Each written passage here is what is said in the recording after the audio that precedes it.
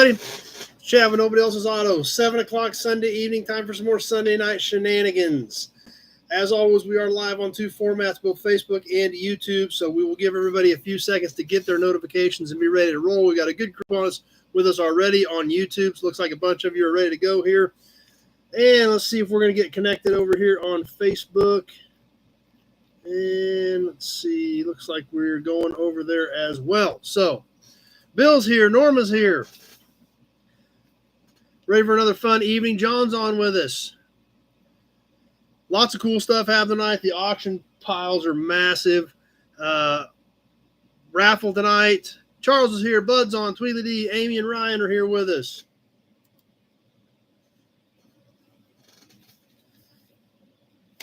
And cool magazine, cool emblems, all kinds of cool stuff. That's what we're here to do. That's why I hope you keep coming back, and that's why we have a lot of fun. Lee from New York's here. Bill's on. Pete, James, Dennis. I'm still amazed you guys come back week after week to make this what it is, but you do. Randy's on with us. Bill Wagner, the videos on the two Chevys were cool. Did a lot of Chevys last week. Got more Chevys coming this week, actually. Alan from Arizona's here. Let's see. No comments on Facebook as of yet, so hopefully you guys are with us over there. Tweedly says, here's Chad. Thrash Metal, I find any heavy metal tapes? Nope, did not find any heavy metal tapes this week. Jeff from Ottawa's on. James. I got the camera down too far. You can't see Heather Thomas tonight. Sorry about that, guys. But Kitty's on with us.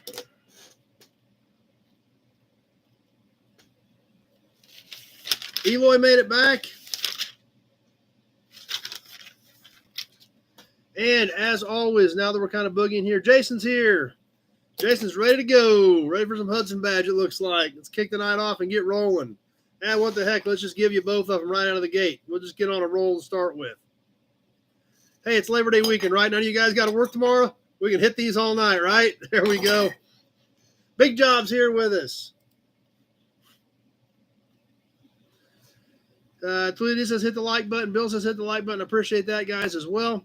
Always appreciate the support. Hit the like buttons. Tell your friends about us. Get on with us and make this thing what it is and help it grow and expand and make it even more fun with a broader knowledge base on here. James is here. Rick is on Facebook. Glad it good. Thanks, Rick. Appreciate you throwing that up there because I hadn't had any comments on Facebook yet. And I was really starting to wonder if it was even working. So there's only looks like a few of you on Facebook. Most everybody is on YouTube. But that's the way it goes sometimes. But that's all right. We'll work with it. Not a problem. Bill said he's leaving for an auction at 5 in the morning. Whiskey Business Garage. Zach's here with us. Gary's on. Gary's ready for the Auburn badge. I've already done it once. We'll do it again for you. As always, our basic housekeeping. Autocorrect, please double check your autocorrect before you hit send. If I cannot make out your comment, I will skip it just because I don't have time to sit here and try to decipher it if autocorrect started changing words for you. If you are on the Nobody Show page on Facebook, I cannot see those comments. This is a shared video from the Nobody Else's Auto page. If you want to comment, participate in trivia, participate in the auctions, you'll need to be on the Nobody Else's Auto page on Facebook or the Nobody Show YouTube channel. Those are the only sets of comments that I can see. And also trolls, you guys are great about running trolls off. They want my attention because they can't get any from mommy. So I will ignore them. You guys do a great job of running them off and make sure they're not welcome here. It's a lot more fun when we can keep this open to everybody. However, if it gets to the point where, we can't manage it, then we have to go to subscriber only or even membership only. And I don't want to do that either. So anyway, as always, we want to touch on that stuff because I appreciate your guys' help and support on things like that. Thrash Metal 1771 Monte Carlo badge had the year in Roman numerals. I did not realize that. That on the emblems on those early Monte Carlos, they actually had the year in Roman numerals. So was not aware of that. Let's see. Anyway, it is Labor Day weekend. We'll see how many people get on with us tonight or what kind of crowd we've got tonight. I don't know if we'll have extra or if we'll have less, depending on what everybody's got going tonight. But you never know. So we'll see what happens. We are giving away the Miracle Power Clock tonight, as well as we're going to draw 3 extra names after we give that away. So everybody's in that I know of, so we'll get to that after a while. We're going to give that away. And like I said, we've got a lot of cool stuff planned for tonight. We'll see what the crowd turns into and what we end up doing on auctions and things like that. But we know we're going to have a lot of fun. Since it is Labor Day weekend, obviously, if anybody's been keeping up with stuff, Auburn Court Duesenberg Festival is this weekend in Auburn, Indiana. Worldwide had a big auction this week. My buddy Phil works for Worldwide, so I was texting with him a little bit today about how their sale went. Scott's here. Alex here on Facebook. So all kinds of coverage going on out there right now from all the festivities in Auburn, Indiana. My good friend Doug Prey of the Auburn Court Duesenberg Company, they were going this weekend. Obviously kind of right in their wheelhouse, so they usually go to that one. But a lot of cool stuff happening there. I watched a little bit of Worldwide last night. Had some cool cars. They sold a $3 million Duesenberg this weekend, so they had some pretty heavy hitter cars there. But like I said, you can always go back and look at the results on that. I watched a little bit of it live while I was in the office working last night. So, Pete, how come I dress up for F&E but not for the nobodies? Because the nobody stuff, I'm usually working. I just roll right into the work part of it, so I usually don't worry too much about it. I do like to put an F&E shirt on for the F&E videos. But typically when I'm doing the nobody stuff, I'm pretty much usually right in my element and rolling at the same time. So I usually don't worry too much about it. But I guess that's the best answer. Brian Dispatch is on with us. So, yeah, I always like to wear the F&E shirt for those videos. But when I'm rolling, when I'm in the yard, things like that, I don't want to wear anything too good because there's too good a chance of it getting torn up. So, Steve's on with us. Glad Steve made it tonight. So you guys getting a little thirsty. But anyway, speaking of F&E, that was one of the things on my notes to discuss because we've got a lot of cool stuff happening with F&E. We listed several more cars this week. 87 Bronco, 78 Ranchero GT, just kind of going from memory of what went up this week. Firebird 68 Firebird convertible. There's no pictures of that one up yet, but will be soon. So some cool stuff happening, but we did list a car this week that is at this point in time probably one of the hottest cars in the collector car market right now. And it's the right color and it's the right look, and it's got the stuff added to it to make it a really nice driver over the stock stuff. Red on red 1959 Chevy Impala two-door hardtop. Beautiful car.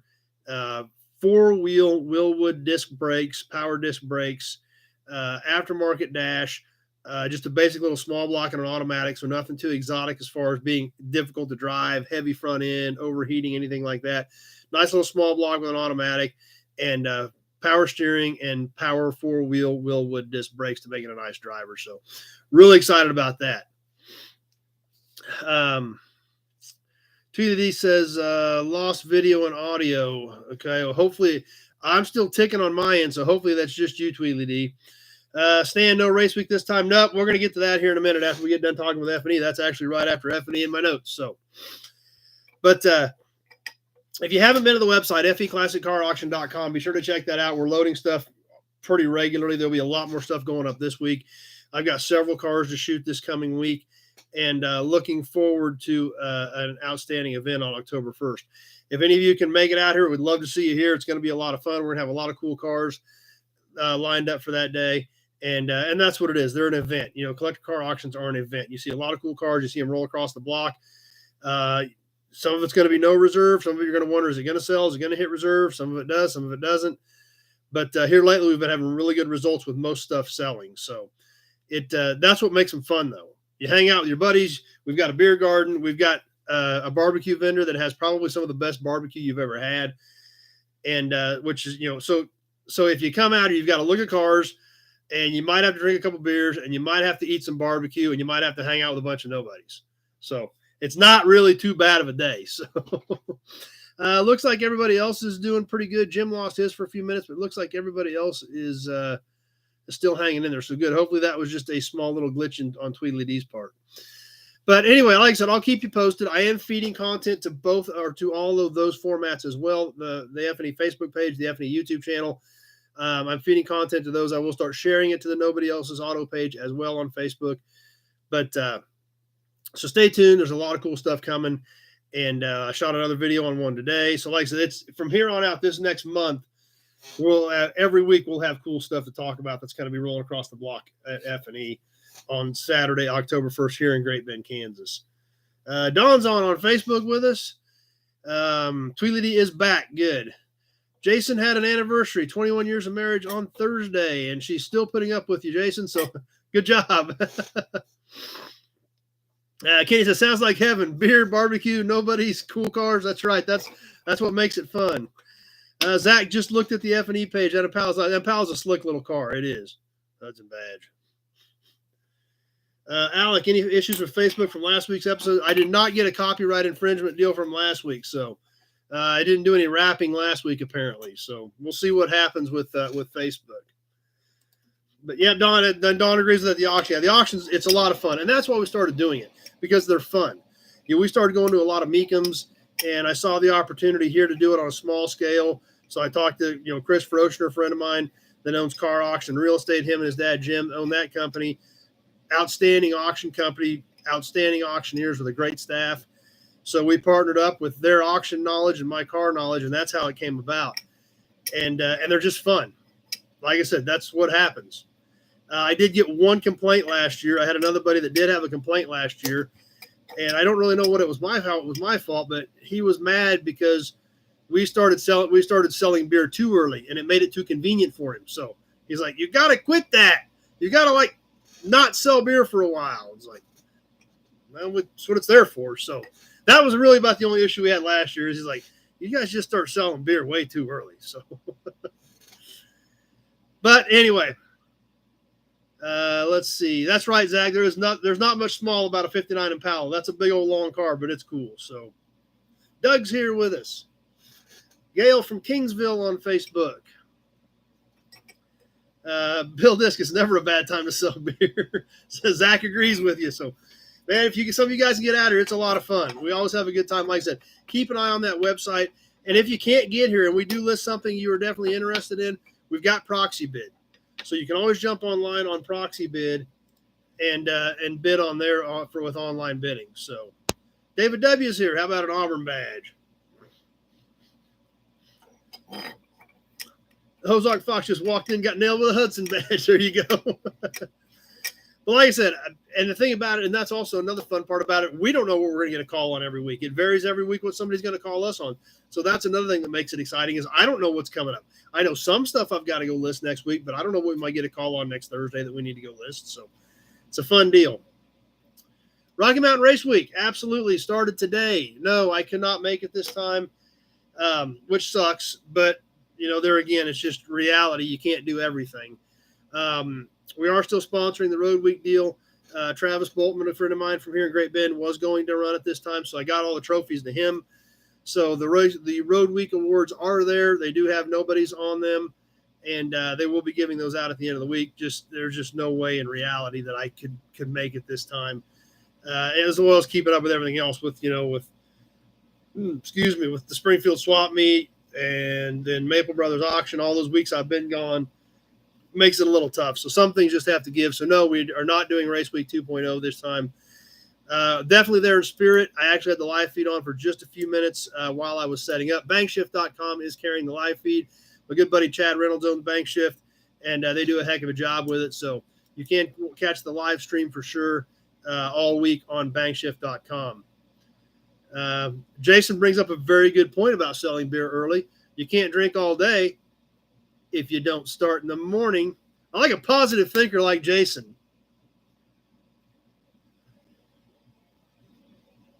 So what else we got going on? I got Jason had such a profound thought there for a second that it kind of messed me up, but it was a very profound thought. So we had to go with it. David W. got him eyes down, ready to go.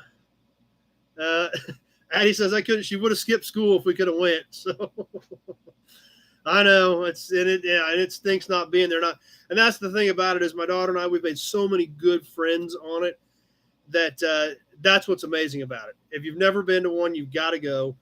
It is amazing. Even Alec on Facebook's agreeing with you, Jason. It's a very profound thought. Everybody's behind you now, buddy. But that's what's so awesome about it is the people. Some of the people that, you meet, you hang out with, It's all awesome. The friends you make, and sometimes it's only the only time of the year you see them, but it doesn't matter because you walk right back in and you don't miss a beat. Great people, great time. Matt Frost and June Allison have absolutely created something very, very special.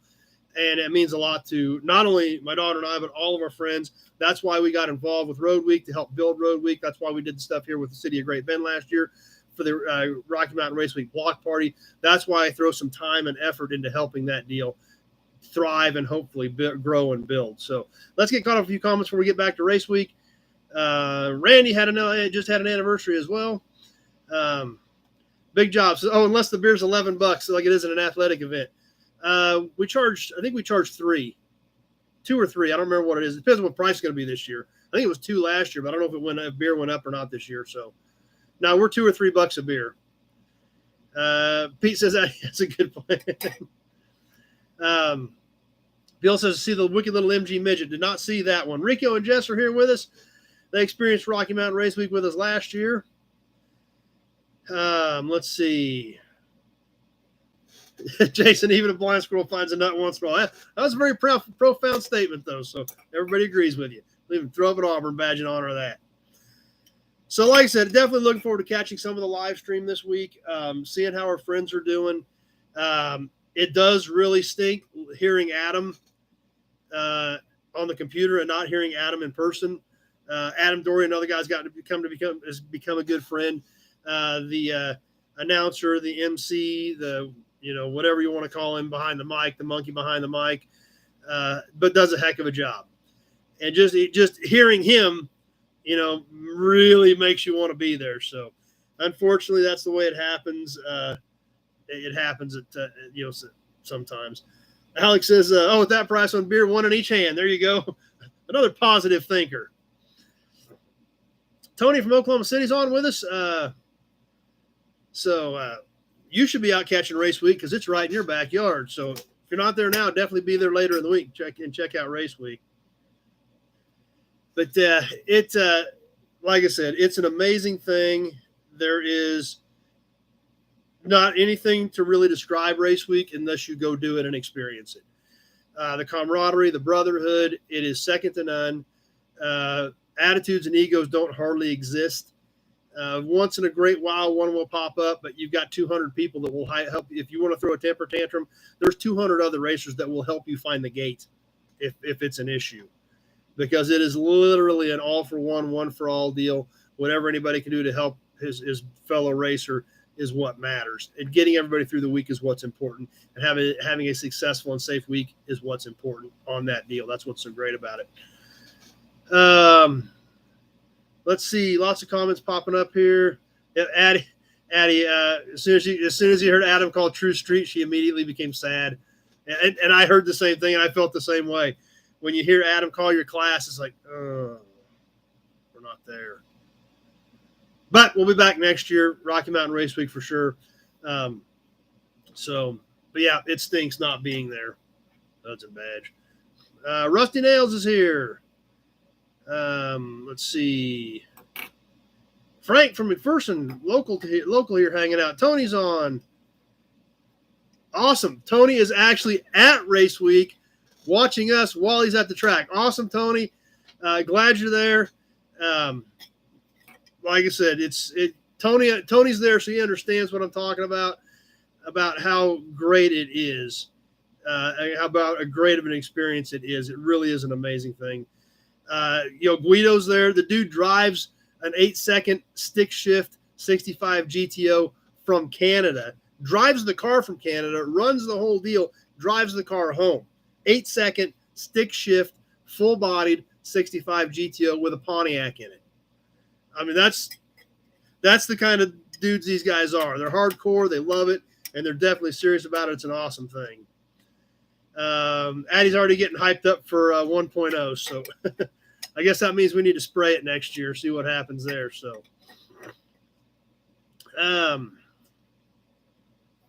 let's see.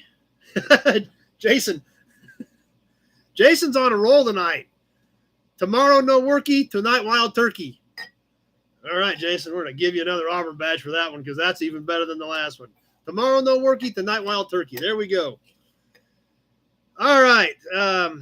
So anyway, Steel Ponies is here. Jeff Taylor. Let's keep an eye out. Check out the live feed. See what's going on.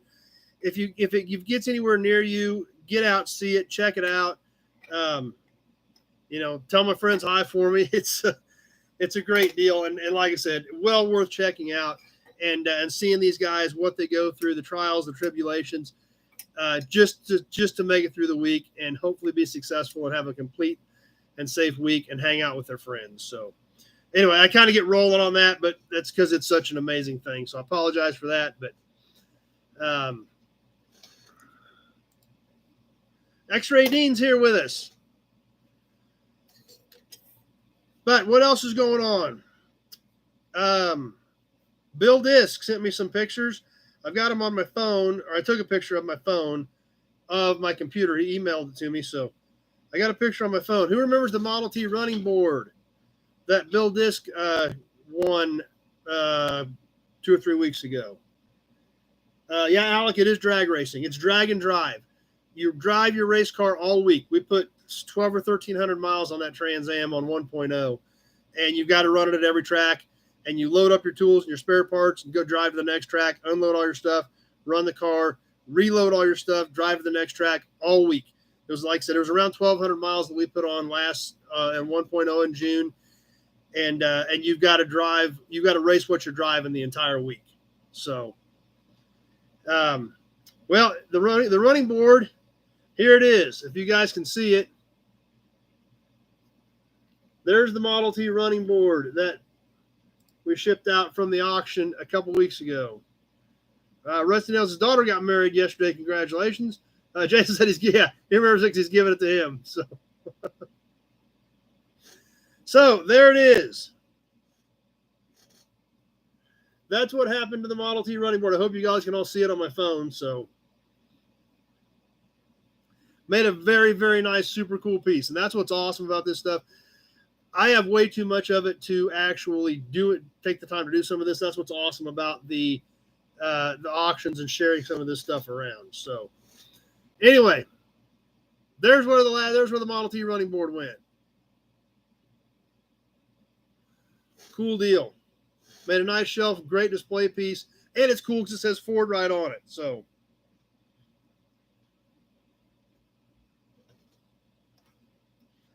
I'm not going to let the whole cat out of the bag on this. I did talk to Randy Weininger this week, and found out a little bit about Randy. He helped me out a little bit with the dune buggy, some knowledge on the dune buggy. But he let me in on some secrets that we're going to share with you guys. We've been talking a little bit, and he's actually an extremely talented individual, and he does some super cool stuff. So stay tuned, because I'm not going to give you all. I'm not going to let it out of the bag yet, because I'm curious to see what he comes up with. But it's going to be some awesome stuff. I learned some pretty cool stuff about Randy, and that's what's great about all you guys. You've all got great stories, and you've all seen and done awesome things. And Randy's got some pretty interesting stuff that he's going to try to share with us soon. So, so everybody digs the running board. It did make a great shelf, and like I said, it's still a cool piece because it's still an actual Ford running board. But that's right. We're kind of teasing you with what Randy's capable of. But we'll see that it's going to be some cool stuff. We'll give you an Auburn badge in the meantime, though. Something else that we need to do. Big Job didn't even open his Bronco toy yet in case he didn't get anything for Christmas. So he's got himself covered. Haven't done a live from the yard in a couple of months. Jason's going gobble, gobble, hitting the turkey. So probably need to try to squeeze in a live from the yard if you guys want another one. Obviously, later in September, I'm going to be getting swamped with F&E since the sale is October 1st. But if you guys want a live from the yard, we will probably try to squeeze that in within the next week or two. Just wanted to see what you thought on that. Jeff, never seen a 67 Caprice with the roof style. 67 Impala was one of the first promos I had when I was a kid. Yeah, I think they called that the formal roof. I'm not sure, but that was a neat car.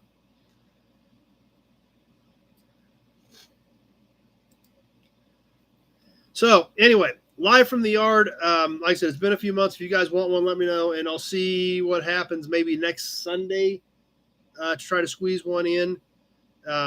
If not, we're going to be into October probably. So, because I know that, let's see, like the 24th, 25th, obviously, I'll probably be getting ready for the auction. Then the auction's the following weekend. So, might be able to squeeze one in next week, or we're going to be into October. So, that's right, Pete. I think that Black Caprice was super sharp in its day. Hudson Badge. Anthony's on with us. No, this 67 Caprice is still here. I just picked it up. I don't know when I got it. Last Saturday, I think, a week ago. So yeah, it's still here. I just got that one in. John says yes. I need a yard walk bad. Okay. So we'll try to pencil that in. Once again, I will try to post an hour or so ahead of time. Big Guys 45s is here before we do it. So everybody has a little bit of heads up. Bill says, sounds like it's a go next Sunday if we can do it. We will try to shoot for that then if that's what you guys want. It will be a YouTube only deal. Kenny says, anytime you want to walk around the yard, he's ready to go. So we'll try to shoot for that next Sunday morning, obviously, because I can't do it in the middle of the day. Once the heat comes off, the phones can't take it. So we will we'll try to see what maybe next Sunday morning brings about squeezing that in. Like I said, I'll try to post Saturday night a reminder, and then a little before we go live on Sunday as well. So, Alec, like the 70 Mustang. As I haven't picked up a 70 Mustang. I got a 71 Mustang that I actually picked that up several months ago. I just finally got it to Facebook. It's been on YouTube for a couple of months. I just got it to Facebook this week. So,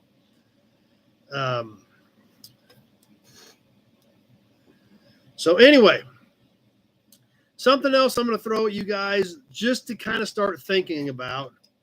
Not really sure what I want to do, but I'm going to throw some ideas out there. I've talked to some of you individually when you've called about payments and things like that. Is the future of the format of this particular show, if we want to change some stuff up. I know a lot of you guys are constantly asking for more auctions. So I wanted to throw something at you to maybe think about. Obviously, I like doing auctions every Sunday. They're a lot of fun. They add a lot of action, a lot of life to the show. Jeff, you don't get snow in Kansas, do you? We get a little bit of snow, but it's not terrible. We definitely do get some, but it's not terrible. But I'm thinking about maybe, kind of stick with our format on. We've been doing 15 to 20 items the last several weeks. Maybe like one Sunday a month, like maybe take the magazine out of the mix and do some more auctions on one night, like have one bigger auction night, or alternate more auctions and magazine or something like that. No, Jeff, I don't want any of your snow. I don't want any more snow than what we get. So, so kind of just there again, obviously we've got a great group that hangs out on here and really makes this thing what it is. So I'm curious about your feedback and how you guys would like to do things. But that was an idea that I had since a lot of you guys are wanting more auctions, and I don't want it to completely overtake the show, but I don't want to take them out of some nights and then just make it one big deal either, because I like the action that it brings to the show on a weekly basis as well. So big job. How's Dad doing with his recovery? Just slow but sure. Still fighting it. Just taking forever. The doctor said everything looks just like it should. It's just taking forever. Pete, if I brought the vet up for the auction and picked up the Camaros, is there a place to leave the vet until the auction?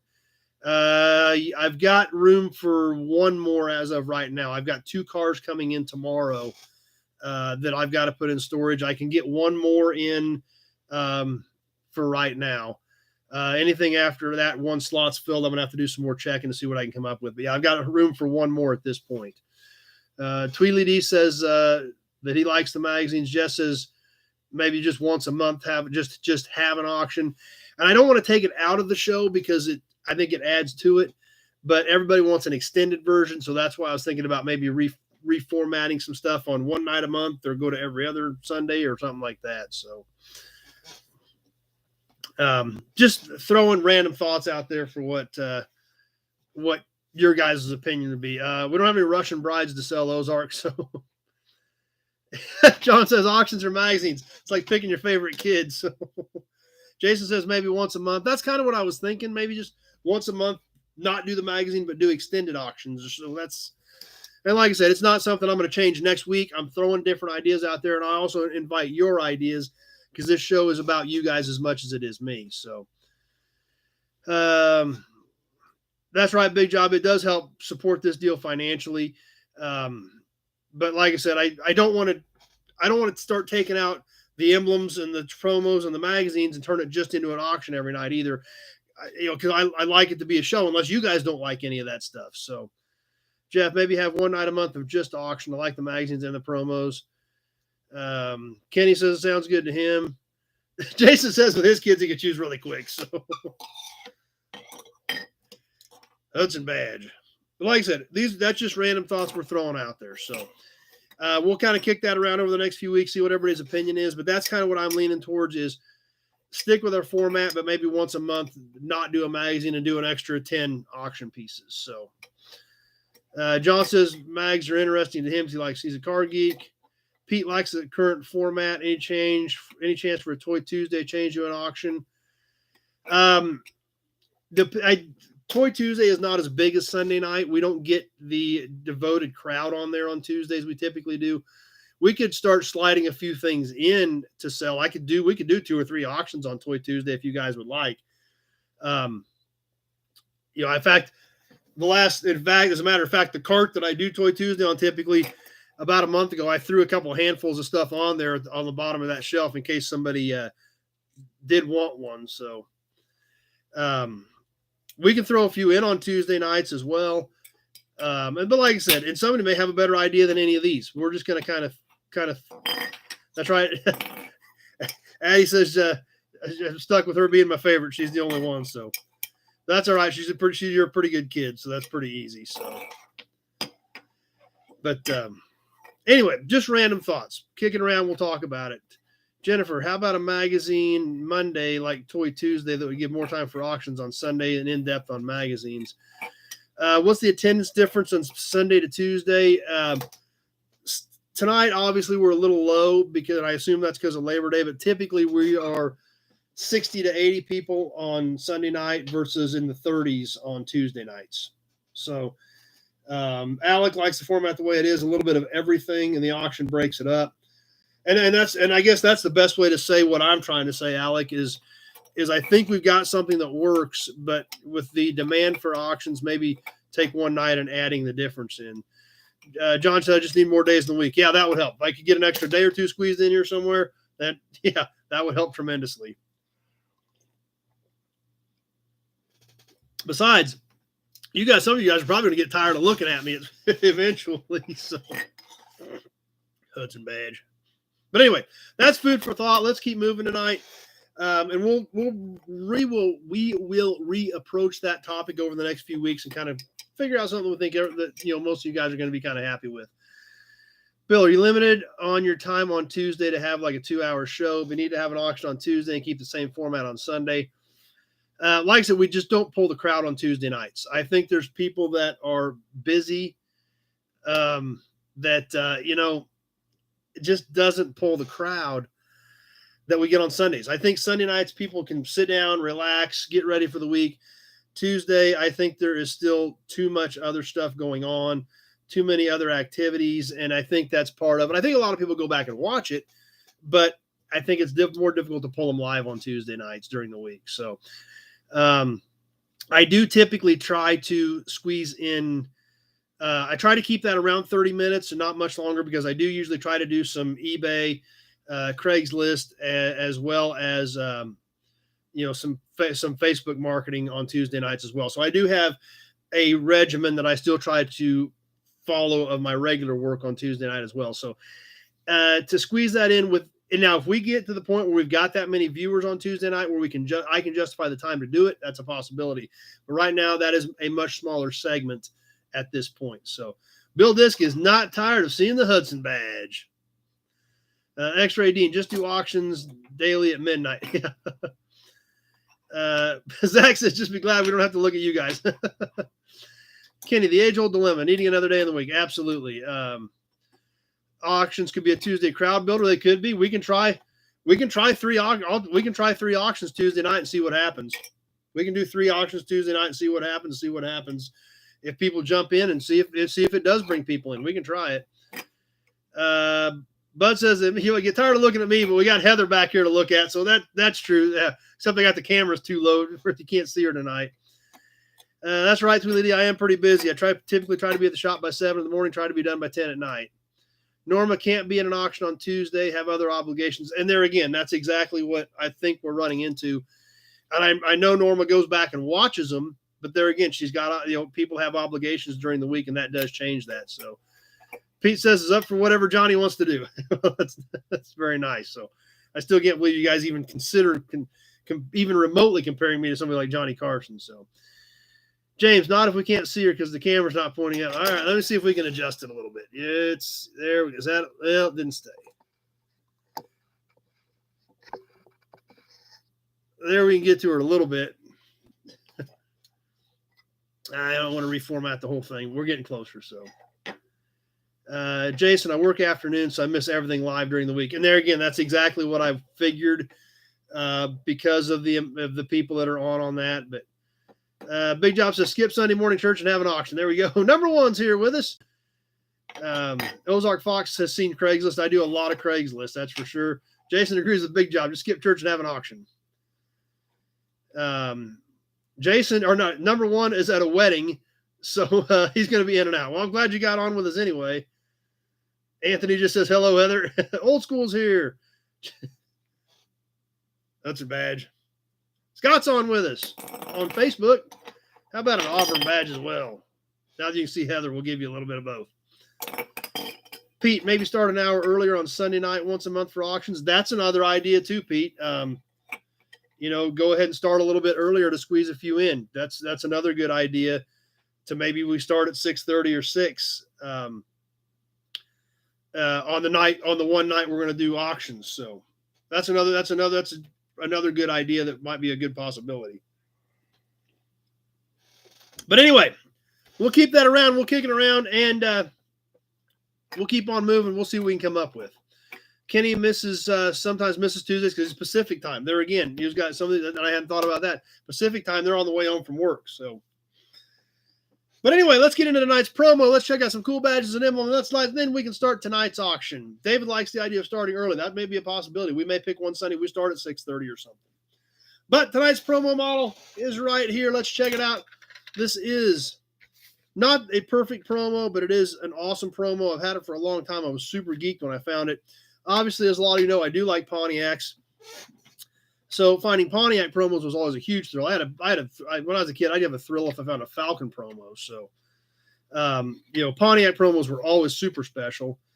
David W says it is a good balance on Sunday night. Kenny's ready for the promo.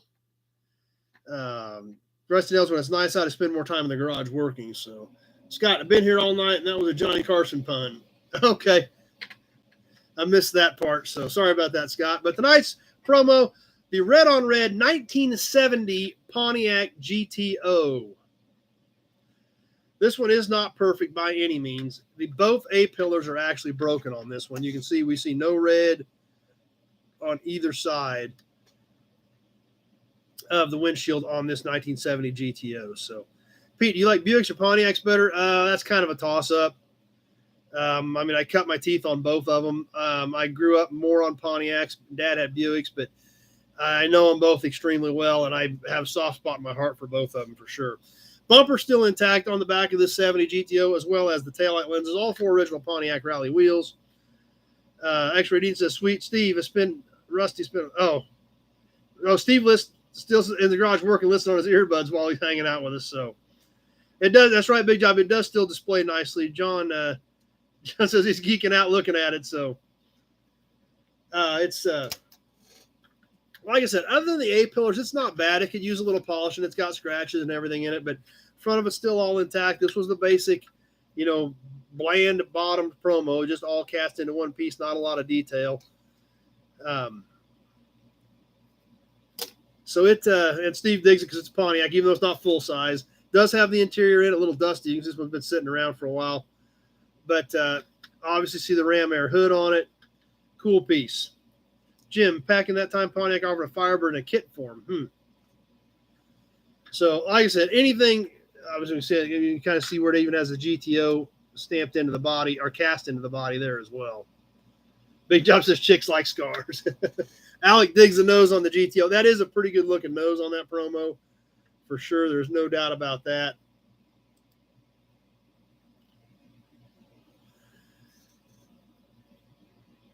But there again, not perfect, but any Pontiac promos, and you know, growing up on Pontiacs and then loving promo models, I always geeked out and found a good Pontiac. So anyway, there it is for tonight. The 1970 GTO hardtop red on red original promo model in decent condition.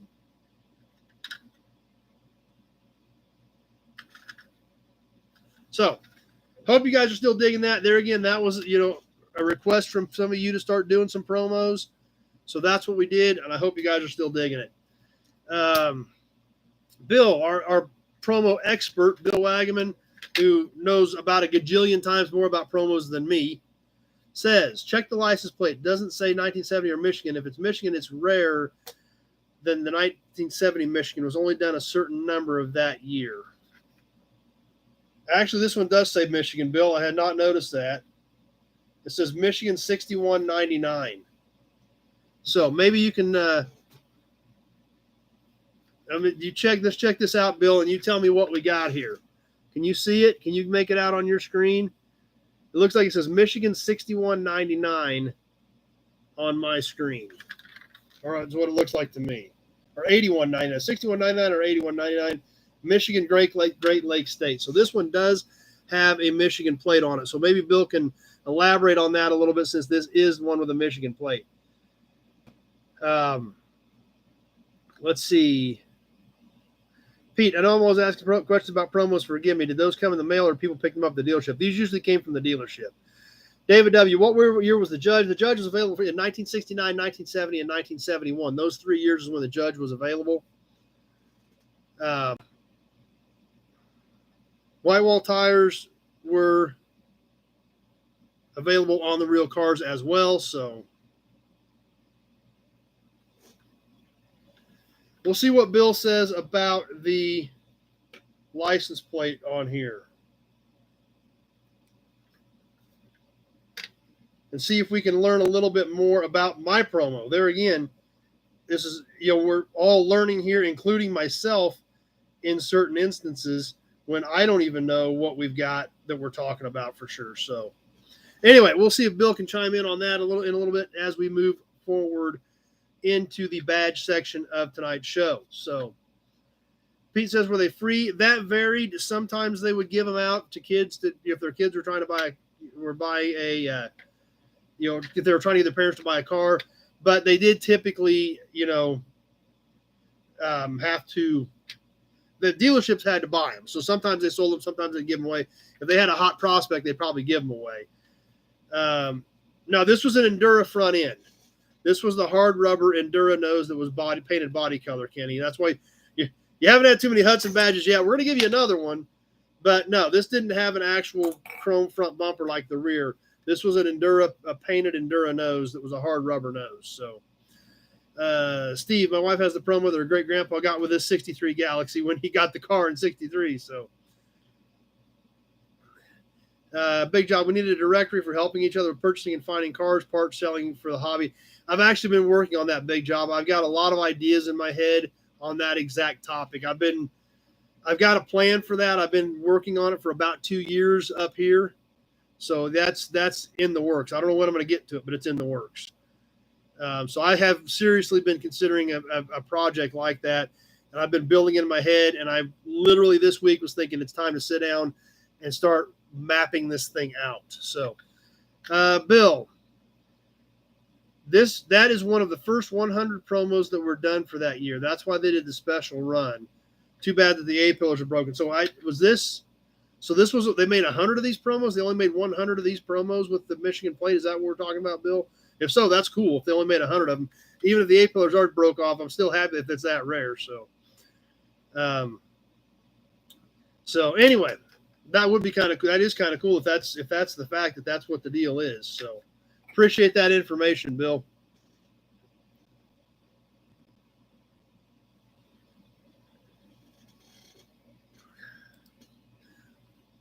On to some badges, like an Auburn badge or a Hudson badge. How about that? Tonight's first badge, as always, we do an early badge, and then we'll move up to something a little bit newer. The first badge we're going to look at tonight is so cool. It's got some chips in it, but it's got to be super rare. It's an amazing piece. It's got an amazing look to it. Bill, that's why I got to get up at 5 a.m. to go to an auction and look at about 150 of them. But tonight's badge is a Mopar badge, and it is, I've never seen one like it. And it is a beautiful piece. I wish it didn't have the chips in it that it does, but it's still an amazing piece. And they're so rare, I kind of took what I could get because it's such a hard piece to find. This is the 1930 through 1933 Chrysler Imperial Badge. Check this one out. This thing's beautiful.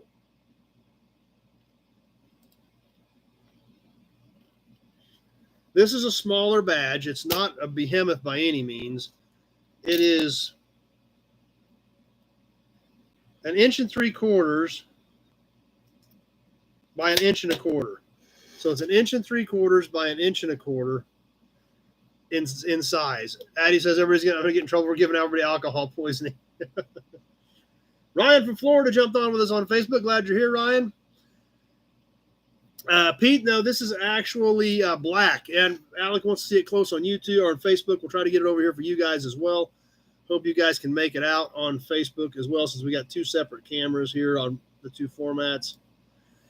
But it is black enameling. I think the light is making it look blue, but it is black enameling. We do have some chipping in it, I believe, right in here. Tim's on with us on YouTube. I don't know. This looks like some sort of a like hatchet or something. I'm not sure. It looks like there's one there. It looks like there's one down here. Obviously, Chrysler and Imperial and the flags across there. Has this pattern around the outside edge of it. Has kind of a curve to it. It's not a flat badge. It has a slight bevel to it. It actually has a boss on the back and just had a screw that went right in the back of it that held this one on. Jason says he wouldn't sue me anyway, so... But amazing piece. Like I said, used from 1930 to 1933. Chrysler started building cars in 1925 under their own brand. In 1927 is when the Imperial debuted as their premium line car. So this is an amazing piece. A couple years after the Imperial was released as the Chrysler premium car. This was from 1930 to 1933. Bill says, yes, that was how they started the run. The rest were all labeled 1970. It was a special run they did. So cool, sweet. I appreciate that, Bill. I did not realize. I thought this was just a normal 70 GTO promo. I did not realize this was one of the first 100 made with the ultra rare Michigan license plate. That's what's so awesome about this group. We're always learning. Even me, I don't even know what I got on some of this stuff. You guys are informing me. That's what makes it awesome. We all learn. So Steve says we all know the road we're being led down. I'll help you out with all that.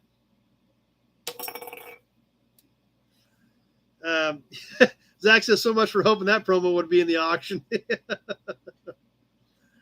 But anyway, there it is, the 1930 to 1933 Chrysler Imperial Badge. Beautiful piece. So let's move it up a few decades. We still got Steve on with us. I know he's going to dig this one. The next one, we're going to move up into the early 60s to a Pontiac Badge. I know we still got Steve on. I'm not sure that would have got his attention. For the 1963-1964 era 421 badge. These were kind of a waving flag badge. Obviously, all the paint's gone. This is kind of a rough one, actually, but it's cool to have one. It is 4.5 by 1 5/8 inches. 4.5 by 1 5/8 inches, 421. And obviously kind of the takeoff of the Chevy, so to speak, with the checkered flag and then the other flag behind it, just a little bit different layout than what Chevy was using with their flags. Bill says Zach's got to win something tonight. Last week was pretty bloody. Yeah, that's true. That's for sure. So anyway, there it is, the 421 for the 63, 64 era Pontiac. At 65, they started changing it up a little bit again. But these were cool. There again, Pontiac stuff I kind of geek out on, even though this is kind of rough.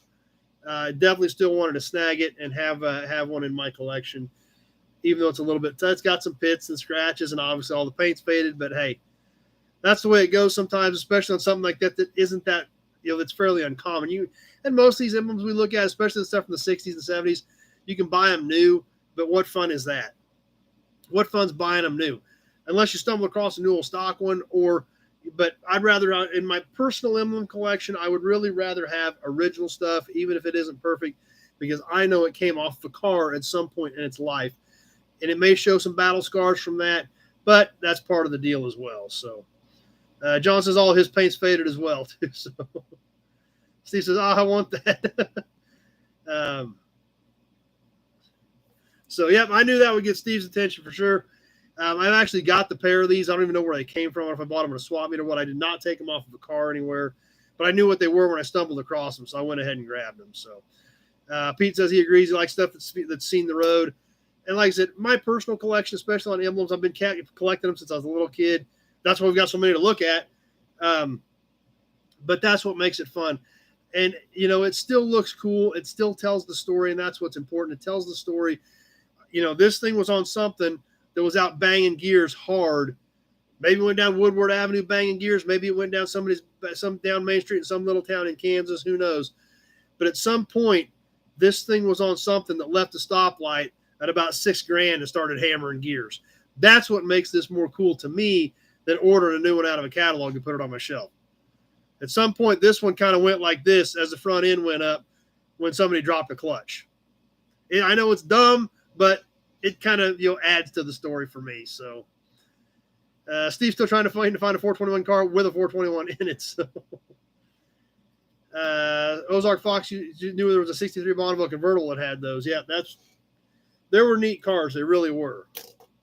So yeah, Jody says you can stroke a 400. However, the Pontiac 400 is a different block configuration than the 389s and the 421s were. So that's right, Kenny, if they could talk. And that goes with all these emblems. This thing at some point went boom like that when somebody dropped the clutch. That makes it cool to me. So that's what we've got for emblems tonight. The 1930 to 1933 Chrysler Imperial and the 1963-1964 era Pontiac 421.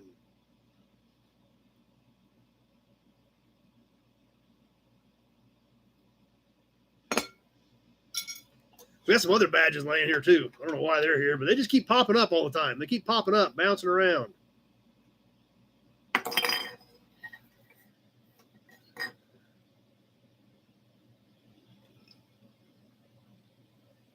Kenny liked them. Steve says it came off something that was a monster in its day. Yep, that's for sure. Because in the early 60s, when Pontiac came out with those, they were out there swinging hard. They were swinging for the fences until GM shut them down. The Swiss cheese Catalinas, the Super Duty Catalinas, the Super Duty Tempests, all that stuff. Those were hard-hitting cars. They were fast. They won a lot of races until GM shut them down. Alex says it's a beaut. Yeah, they're awesome pieces. So there again, that's why we do this stuff. That's why I pull out a couple of emblems. That's why we talk about it. That's why I like originals. So anyway, who's ready to add some cool stuff to your collection? That's right. Let's do some auctions. Who's ready for auctions? We'll get everybody ready for the auctions. Tweet D, I need to take my O'Connell line to my manager and ask him to put it on my EV van. There you go. Old school says it's ready. I don't even know where to start tonight. I have so much stuff tonight. Zach says he's ready. He needs to redeem himself from last week. Let's get ready to boogie on some auctions.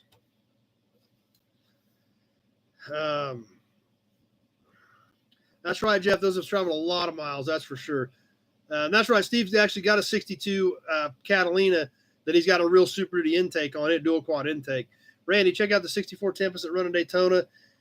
Yeah, it actually some of those 64 Tempests that they did road tests on, or the early GTOs, I guess, weren't exactly 389 GTOs either. They did years later admit that they did slide 421s in some of those GTOs that were stock road tested 389 GTOs. Actually were ringers with 421s in them for magazine tests. So, Jason, got to slow down on the turkey. We're just starting the auction. So, Old School just found a killer Tonka car hauler. That's cool. 80s Tonka car hauler. Sebastian's on. Yep, Sebastian, I did get you into the raffle tonight. Big Job is ready for some bundle mania. And I got to figure out what to do. Holy cow. I've got 4 full boxes, not counting the big stuff I got laid out for tonight. So we'll see what happens. Let's start off with something simple. Let's start off small, simple, get everybody in the groove.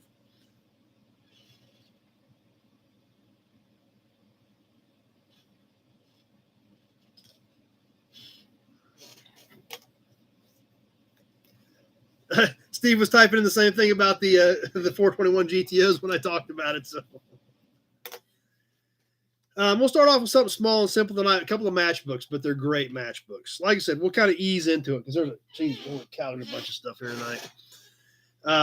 We'll start off with a couple of matchbooks that are just, as you guys know, I bought a ton of matchbooks the other day. I started sorting them. We may look at the overall on Tuesday night. But we'll see what happens. So, but tonight's matchbooks. And obviously we'll run through the rules real quick. Payment: PayPal, friends and family, check, money order, Western Union, whatever works for you is fine with me. Non-U.S. bidders, I don't care if you bid. However, you do need to find a way to pay me, and you will be responsible for shipping out of the U.S. for the simple fact that this thing kind of supports itself. And if we start spending a lot of money shipping out of the country, that's not fair to everybody else as far as replenishing the stock if all of the money we're making goes to ship out of the country. So non-U.S. bidders, and if you want to buy for 2 or 3 weeks and then put a big deal together because of what it's going to cost to wire me money and shipping, we can wait till you get a little bit built up on that. However, just let me know where we're at on that if you want to do that. So non-U.S. bidders, if you want to play, that's fine. You just have to figure out a way to pay me. I think it's like $30 for a wire transfer, or I think number one checked one time. You can get a USPS money order. It's about $15 for you guys. So please keep that in mind if you're not a non-U.S. bidder. I ship in order as I get things done. So as you pay me, I ship a lot of this stuff on Tuesdays on the people that use PayPal right away, and then it goes out after that from there on out. Let's see. Lots of things popping up. Let me see. Chase is a good thing he's sitting down. He'd be wobbling. Build this. Jason's going to get an AUI. Auctioning under the influence. Alex ready on Facebook. We've been so he's ready to boogie. Frank's here. Jason says his wife's watching him. So Big Job says, you don't pay, we send out the nobody knee busters. Scott's in the house. Anyway, a couple things that are hanging real quick before we get, and also if you guys have any questions, even if you're a new bidder, and you want to go ahead and bid, but you still have some questions, call me tomorrow. My number is in the description part of this video. Give me a call tomorrow and I'll walk you through it. So if you're scared about it or not sure, but you want to throw a bid in on something, that's fine. Go ahead, call me tomorrow and we'll get it straightened out. Once I describe something, here's how it's going to work. I will hold something up. I'll show it to you. I'll give you the dimensions. We'll look at the condition. After I do that, I will put this on a timer on my cell phone for 2 minutes. I will hit this. It will start winding down.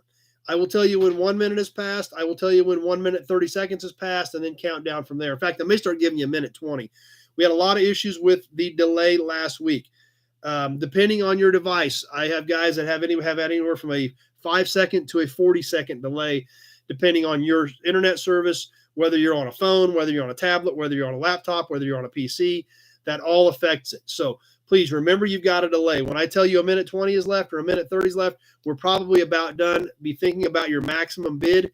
And we've got some guys that are getting really good on here on knowing where their delays are at. And there's a lot of people getting sniped, Zach. That last week was brutal for Zach. That guy got killed like 6 times on snipers. So be thinking about your max bid because the snipers are waiting. So if you think something's worth, if you want to give $50 for something and the bid's at 40 and you're going to bid 42, you're probably not going to get it. You're probably going to get smoked. So if you think it's worth 50, you better throw the 50 out there if you really want to win it. That's right, old school, no pay, no play. Steve picked up a trunk lid for his perfect fit 62, and it's a perfect match, perfect fading and everything sweet. So Steve come up, brought me a 50 Pontiac yesterday to trade in on some stuff. So we're going to be bringing you a video on that 50 Pontiac. I even got some clips of Steve unloading it. So Tweedly D, did I get your check? Yes, I believe I did. Let me check my list. That's one I was getting ready to do right next was check the list. Jason says his knees aren't any good anyway. So everybody's ready to go. Just a second. So I should say that was rude. So, and that's right, Tim. We did have some really weird, unusual lag times last week. So hopefully we are good there. But on my list of what I've got hanging, yes, Tweedly D, I did get yours. I do have a few things hanging over the last week, and I'm going to read them off, not to call anybody out, but I know some of you guys said you've sent checks, and I wanted to make sure to know that if I may not have gotten it yet, or to remind somebody. Now, if a couple weeks from now I'm still reading the same names off, then yeah, you might get on the don't get to play anymore list. But we've got a few things, and I know most of you guys are good for these. That's why I just want to remind you and say I have not gotten it yet.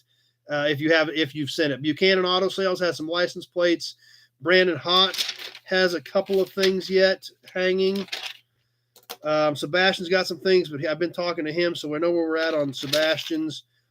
Brandon Hott again, which I know he had a couple things he was sending money for, so hopefully that will show up. Bud Brown has some cans that I haven't gotten yet. X-Ray Dean, have not gotten that one on that toy. So that's what I have not gotten. I know a lot of you guys have sent it, but something to think about. If I read your name off and you send a check, you might see when you sent it or things like that, so that we don't get any wires crossed here. So just a reminder is all that was. X-Ray Dean sent. Okay, perfect. We're good to go then.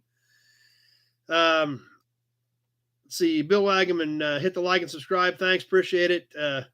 Yeah, that's how we hit 1 million views. That's for sure. So maybe we'll get 1 million subs next. We got a little ways to go for 1 million subs, but we'll keep working on it. And I appreciate your guys' help of bringing your friends in to help make that happen. That being said, we're going to start off real simple tonight. Like I said, a couple of matchbooks out of the matchbook collection. You say, simple, it's matchbooks. You ain't seen these matchbooks yet. So, anyway, especially if we got Chevrolet fans on here, which I know we got some Chevrolet fans. The first matchbook we're going to look at, Chevrolet 453. So much luxury at so little cost, from the OC Brickell Company, a long time here from Fairbury, Nebraska. Beautiful matchbook for the 1953 Chevrolet. That's right, Sebastian. It'd be pretty tough to run auctions with 1 million subscribers. That's true. The 1953 Chevrolet matchbook. This is your standard size matchbook. Zach's already at 25. He ain't even seen the other matchbook yet. 4 inches, basically your standard 1.5 inch type matchbook. So, Bill Disk loves his IH one. So, Bud, my check should deliver on Tuesday by UPS. Okay. We'll see if they call me.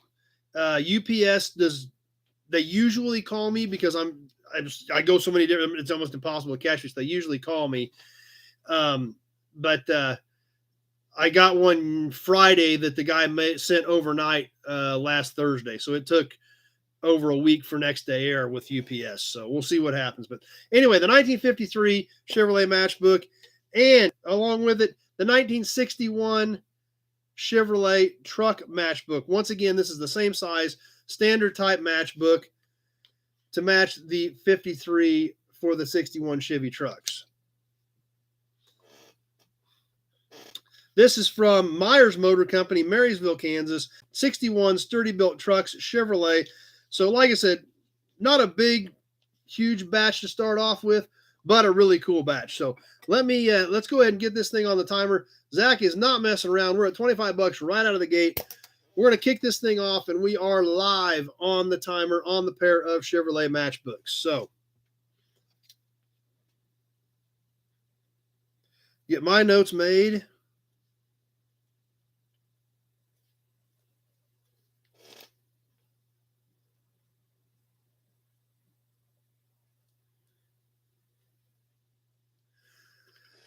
And we've got Zach at 25 kicking us off on this one, and we'll see what happens. That strong bid right out of the gate, but they're great pieces. Colors are great. Condition's pretty decent considering, this is 60 years old, and that's almost 70 years old for matchbooks.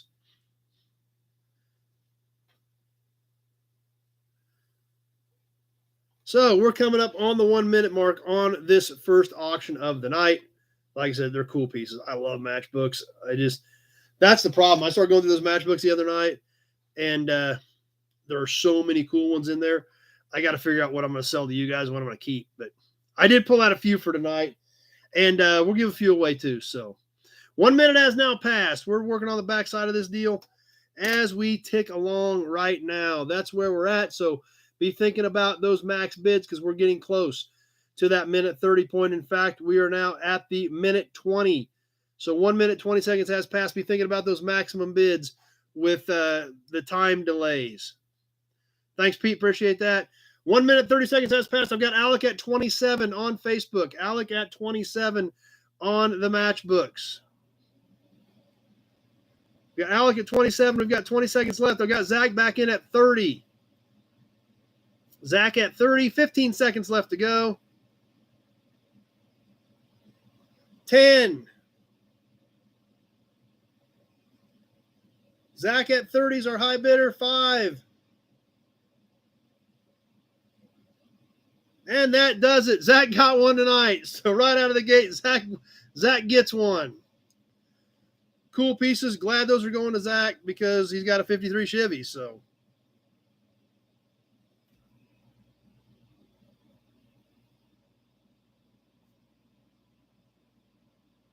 fun start to the night for sure.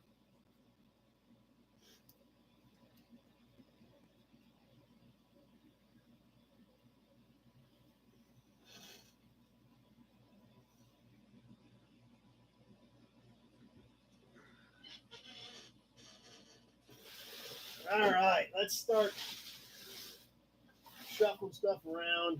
We're going to do a can. We're going to do this can because this can's been in the box for like a month.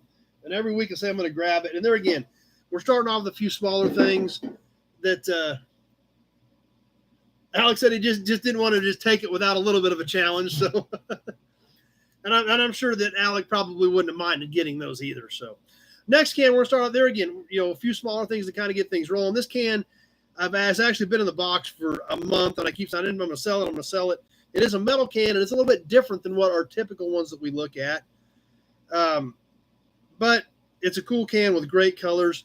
Here she is, the Wagner Lockheed brake fluid 1 gallon metal.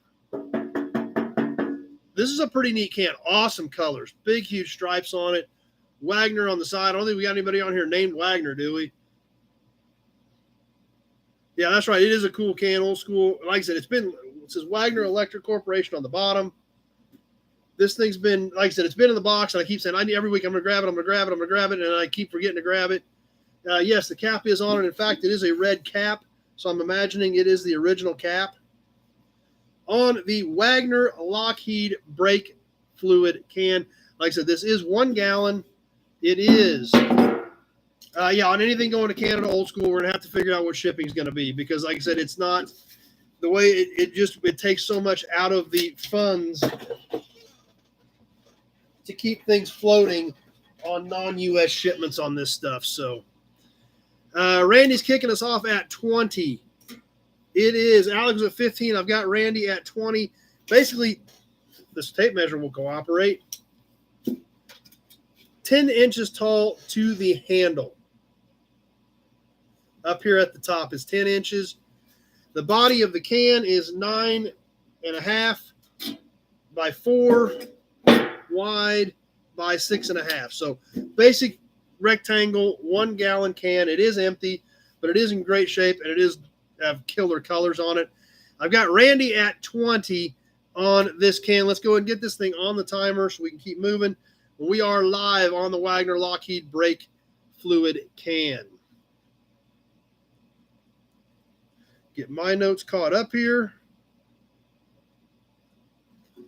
Brian Dispatch has got family here tonight, so we'll be watching tomorrow. But glad you made it for a while tonight, Brian. Glad you got to hang out for a while and see what was going on tonight. So We are live. I've got Randy at 20 on the Wagner Lockheed brake fluid can.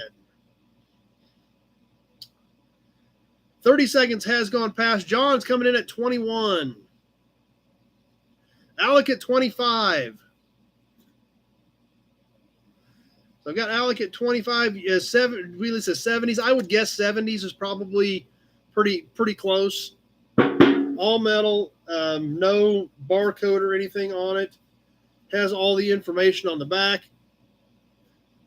Destroy can when empty. You're not supposed to keep them. So I would say it's probably 70s. I've got Alec at 25. 1 minute has now passed. We are on the back side of this deal. I've got Alec at 25. Wagner Electric Corporation, St. Louis, Missouri, made in the United States of America. Lee is in at 31. That's a lot of brake fluid. That's right, probably for trucks. Minute 20 has now passed. So be thinking about those maximum bids as we get closer to that minute 30 mark. Be thinking about your max bids. I've got Lee at 31. And 1 minute, 30 seconds has now passed. So if you're going to get a bid in, now's the time to do it. I've got Lee at 31.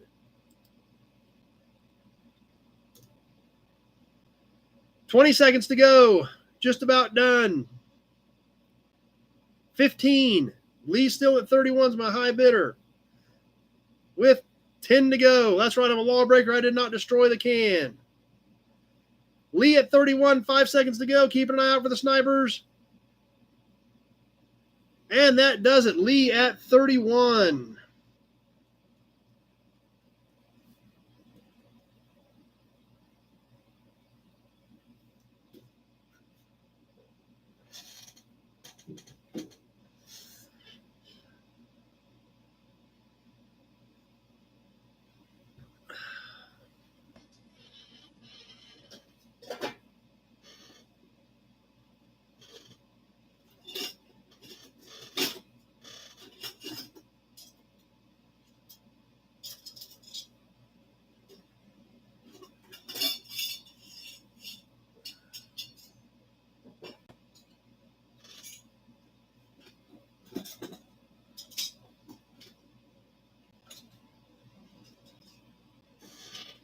What do we want next? Emblems, toys.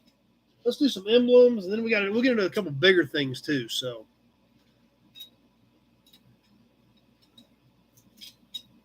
Zach just says yes. Old school wants some toys. We'll get some toys next. We'll do an emblem bundle right now. I don't know if we still got Jess on with us or not. I may have something that Jess might like. Sebastian says his internet cut out, so. How big are the bigger things? One of them is going to be $25 shipping. One's going to be $45 shipping. So decent size stuff. But this next emblem bundle that we're going to look at, Alex ready for some emblems, so that's what we got next. Buick Olds Pontiac set. Mixed bundle. Like we need extra 18 wants a mixed bundle. Yeah, we'll do a few mixed bundles tonight too. Kenny says he smells a Nash emblem. Yeah. Let's get to this Buick Olds Pontiac set. Starting off with a Cutlass. This is, I think, like a 68 Cutlass fender badge. Any Nova? I think there is. Was there? No, I think we had a Nova in one of the bundles last week or 2 weeks ago. I don't think there's any bundles with these. No Easy Riders tonight, Sam.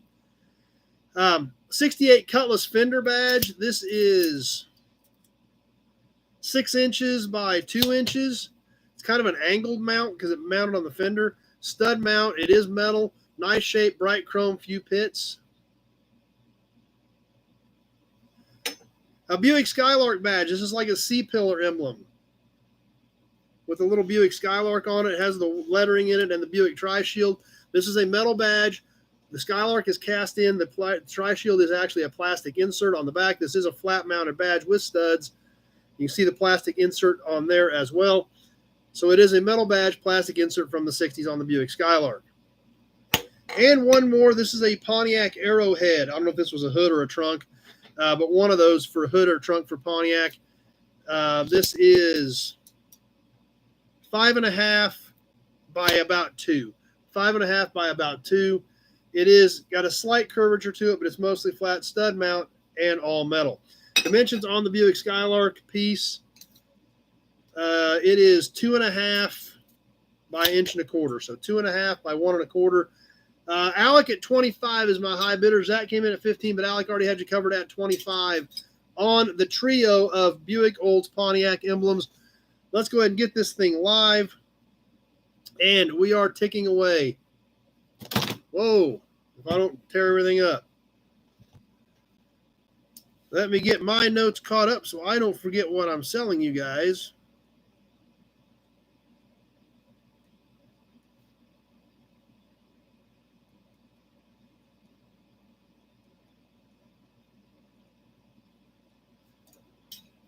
Alec at 25 is my high bidder on the set of 3 all-for-one money as we're ticking away on this thing.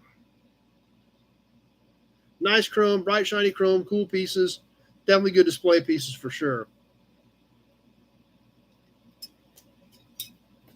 Little Skylark has a little red, white, and blue tri-shield in it. I hope you guys can make that out. Alec at 25. We're just kind of sitting on their fingers here.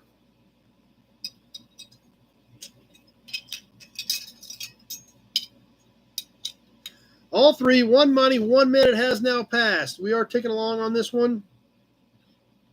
Everybody gonna let Alec walk away with this one or what?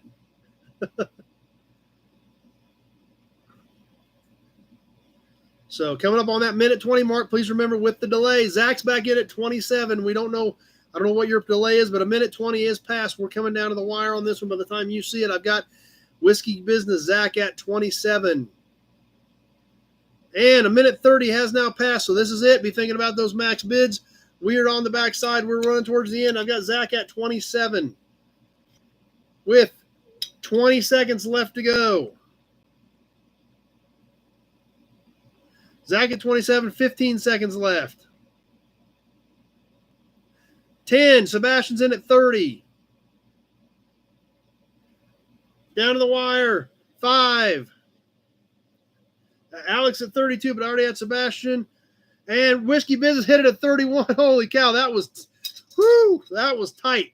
That was like 2-0-0-0-0 when that one came through, Zach. You could not have cut it any closer. But you did sneak that one in at the barely last second at 31.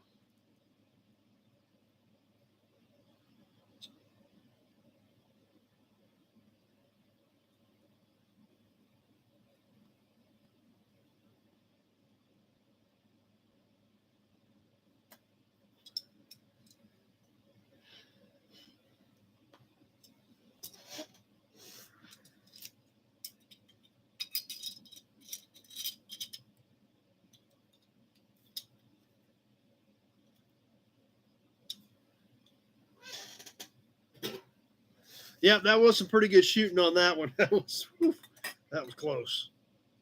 How about some of these badges?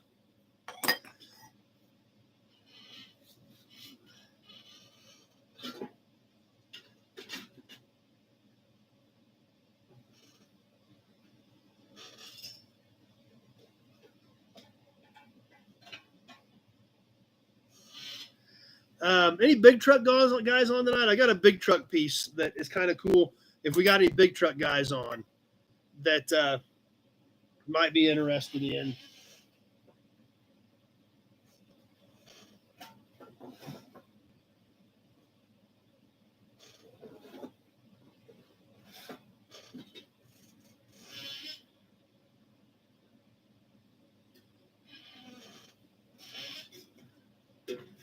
Zach likes big trucks. Everybody, lots of big trucks. Let's do a couple cans, and then we're going to do the big truck piece. This is a pair. We're going to do a can bundle, 2 cans, a little bit rougher, but still very presentable, and that's what makes them kind of cool. These are regular metal 1-quart cans. You can hear them. The first one is a Haviland, Texaco Haviland, all-temperature motor oil, all metal, 1-quart can. It's got this really weird kind of patina type look. It was a gold can, and it's kind of the gold's kind of faded, but you still see all the red and the blue. So it's kind of a cool piece. No, Joe, it's not a Diamond T piece. It is a big truck piece. Jason's got a piece, so thanks for sharing. So it's kind of a cool piece. It's got like the weathered patina look, but it still has all the paint and everything on it. So that's what makes it cool. Punched on the top with a can spout. Old School's got this one. Bottom looks good. So just kind of unique, a super unique look to it. And that's kind of what this other one is. This other one's a Skelly, but it is kind of the same thing. It's got a really unique patina, but you can still see all the cool stuff. So Skelly Fortified Tagoline, there again, it's got light surface rust, a little bit of crust on it, but you can still see all the colors. You can still see the badge. And being a Skelly can, you can still see all the little oil derricks around the bottom of them.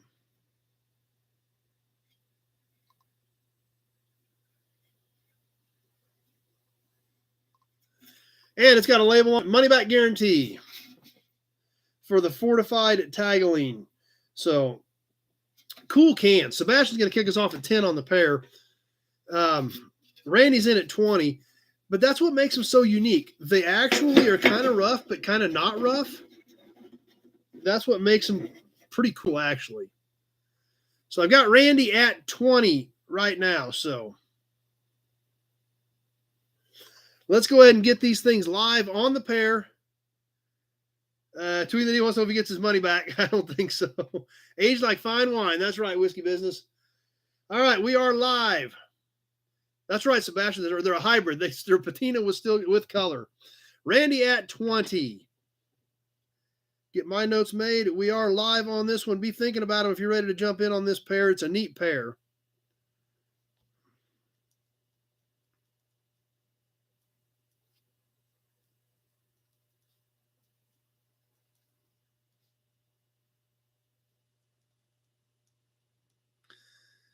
All right, 30 seconds has passed. I've got 9 notes made.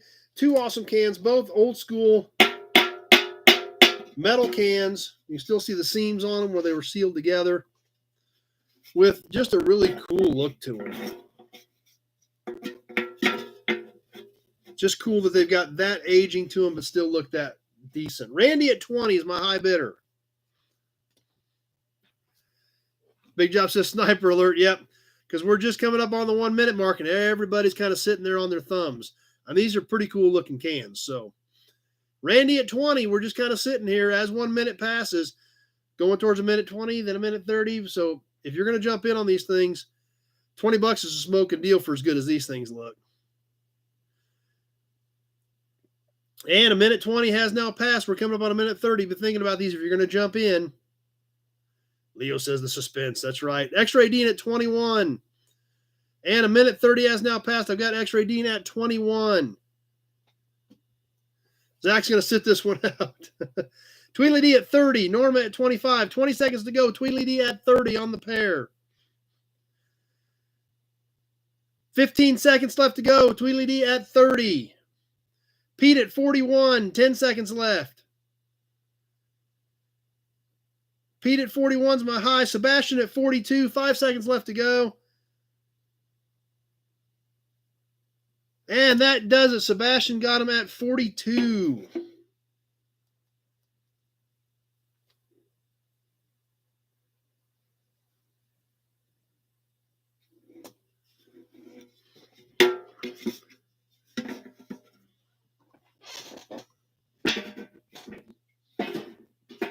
All right, on to our big truck piece. And I've been wrestling with this one. It's been laying here for at least 3 weeks, if not maybe a month. That's a badge. And I've been staring at it. I've been looking at it. I've been trying to decide what to do with it.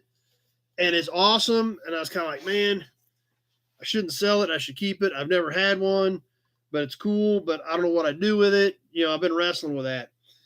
And I've kind of got it already to a certain extent. Not this exact piece, but I've kind of got it. But anybody on here like Mack trucks? Any Mack truck fans out there? Bulldog Mack. Got my Mack right here. Mack sits here with us every night. Mack always hangs out with us. Right over here. You guys can't see him. He's off screen sometimes. But right here in my carburetor rack, Mack is always sitting right there. With Zach drives one for work. So Bill's got a few Bulldogs. What we've got next, and like I said, I've been wrestling with this. I've been looking at it for weeks and finally decided let's just pass it on to one of you guys. This is an original Mack Bulldog ashtray with a Mack Bulldog on it. So now you guys can see why I've been wrestling with whether I should sell this or not, because it's awesome. It's a little mini Mac on here. John says, I live in a toy store. He's jealous. So I get my Mac out, which is an actual hood ornament Mac. And compare, you can see the hood ornament Mac is obviously much larger. So this is a smaller version of the Mac hood. Now, scratch that. No, we're going to sell it to somebody. I was like, man, I put Mac and Mac beside each other. I don't want to get rid of the little Mac now, but anyway, I done backed myself in a corner, so we'll let somebody else have it. It is a cool piece with pipe holders. I think it was a dealer item. I mean, it says Mac right on it, so I would imagine it had to be a dealer piece because I don't think anybody else could put Mac on it. Frank's kicking us off at 25. Jason's got one with light up eyes. This thing overall height it's a little under 5 inches up to the top of the dog. The overall diameter of the ashtray is about 7 inches. About 7 inches across. The Mac is awesome. It's standing right there. They are big enough to be cigar holders, that's for sure. X-Ray Dean at 30, Jody at 30, at X-Ray Dean at first at 30. Number one, a Mac Bulldog would make a great wedding cake piece, centerpiece. That it would. That's a very good point. So anyway, there it is. Bud at 40. Bright shine, awesome piece. Let's get it on the timer. We've got Bud at 40, and let's make this thing boogie. Bud at 40 is my high bidder.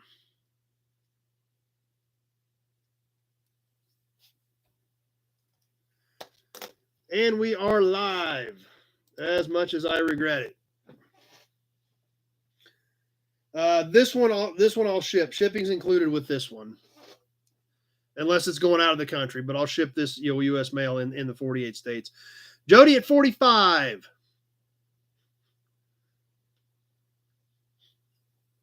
Mac. Bottom's pretty nice shiny chrome all the way around. Jody at 45 is my high bidder.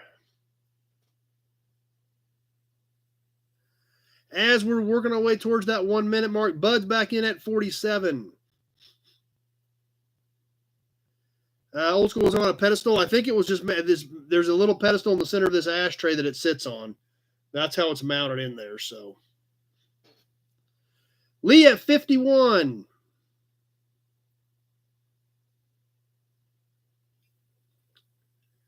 And we're coming up on the minute 20 mark. Be thinking about your max bid on this piece, because this thing is epic. 1 minute, 20 seconds has passed. We're coming up on the minute 30 mark. I've got Lee at 51. And a minute 30 has now passed. We are running up towards the end. Be thinking about your max bids. This thing is cheap. Lee at 51. Jody at 55. 20 seconds left to go. Bud at 55, but I already had Jody at 55 first. So 15 seconds. Zach at 60 on the Mac. 10 seconds left to go. Zach at 60 is my high bidder. Tweedly D at 62. 5 seconds left to go. Bud at 65. Big Job at 100. And that does it. Big Job came in hardcore and took it out at 100. That's what you got to do sometimes, because Charles was in there at 70, so he would have had some, he'd have covered those other ones. Big Job at 100. Takes that one home, but it's a cool piece. So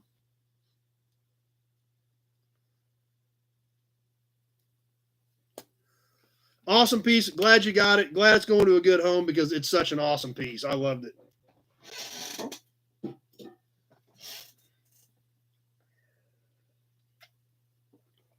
All right.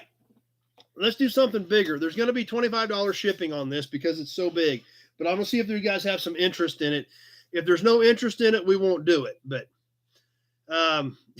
Big Job pushed the red button, that's for sure.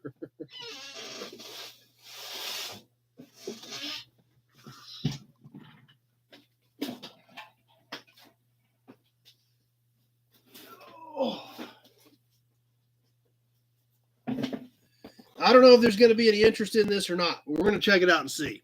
Toys. Who likes toys? We all like toys. This thing is not super rare or anything, but it is a cool piece. In fact, it's actually, I didn't even know this at the time, until I did the magazine last night. Let's look at an ad early. Tonight's magazine is going to be from 1963, and I saw this ad. I already had this drug out. Jody says I don't smoke, but I was bidding anyway. It's been good for his pipe collection, Tweedledee. Didn't know Big Job was a sniper, that's for sure. But I was going through the magazine after I had this piece picked out for tonight, and it says, what do you want most in a road racing set? Only Strombecker gives it to you. Speed, realism, and competition. Want to check out an ad early tonight for Strombecker.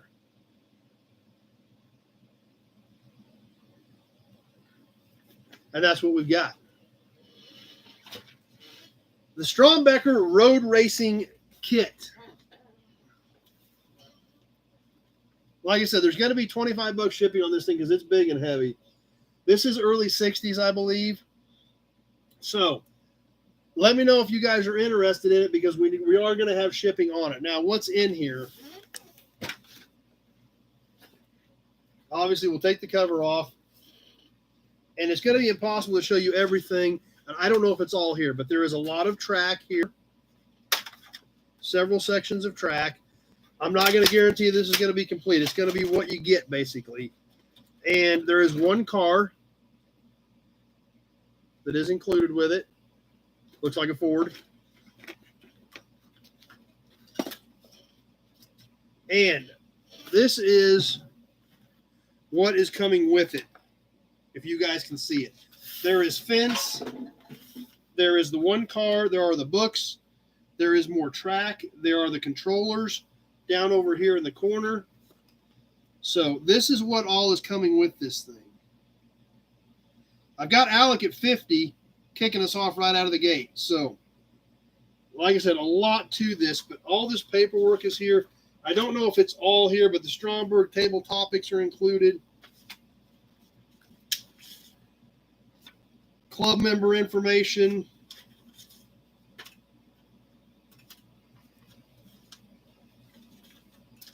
This is cool. I think it should have 2 cars old school, but there's only one. Strombecker Sounds of Road Racing 45 going with it. So yeah, I think it should have 2 cars. It only has one, but it does have this out record with it. Tons of cool stuff in here that is included.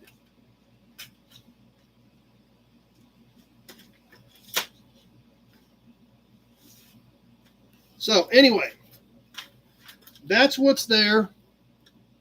One car, track, and everything is what's going with this. So, but yes, it should have 2 cars. It has 1 car, and it's missing like the roof part to it. So anyway, that's what we've got. I've got Alec at 50. There is going to be $25 shipping on it because it is such a big box that, and the box is, the box ought to be worth $100 just to put it on your shelf.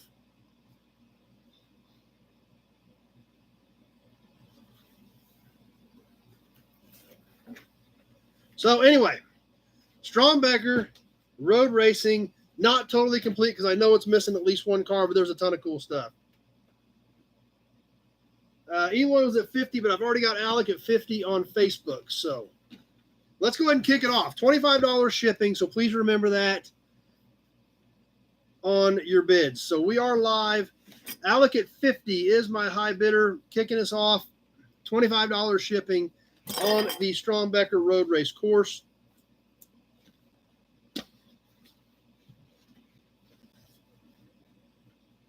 Alan said that car would have had a clear glue on roof. It might be in the box. It could be. Ariel's on with us on Facebook.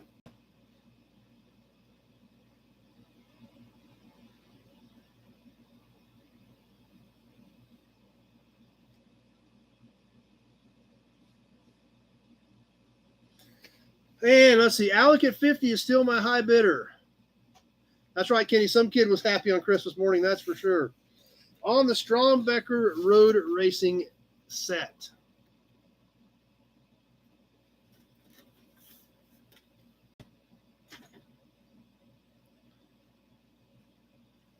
Coming up on that 1 minute mark as we are live, ticking down towards the 2 minutes.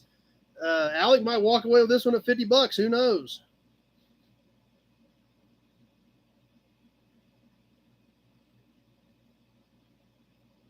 Like I said, when we get that minute 30 mark, be thinking about your max bids. I don't know if there isn't that much interest in this, or if nobody wants to do anything and they're just waiting to snipe Alex. So 1 minute, 20 seconds has passed. That's right, David W. The artwork is phenomenal. So Randy's back on with us.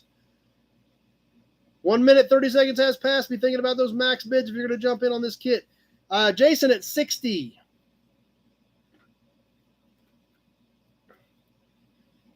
Got Jason at 60 with 20 seconds left to go. 15. Jason at 60 is my high bidder. 10.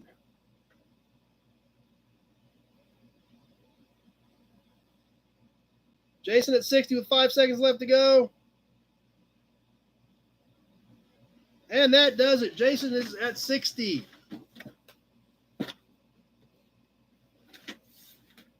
Get this big thing out of the way.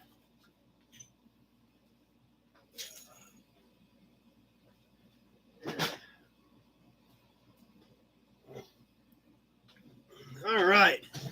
Those big pieces are a pain sometimes, but they're cool. We get that written up for Jason at 60 plus 25 shipping on the road race course.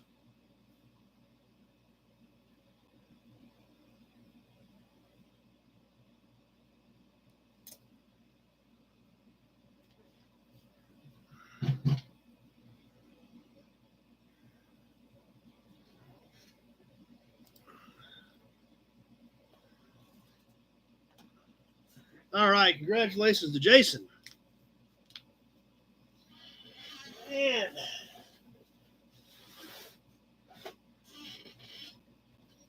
we haven't done a hubcap yet tonight. Let's do one of those.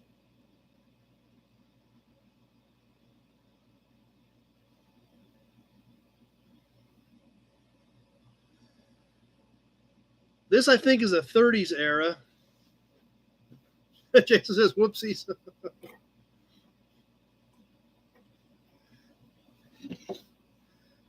Anybody Mopar fans out there?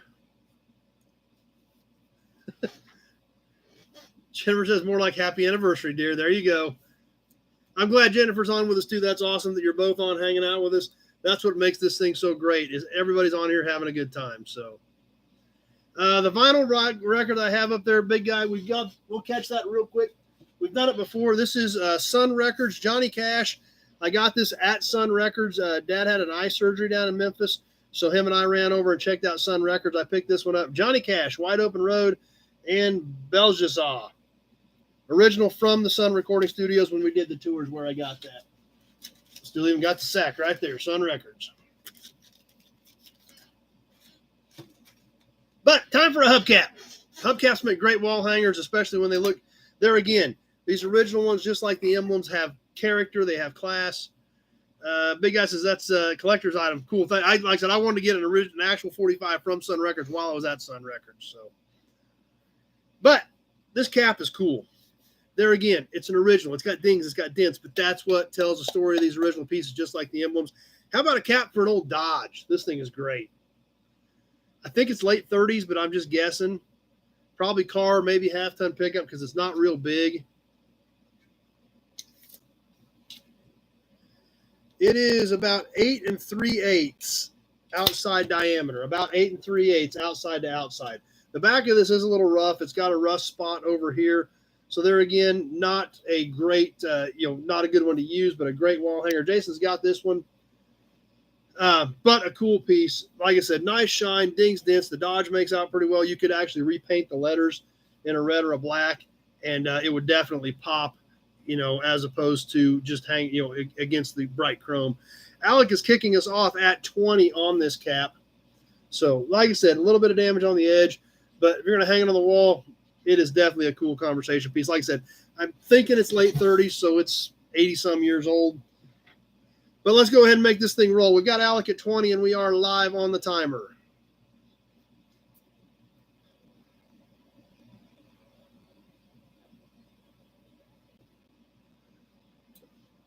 Taking along, working our way out to sell this Dodge cap.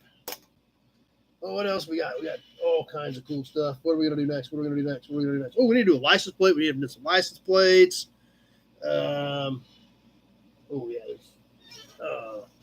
Holy cow. Some emblems, some license plates.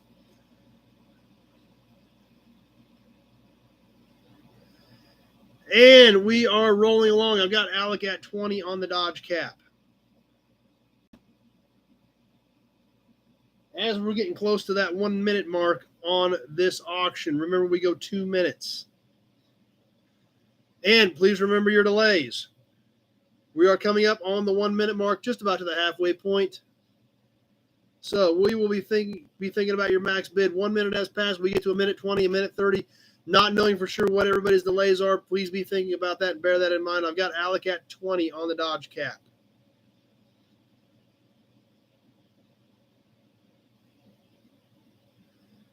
And here we go. We're coming up on the minute 20 mark. Be thinking about those max bids if you're going to jump on this one. Or we're going to let Alec walk this one out of here at $20. Minute 30 has passed. It's time to be thinking about it if you're going to jump in on this thing. Alec at 20. Going to make this that easy for him? 20 seconds to go. Alec at 20. 15. 10. Kenny at 35 with 5 seconds left to go.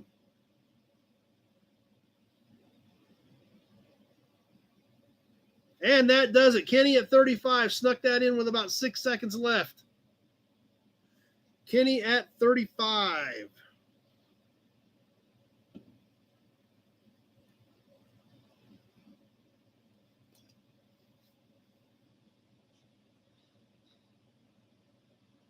Okay.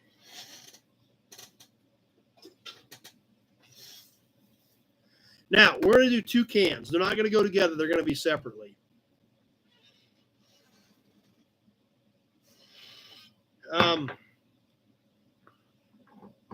These next 2 cans actually are pretty cool pieces. How about a Hudson badge? Obviously, a lot of you know that, my daughter and I collect a lot of this stuff. When she was younger, she was huge on Texaco. We bought a ton of Texaco. She still likes Texaco, but she likes Sinclair as well now because of the dynos. But we have bought tons and tons and tons and tons of Texaco cans. We've been doing them for about 10 years almost from when she got in and really kind of went, kind of gravitated towards Texaco. And so we've been buying Texaco cans pretty hard for about 10 years. Springfield Swap Meet, I found 2 Texaco cans that we didn't have. And the guy had duplicates on them. So, of course, I bought them both. One for us, one for you guys. So these next 2 Texaco cans, and maybe they're not rare. I don't know. To me, they were rare because we bought hundreds of Texaco cans, and I haven't bought them. Old School likes Oilsome and Red Indian. Yep, you like the big dollar stuff. So the real big dollar stuff. I got a killer Oilsome sign over there, but that's about all I've got for Oilsome. Original 1937 Oilsome sign. But these 2 Texaco cans, and they're smaller. They're nice display cans. They're not even quarts, but I didn't have them. So I'm going to sell you the extras one at a time. We'll do one, then we'll do the other. That way, if maybe everybody's got a shot at getting them. Obviously, Texaco used blue on Haviland pretty regularly. We've seen it a lot on Haviland. But it's usually more strictly towards the Haviland brand. I think that one we just sold may show some of it. Yeah, like the blue on here, like on this Haviland can. We've seen them with the blue and the gold, the blue and the white, but it was typically on a Haviland can when they use blue. That's what makes these cans so weird to me. And we'll start off with the first one, and then we'll do the other one. This is a blue penetrating oil can. Doesn't say Haviland. Just, these were typically red and white. So this thing just being blue really was kind of like, whoa, that was weird. To me, it just like, that's different. Texaco, the quality line, 4 fluid ounces of penetrating oil. Quickly loosens rusted and seized bolts and parts. So it definitely a different can. It is a combustible mixture because it's oil. Texaco Inc., New York, New York. Great can. Information on the back. Sebastian started us off at 10. This kind of flowing thing rolls around to the sides. But a cool can. Something definitely different. Sebastian started us off at 10. This is the typical handy oiler size. The can is just under 4x2. Not counting the spout, just under 4x2. Randy at 15, but a cool piece. The cap is gone. It is still sealed, but it still has the original spout pressed in here. Randy at 15. I got Alec at 15 as well, but I already had Randy at 15 on YouTube. Let's go ahead and kick this thing off. We are on the timer on this one. Like I said, these may be common, but for me and my daughter to have not seen these before is odd. Randy at 15. I had him just before I had Alec. As I make my notes, Alec at 18 on the penetrating oil.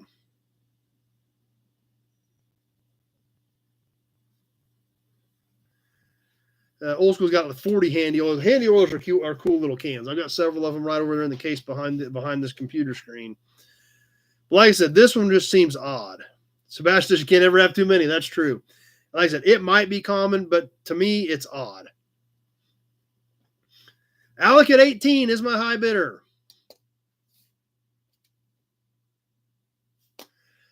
As we are coming up on the 1 minute mark, 1 minute has now passed. We're on the back side of this thing. Alec at 18.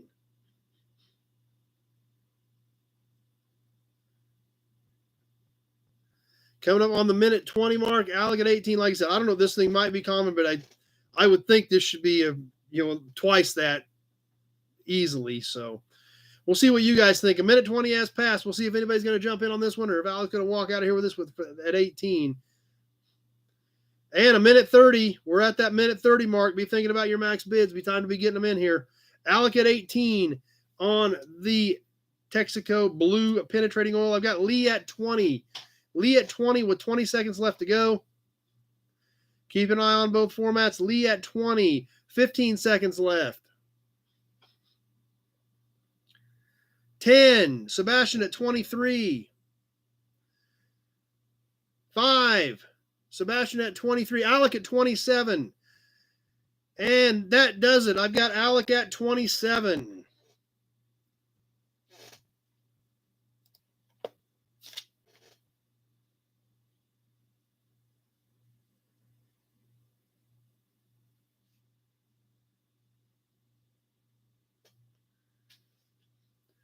Yep, Alex snipes you on that one. So, yep, Alec at 27 on the super cool little Texaco penetrating oil. Now, the somewhat of a mate to that can, Mopar Badge. A little bit different, but once again, a blue Texaco that I was not familiar with. A blue non-Haviland Texaco can. Fuel system conditioner and de-icer. Metal can. It is new. The Quality Line Texaco fuel system conditioner and de-icer. Original cap, still on it.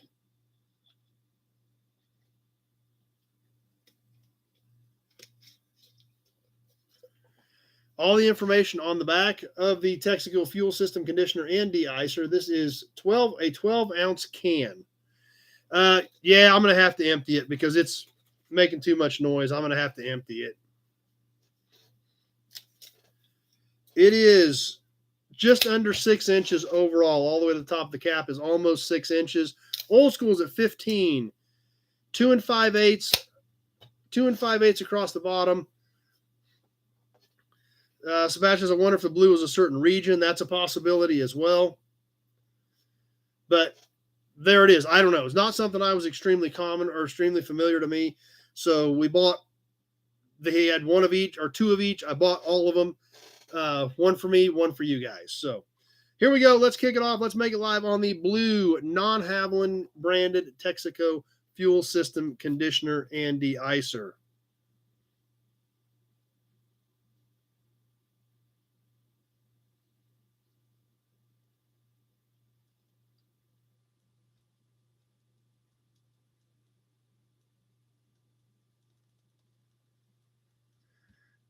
All right. And I've got Alec at 18 on this one as well. See if Alec can get them both, add to his collection. They are really very pretty cans. It's a very pretty blue. Old School at 20.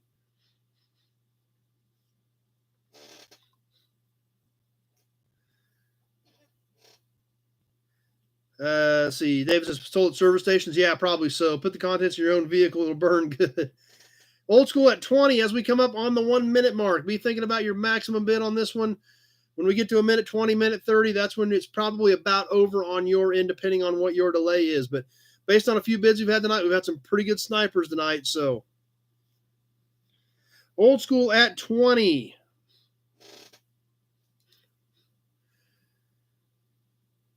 And a minute 20 has now passed. Be thinking about those max bids as we get to that minute 30 mark. I've got Old School at 20. Lee at 22. A minute 30 has now passed. Be thinking about those max bids. I've got Lee at 22. Old School at 25. 20 seconds left to go. Lee at 26. 15 seconds. 10. Tweedledee D at 27. Alec at 30. 5 seconds left. I've got Alec at 30. Sebastian at 33. Slide in right at the very end on that one.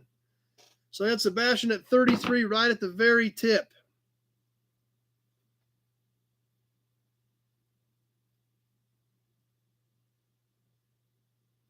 So like I said, those are cool pieces. And I'm excited that some of you guys can add that to your collection because, like I said, I hadn't seen them. So there again, that one got pretty interesting there at the very end.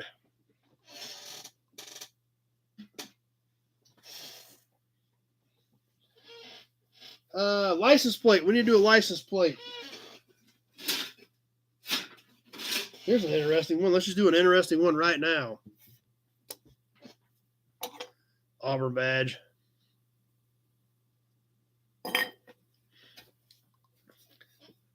Let's back up a few years on this license plate. It's got surface rust on it. It's lost a lot of its color. But at 96 years old, that has a tendency to happen, I guess.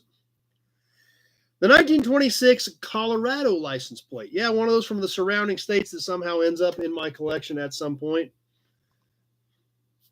The 1926 Colorado license plate.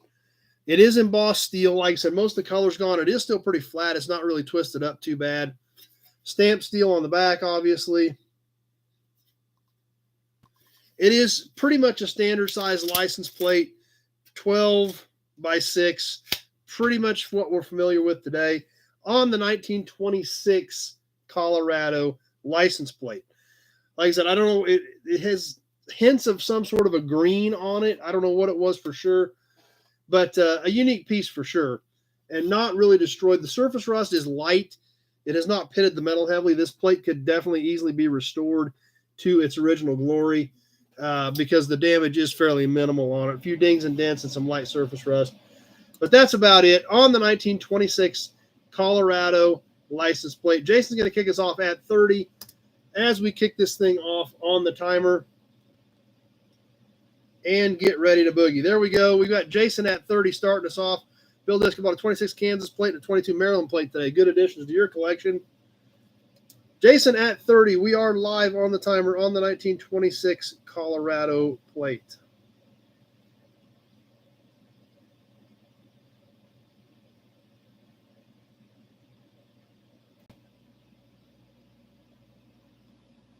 And let's roll on through this. We're 30 seconds has passed. I've got my notes caught up. And let's see who's digging the Colorado plate. Jason at 30. Almost 100 years old. So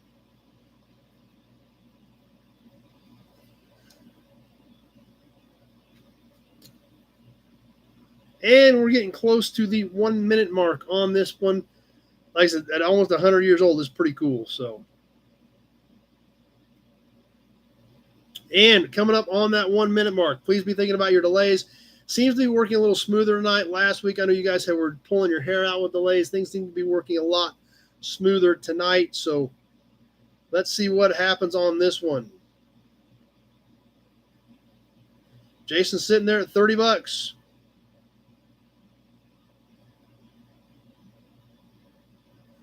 As 1 minute, 20 seconds has passed me. If you're going to jump in on this one, be thinking about it. Norma at 40. Got Norma at 40 is my high bidder. Minute 30 has passed. Norma at 40. Be thinking about your max bid. Norma at 40. 20 seconds left to go. Kenny at 42. Norma at 50 with 15 seconds left. 10. David W. 55. 5 seconds left to go. David W. at 55 is my high bidder. Alec at 42. Norma at 60, and that does it. Whew. Holy cow.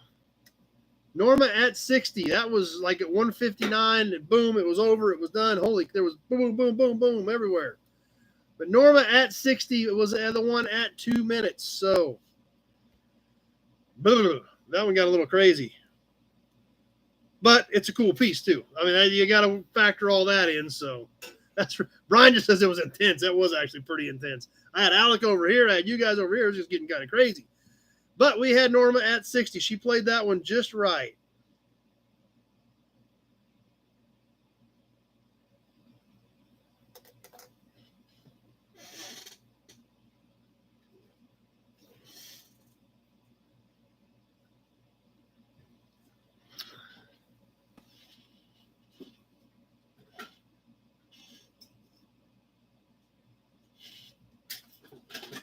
How about some emblems? We need to do a few more emblems. We haven't done a lot of emblems yet tonight.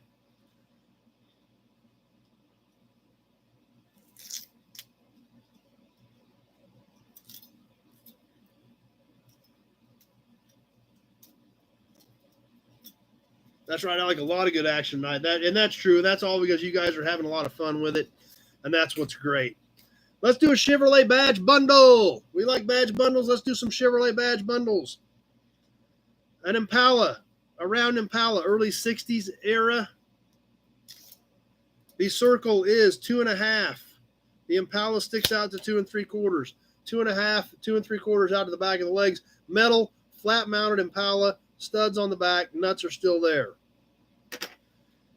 A flat Chevrolet badge. This is Tri-5 era, 57-ish. Studs are broken. There are no studs on the back. This would have to be like double-sided tape onto something. But it is metal. It is chrome. It is very nice and shiny. It is flat. It is straight. And it is a good-looking piece. The third one tonight, the Chevrolet Bel Air from the early 60s. All metal, flat mount, stud mount with nuts, bright, shiny chrome. Let me give you some dimensions on these as well. The Bel Air is 15.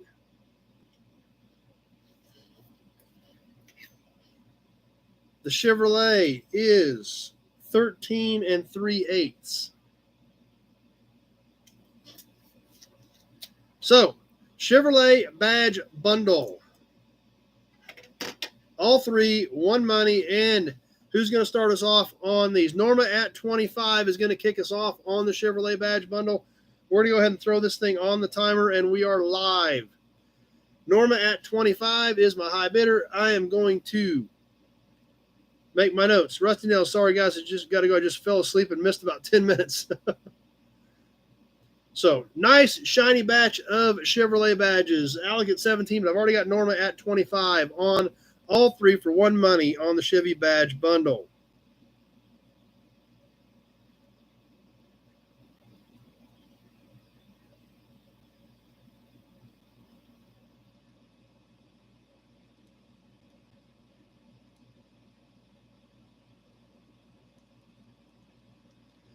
Alec at 28 is my high bidder. Had a couple of bids popping up there, but Alec at 28 is my high bidder, and that's who I had first. Norma's back at 40. Norma at 40, and we're getting close to that 1 minute mark on these with Norma at 40.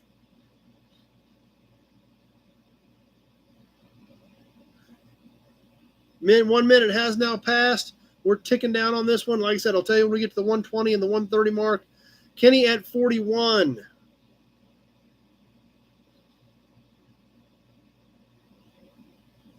And 1 minute, 20 seconds has now passed. So based on where your delay's at, which hopefully don't seem to be too terribly bad tonight, be thinking about your max bid because 1 minute, 30 seconds has now passed. And we are getting down to the wire on this one. I've got Kenny at 41 on the Chevrolet Badge bundle.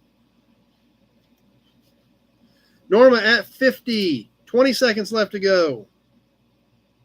Norma at 50. 15.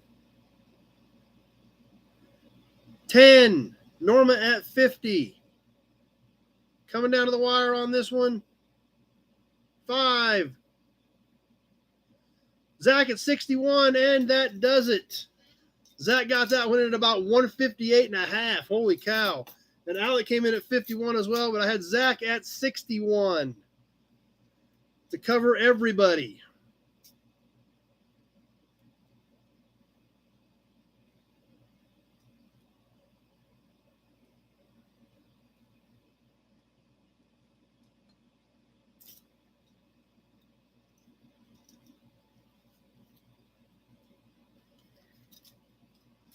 All right. Tim, we're going to post more car find videos again. Yeah, Tim, there will be more coming. You're on Facebook. Everything goes to YouTube first. So I'm posting constantly. I post the videos on Facebook once I post the still pictures, but I post three new inventory videos every week on YouTube, Tim. So if you want to check out the Nobody Show channel, they do eventually make it to Facebook, but they go to YouTube first. That's kind of my routine. YouTube, then get still pictures, and then eventually go to Facebook with a link to the video. But all the videos go to YouTube first, and they go there 3 times a week. So Hudson Badge.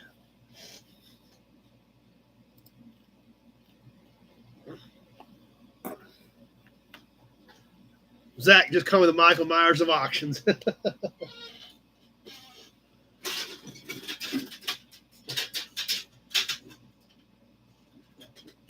All right, I got a couple of cool pieces to do.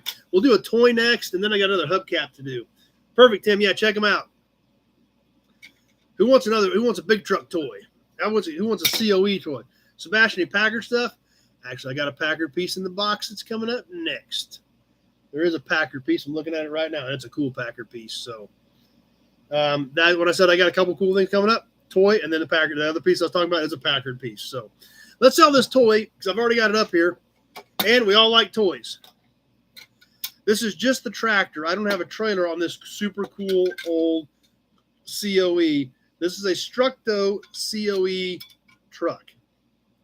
In your face COE truck. Structo.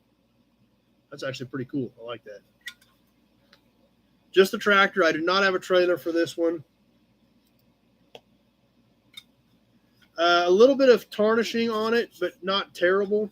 Both axles, both original wheels, original chassis, original frame. It is not busted up. This is like a pop metal type thing, and it is not broken up, chipped or anything. So pretty cool old toy, actually.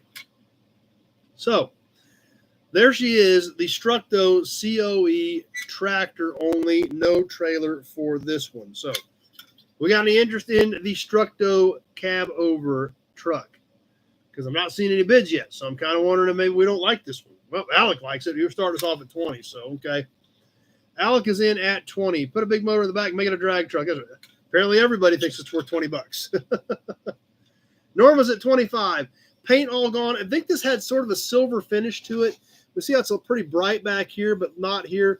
I think it was a silvery finish that is kind of worn off or tarnished, I think is what it was. Or maybe it was just silver paint that's flaked off. I'm not sure. But I've got Jason at 30. Let's go ahead and get this thing on the timer, and then we'll take another look at it. We are live on this one. I've got Jason at 30. No interior in this one. These were pretty basic toys, but it is all metal. It is all original wheels. These do still say Structo toys on the tires, and all of them do say that as well. They are all original, other than I can't see the inside duals. But Jason at 30 on the super cool COE Structo with the in-your-face look. What state was Structo made in? That I'm not sure. Big Job says some colors polish these out like chrome. Jason at 30 on the COE Structo. That's right, Jason would be a good custom candidate for sure. Jason at 30.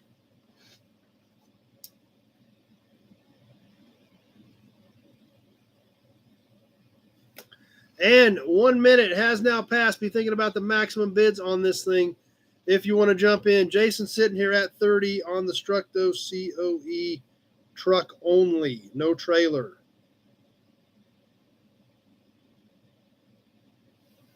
Kenny at 33.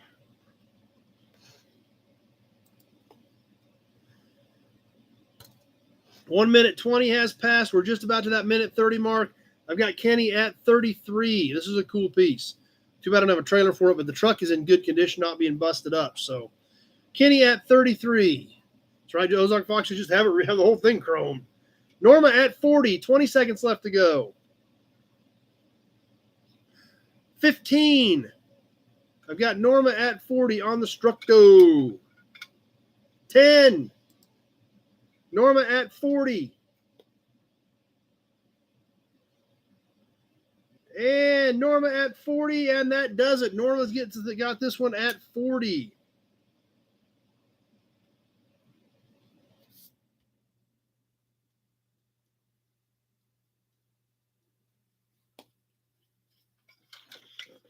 And then Alec comes in at 42 right after that. So figures. Well, at least that's only happened. I think it's the first time that's happened tonight. Last week it happened on everything.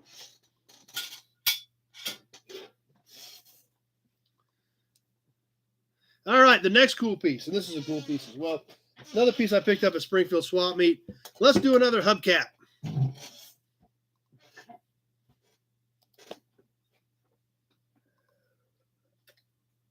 This thing has a great look to it. I don't know for sure what it's off of, but it's got a great look to it. Kind of a smaller, great display piece hubcap from the Packard Motor Car Company. Obviously, well used, dings, dents. Obviously, all the colors, all the black and the reds all faded out of this one. But you could repaint that and really make it pop on this thing. The back looks pretty good. The metal's all there. It's not all rusted out or bent up or destroyed. Still sits pretty flat. Sebastian's kicking us off at 50 on this thing right out of the gate. But a cool cap. It is about 8.5 outside to outside, about 8.5 from here to here. The inside ring on this one is 7. So 7 across that inside ring, about 8.5 all the way out to the edges. Cool piece on the Packard Motor Car Company hubcap. Let's get this thing on the timer. I've got Sebastian at 50 right out of the gate. Alec came in at 30, but we already had Sebastian at 50. We are live, ticking down on this thing. And here we go.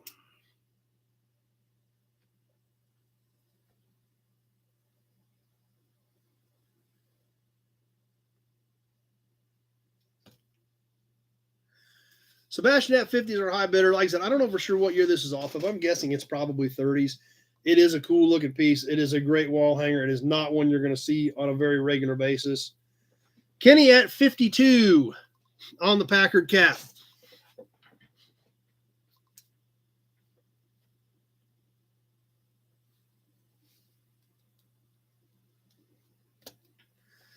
As we're working towards the 1 minute mark,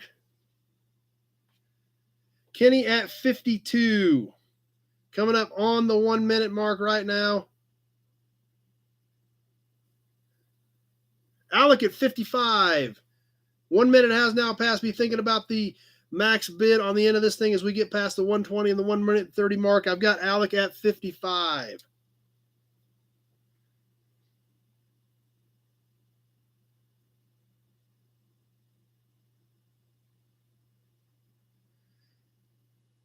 Kenny at 56. 120 has now passed.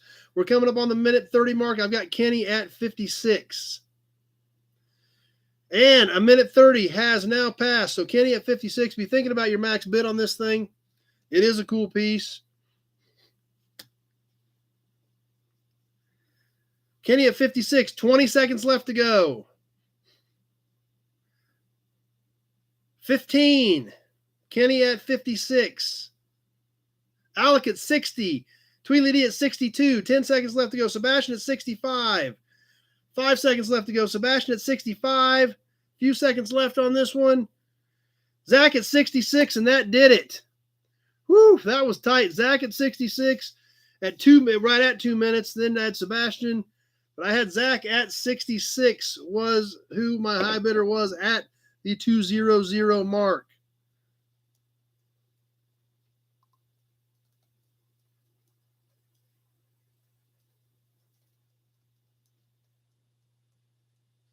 Great piece, cool piece. So, yep, you were about a second and a half late on that snipe on that one, Sebastian. But that one got pretty interesting. But that was a cool piece. That's well worth it. That's for sure.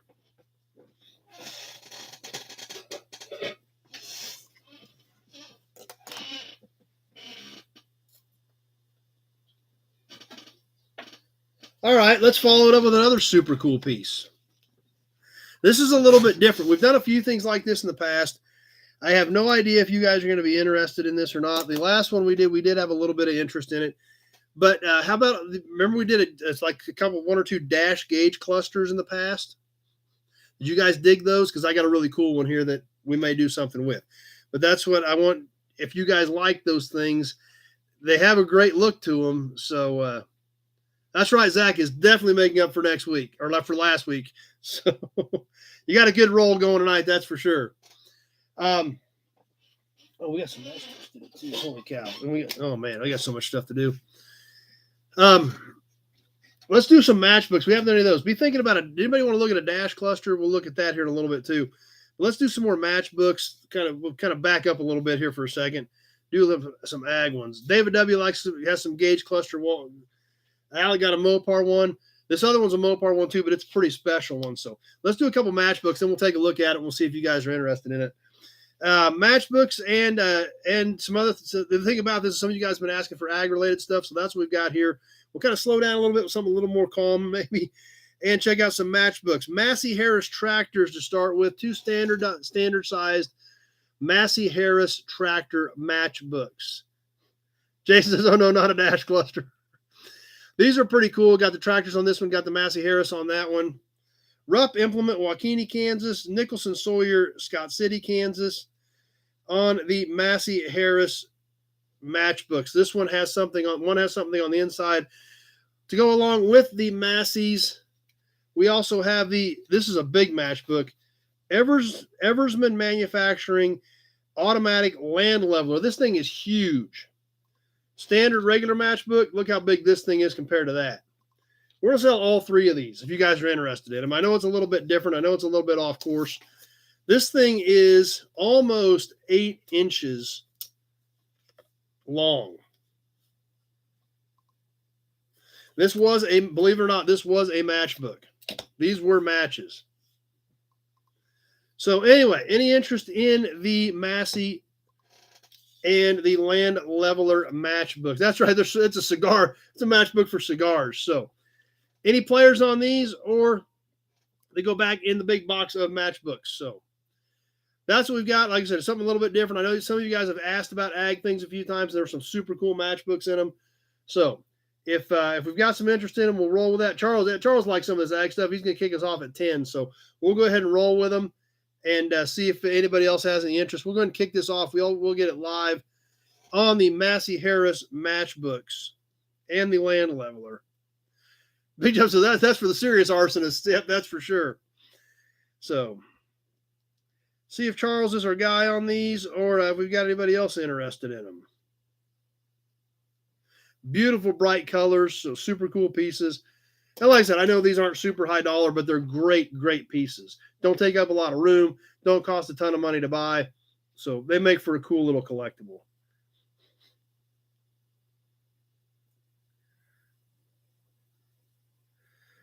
Brian, ever considering auction off an underdash heater? Yeah, I've got a bunch of them. I have thought about it, but some guys, if you don't really need it, they're kind of difficult to display because they're big and bulky, especially if they've got the heater pipes still sticking out the back of them, the core pipes. So I have thought about it, but that's what kind of makes them a challenge for a memorabilia piece.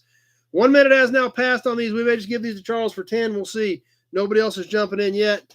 And like I said, I know these aren't near as high dollar as some of this other stuff, but it's still pretty cool stuff. So we may just get these to Charles for 10. We'll see if anybody else is interested in them. And we are coming up on the minute 20 point in this one. Jason's going to jump in there at 11. So minute 20 has passed. We've got Jason at $11. And a minute 30 has passed. If you want to jump in on these things, now's the time to do it, because we're on the backside of it. We're coming down to the wire, and with your particular delay, we may just about be done by the time you see this. Jason at 11. 20 seconds to go. Tim at 12. 15 seconds. I've got Tim at 12. 10 seconds left to go. Coming down to the end. Tim at 12. 5 seconds. Charles at 15, and that will do it. Charles come in at 15 right at the end. $15 to Charles. Cool pieces.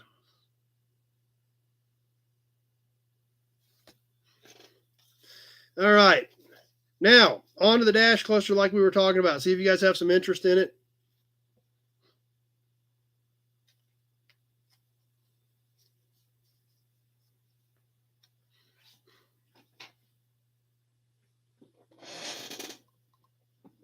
And this thing has good potential. It really does have some cool potential. Because it's got a clock right in the middle of it. So I think you could replace the clock and make an awesome piece out of this. This is why I thought of this cluster for you guys. Check this thing out. It's got all these old school gauges around the outside perimeter of it. And the clock part is right in the middle on the back, where you could replace the clock, I think, and maybe actually have a clock. You know, if you could find a clock close to this where you replace this piece, and then actually have the face of this gauge cluster for like a desk clock. There's no glass in it, but it's just a flat piece of glass. You could have that cut. Diameter on this thing, or the size, is the whole thing is this is just over 6, not counting these tabs. But depending on how you mounted this, Jason's at 40 right out of the gate. We ain't even got to the cool part yet, guys. Jason's going to kick us off at 40. So these tabs could be removed, but if you figure in those tabs, it is about 8 inches top to bottom, side to side. Without the tabs, just the housing itself is 6 1/4 from here to here. So that's what it is. This is a chrome edge. And like I said, the back is pretty cool. And like I said, if you can replace this part of the clock and make a desk clock out of this thing, it would be awesome. Now, a lot of you guys are asking, what's it out of? What's it out of? What's it out of? What's it out of? Well, that's what I haven't told you yet. There's a reason for that. That's Big Job says you can mount it on a piece of wood and put new clockworks in it. It's cool. 1937 Chrysler Airflow is what it's out of. It's actually out of an Airflow. So it's a cool piece. Jason's at 40 to kick us off on this thing. Awesome piece out of an Airflow that you can do something really, really neat with. Like I said, some of these little projects, I never have time to get to them. And this is another piece that's been laying around for a couple of months. I've been staring at it, trying to decide what to do with it. But I know you guys like some of this stuff as much as I do. So I thought, well, what the heck? Let's see if any of you guys really dig it as much as I do. So, yeah, it's not a cheap piece, Zach. That's why I'm waiting to see if we're going to get anybody serious on this thing before. It's a 1937. Alec is at 45 on Facebook, but I think it's going to take a little bit more money to turn loose of this one, because I think these are that hard to find. So we'll see if we get a few more bids to see if we're going to go ahead and sell this thing, or if I should keep it. But we're at 45. We're going to need a little bit more before we're going to put this one on the timer and see if we can find a new home for it. So if there's any other interest, let's see what we've got going here, see if we're going to let this one go. I said Alec at 45, but I'd like, for what this piece is, I'd like to see a little bit more before we put it on the timer. Charles at 75. Well, that's kind of getting up to where I think we probably should be. Jason's at 50, but I got Charles at 75.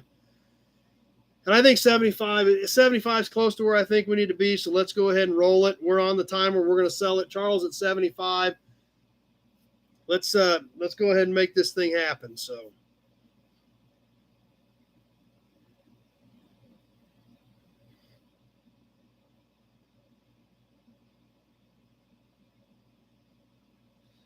And we're live. Charles at 75.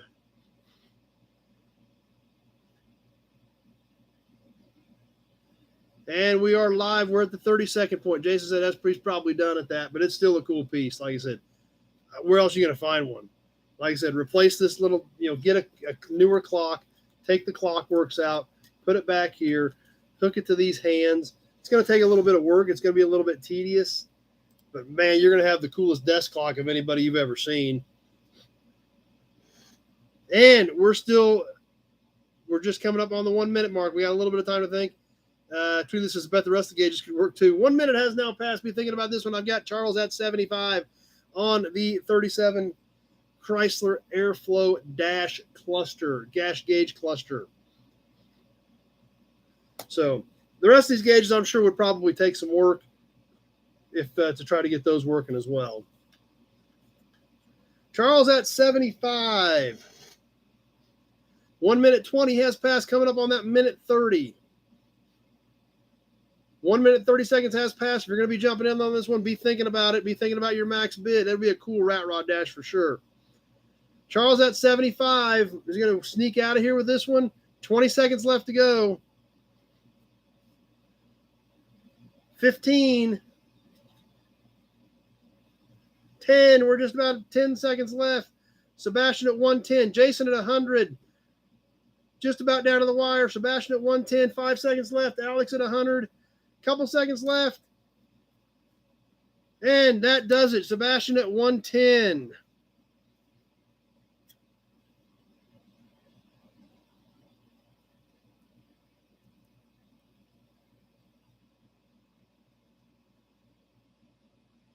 So there was Jason at 100, Alec at 100, Sebastian at 110, all right at the end. So cool piece. Definitely something you're not going to see every day.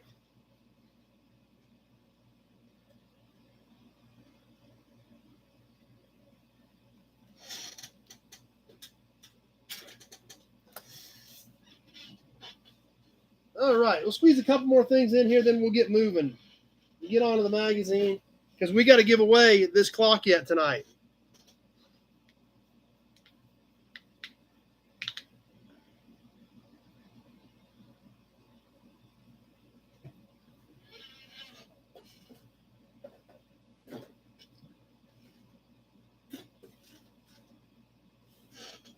Let's do a little bit different badge bundle, and then we're going to do maybe another can, and then we're going to move on to the magazine.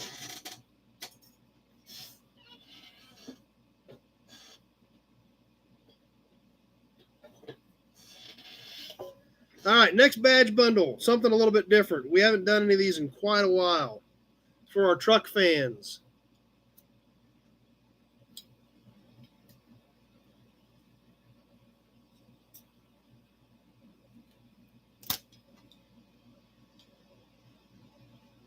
If I can get the tape off of them. Big Job says he's digging the auctions. I forgot about it, actually, Alec. It's sitting right over there.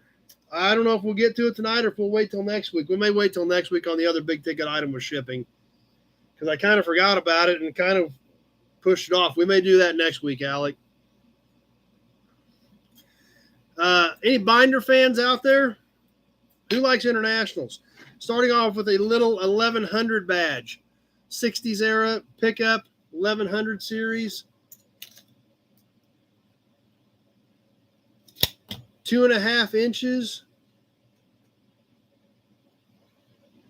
Mike says look like there's about 5,800 airflows. Can't be too many left. Yeah. By a little over an inch on the 1100 series badge. This is a flat mount, but the studs are broken. So if you were to mount this, it would take double-sided tape. And this is a great international badge. We've done some of these in the past. Ones this nice are kind of tough. But this is, they started using this badge in 41 and they used it up into the mid 50s.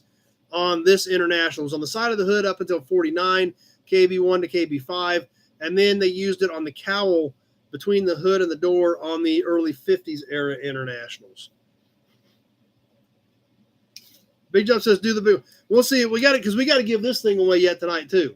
So that's why we may just push it off till next week. 13.5 on this International. And about 7/8. So the International Badge bundle here, 2 pieces, both metal.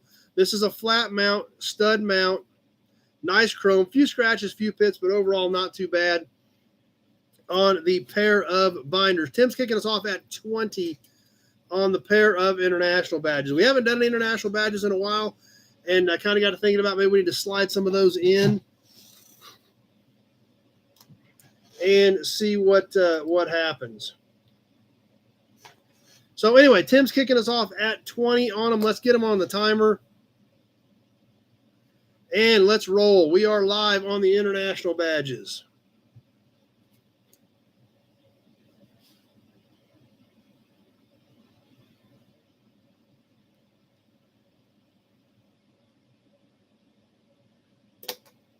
Big Job says just pull his name out, and the raffle will go real quick. We'll just shake his name and be done with it.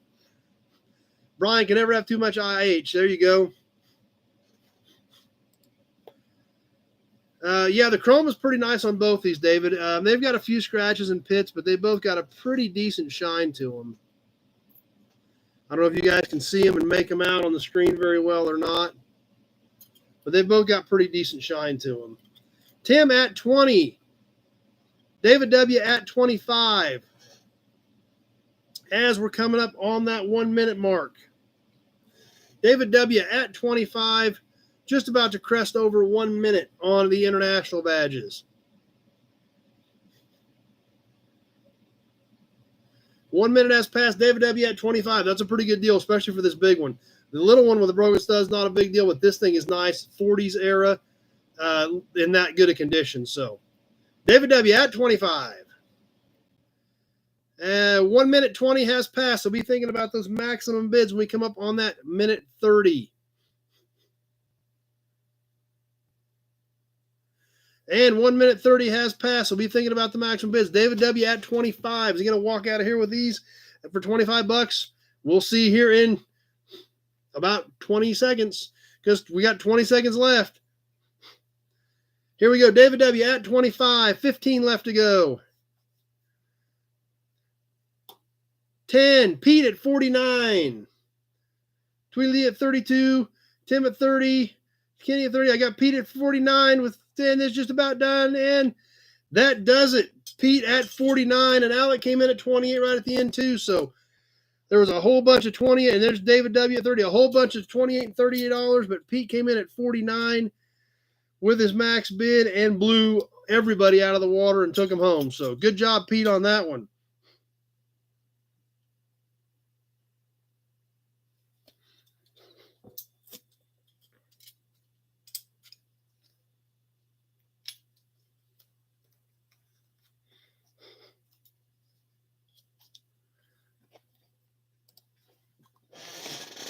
All right, let's do one more can, and then I think we'll probably hold the other piece till next week. I mean, I've got tons of stuff here, but because we got to give away the raffle. We're going to give away 4 things on the raffle. We've got to announce the new raffle. So that's going to take a little time tonight.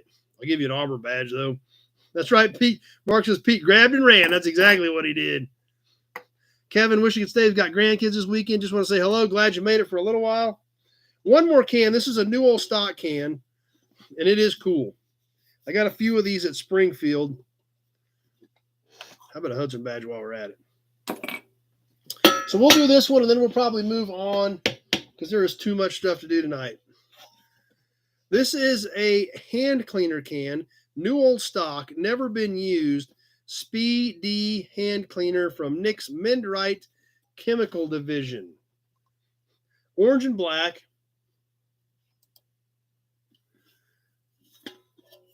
New old stock with lid. With lid. And this lid actually, I think it was supposed to roll over the sides. It had the little key to peel it off still on the bottom of it.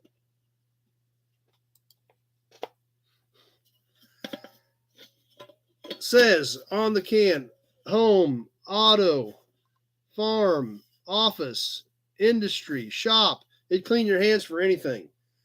Contents contains lanolin, embollents, antimicrobial agent, biodegradable. This product contains pharmaceutical grade lanolin, used with or without water. Nix Mendrite hand cleaner, a scientifically balanced preparation, removes most foreign matter from hands, such as engine grease, asphalt, road tar, cement, shellac, paint, printers, ink, carbon, graphite, grime, etc. Caution, do not take internally. It is a metal can. Nix Chemical Division, Nix Mendrite, Kansas City, Missouri. Quality product since 1923. This is a metal can. You can still see the seam on it right here.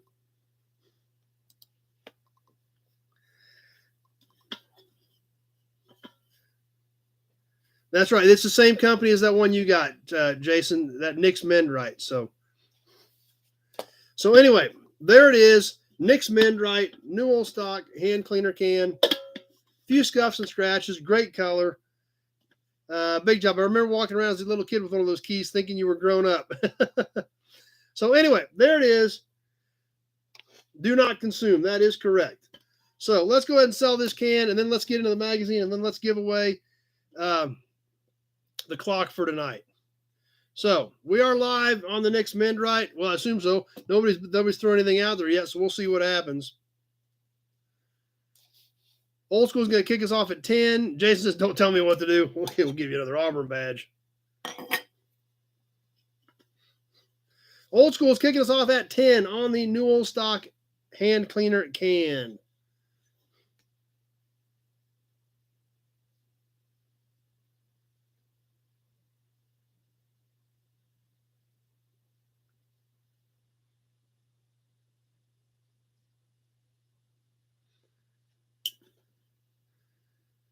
John at 11.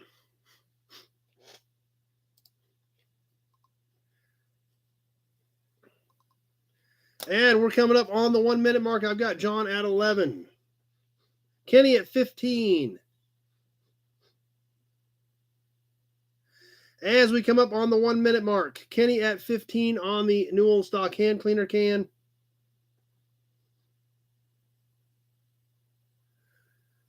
And coming up on the minute 20, and I'll tell you when the minute 20 and then the minute 30, so you can be thinking about your maximum bids on this particular can.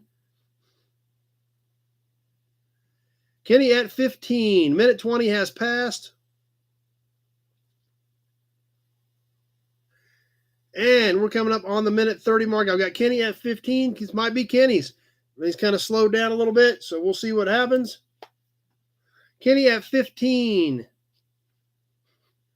With 20 seconds left to go. 15. Kenny at 15.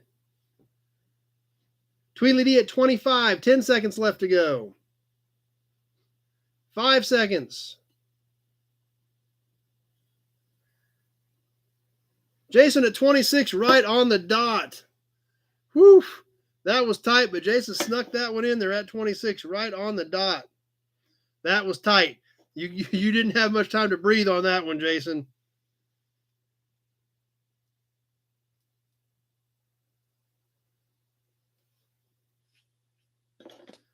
That was close, so.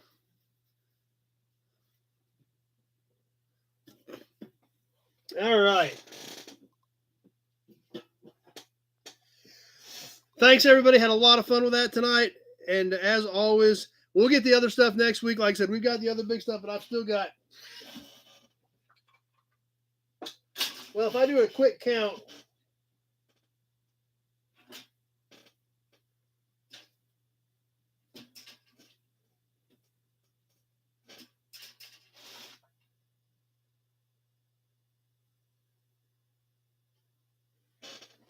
I've got between 30 and 40 more pieces still boxed up down here. So yeah, don't call Jason Deadeye for nothing. Alec came in on that at 17 after the fact too. So, but anyway, let's go ahead and move on. I appreciate everybody's support tonight. We had a lot of fun with that. But I want to keep rolling since we are going to spend some time on the raffle, as well as, like I said, we're going to draw four names, one for the big prize, 3 more. And that's right, Twilly D, you sure tried. Auburn badge.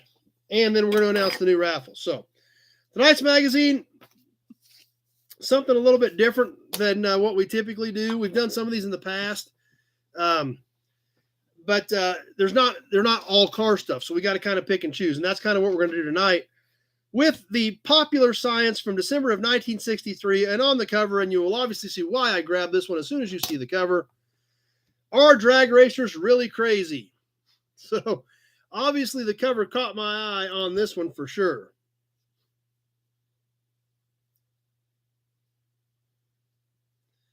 But there is some cool car stuff in there. There is some cool ads in there. But knowing we had the auctions, knowing we had the raffle giveaway, not having a ton of car stuff was good for tonight. So let's go ahead and kick into this thing. And just like we do, I think it's Motor Trend, the Detroit Report. They also have a Detroit Report in Popular Science in 1963. Jason says, I love Sunday night. Tweety is going to save his money for next week. That's perfect. In the Detroit Report, they have little blurbs there. Again, we look and see, did some of this stuff happen? We're looking back with 2020 hindsight. Did it work out? Did that happen? A flurry of fastbacks. Remember, we're in December of 1963, so let's please keep that in mind. Let's put our brains in 1963. Going into 1964, a flurry of fastbacks. Fastback styling promises to become a bigger craze in Detroit than even the ubiquitous Thunderbird roof. Chrysler will introduce a fastback sedan on a Valiant chassis within a few months to compete with the 64.5 Falcon fastbacks. So I believe we're talking about the little Barracudas. I think that's where we were going. Randy says, nope, just serious racers are crazy. So that's a good point. Big Joe says, back when there were not much for safety. That's true. Also coming is the new Corvair Monza, a two-seater with a 90 or 95-inch wheelbase, and American Motors and General Motors are preparing fastback designs for 1965, which we know did happen and did come true. So something kind of interesting there as well. Another little tidbit in the Detroit Report, next year's Fords, okay? Next year's Fords. I thought that was interesting until I read the first line of the article, and it threw me off because the first line of the blurb entitled Next Year's Ford starts off with Pontiac. Thought it said Ford. I had to go back up. Yes, and it did say Ford. Next year's Fords. The number of Pontiacs undergoing testing at Ford Research is far greater than that of any other competing car. One Ford engineer reports, Ford, jealous of Pontiac's sales success with the wide track chassis, racing image, and crisp styling, is expected to introduce its version of this winning combination in its 1965 models. That's right, Ozark Fox. AMC Marlin, another perfect example of where AMC was going with those fastback designs. Thanks for throwing that out there. Fords and Mercuries will sport a new wide track frame with torque box construction and channel side rails. GM calls it a perimeter type frame. It's lighter, cheaper, and allows more interior room. Look also for the four-wheel coil spring on some 65 Ford. So I thought that was very interesting. As we all know, and if Steve's still on here, he'll definitely attest to it because I don't know if I know anybody that loves early 60s big Pontiacs more than Steve. Ford actually they were testing more Pontiacs than anything because that's who they identified in December of 1963 as their primary competition. So that was obviously a very interesting tidbit on that. Let's skip up to a road test. On the Dodge Polara 500 convertible. Lots of go with plenty of woe in this 383 four-barrel torque flight automatic powered Dodge Polara convertible. It's a car that we definitely don't see much of anymore. And this one does have some cool pictures. The Detroit Report didn't have any pictures at all, just the little blurbs. This one, obviously black and white, like a lot of these magazines were back in the day, but cool action shot. Of course, today you wouldn't be sliding a new convertible through the dirt. Buckets, console, floor shift, the 383 big block Mopar in there on a car that we really don't see much of anymore at all. But a very unique piece nonetheless.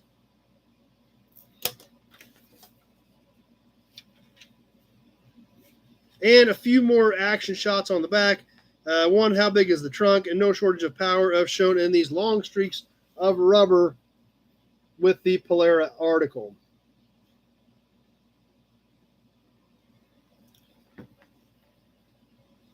Facts on the Dodge model Polara 500. Suggested retail price $2,902. Price as equipped $4,005.75. Engine 330 horsepower, 383. 10-to-1 compression, 4-barrel carb, 3-speed automatic torque flight transmission with a 323 rear axle. Curb weight 3,310 pounds. Acceleration 0 to 60 in 7.1 seconds.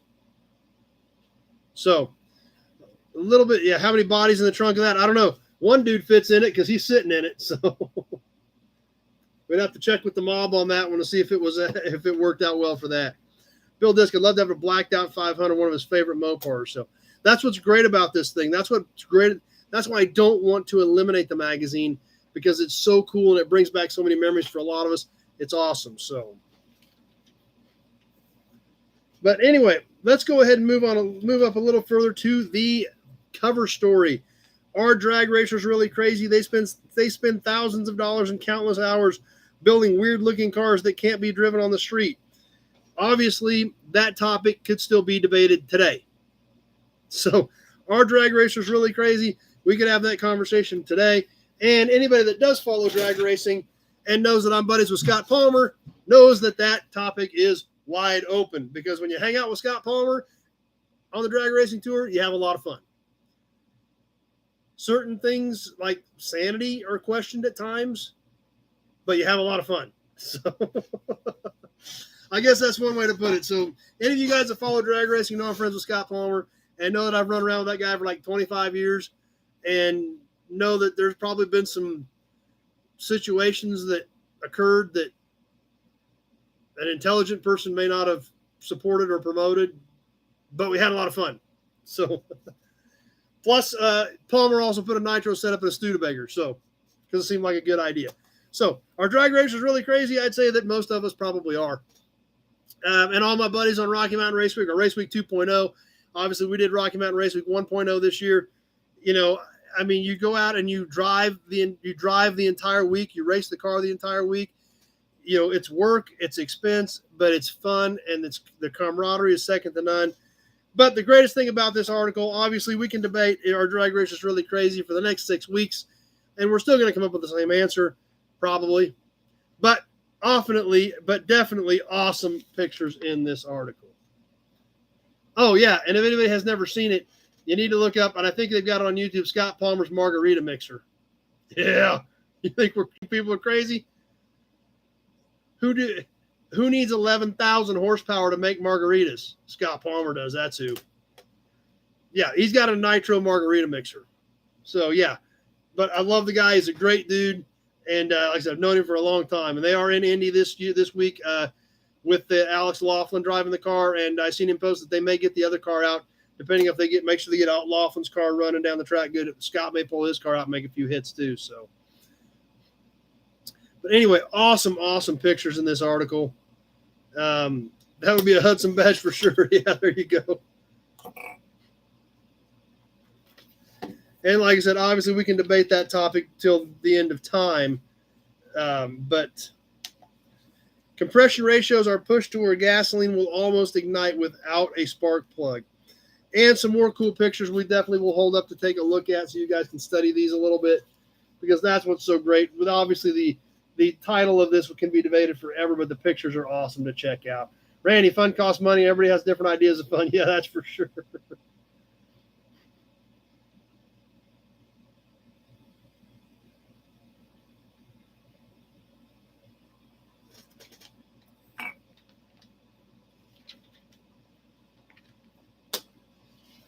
Oh, another thing about Scott Palmer is he's got the same answer for every situation, no matter how questionable it is. Let's do it. I don't know how many times I've seen that look. Let's do it. It's just, but like I said, we have a lot of fun. And and Jim Ween sometimes brings his cannon to the track too. Yeah, we shot that thing off one night about 4:00 in the morning with a pound of gunpowder in it. The cannon's only 2 feet long. We put a pound of gunpowder in it. That was a flame at 4:00 in the morning. So, Tweely D, I saw the clutch blow up on Big Daddy. That was a few years back when he lost that clutch, took his foot off. But speaking of another form of racing, there's a little blurb on here on the Spirit of America. Let's take a look at that real quick, and then we'll see what they have to say about the Spirit of America. Obviously, Craig Breedlove driven, was so popular back in the day. Oh, I saw the video on when it happened, that the Beach Boys did a song called Spirit of America about the land speed car driven by Craig Breedlove in the early 60s. Combined 3 wheels and aircraft-type chrome moly frame covered with a streamlined aluminum skin and a J47 turbojet engine developing 5,700 pounds of thrust, equivalent to 5,700 horsepower at 375 miles an hour, stirring $250,000 season with the know-how of top engineers from Shell Oil and Goodyear Tire and Rubber. You're bound to come up with a speed record. The 30-foot-long Spirit of America, with its 26-year-old builder Craig Breedlove at the helm, blasted across the Bonneville Salt Flats at a two-way average of 407.45 mile per hour, faster than John Cobb's 1947 auto mark of 394.2. The car first had been tried last year, but proved unstable at speeds around 300 miles per hour. A huge fiberglass fin and steerable nose wheel solved the problem. A canard fin under the nose was retained to reduce air turbulence. A newly developed aircraft turbine fuel by Shell was used. High-speed braking was handled by a two-stage parachute mounted in containers just over the rear of the engine and released by a powder charge. Conventional wheel brakes took over at lower speeds. The 4-foot-high Goodyear tires have 27 nylon plies and breakers, a thin coat of rubber, mostly for appearance, and no tread. They were lab tested at the equivalent of 600 mile per hour. Heat dissipation, surprisingly, was no problem, but centrifugal force was. Each tire would have to endure 100-ton loads. So the tires were 4 feet tall on the Spirit of America. I did not know that. That's big. So let's see. Let's get caught up on a few comments here. X-rated and highest compression he ever ran was 14.701. Randy, I tell my customers, speed costs money. How fast you want to go? That's exactly right. Big job. I remember in the 60s, Don Garlitz at Union Grove in Wisconsin, and Don Nicholson in the Little Red Wagon. Yep. Zach, cannon, 1 pound of gunpowder at 4 a.m. equals shenanigans. I fully support this. Yeah. Great idea at the time. That's right. Big Daddy does have an electric dragster. Jason, anyone familiar with Alton Dragway in Illinois? I've never been there. Bill, I'm sure the police would have a few questions about that cannon. Yeah, they probably would have. I'm pretty sure. See. Jennifer says her dad used to do that for the New Year. Their neighbors weren't fans. So, but anyway, cool little blurb on the Spirit of America in the December 1963 issue of Popular Science. Popular Science. Mechanics or Science. Ozark Fox at 89. I broke my collarbone on Tuesday and still drove the dirt car on Saturday night. I bet that wasn't comfortable getting banged around in there. X-Ray Dean says they can be regulated by the cops, and ask him how he knows. Let's see what else we got in here. Cool. Oh, one more cool car section before we get into some ads, and this thing was actually pretty neat. This is hints from the model garage. And they've got some sketches here, and I'm going to share this. This is actually pretty interesting stuff. There's a couple pages of them, and I want to hit them all because they're so great. So they have these little sketches, hints from the model garage, and I'll go through and read you what they're talking about. The first one up here, drop a spare set of keys in the windshield washer reservoir bag. They won't interfere with its operation. The bag makes a safe hiding place, and the keys won't vibrate loose as they might if taped to the car. Yes, cars back in the day had an, especially Chryslers, had a windshield washer reservoir bag, and Ford used it as well. GM not so much, but the windshield washer reservoir bag, drop an extra set of keys in there. It shows a set of keys sketched in, hanging in the bottom of the windshield washer reservoir bag. The next one, a glass of water placed on the front fender will guide you when adjusting the carburetor. Turn the idling screws in or out until the water is least agitated. At this point, jets will be set for the smoothest idle. Yes, some of them were jars, Sebastian. GM used jars for sure. Ford and Chrysler used a lot of bags. So literally has a sketch here with a glass of water on the fender. And I don't know how he's getting to the idle screws with the air cleaner on. He's sliding up underneath there or not. Must have enough clearance on that particular one to get it done. So Tim remembers a washer bag on a 65 Ford pickup. The next one, headlight safety. A strip of reflective tape carried in the glove compartment will protect you against collision if you're caught with a dead headlight. Strips pasted across the lens will show other motorists which light is out. I had never in a gajillion years thought of this, but it's very interesting. That literally shows use reflective tape on your headlight because, back then, headlights would burn out much more common than they would today. Cover it with reflective tape so the oncoming car's headlight would pick it up and show you that you were there, and you did have a light out. I thought that was very interesting. The last one that we're going to check out, or the last one on this page, is another page of these, and they're so cool. We got to check them out. In making a gasket, you can locate and cut bolt holes in one step with a steel ball slightly larger than the hole. Shape the gasket, place it on one surface to be joined, and then tap the ball lightly over the hole. So basically, it shows like a thermostat housing here with a gasket material laid on it. And you just take like a ball bearing and tap on it so that the edge of the housing would mark it.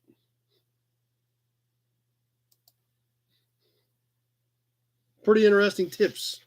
And we got another page of them. They're so cool that I wanted to catch them all. The next page of tips, more hints from the Model Garage.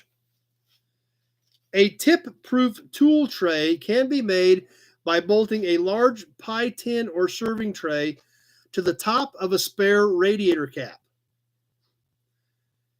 Tweet said he's done that with marking the gasket holes. Mounted on the radiator's fill neck in place of the regular cap, the tray is right at hand as you work in the engine compartment. Especially in the Navy, ball peen hammers make gaskets. So, get an extra radiator cap, mount a pie tin to the top of it, take your radiator cap off, twist the pie tin on, and you got a tool tray right there on top of your engine to work with.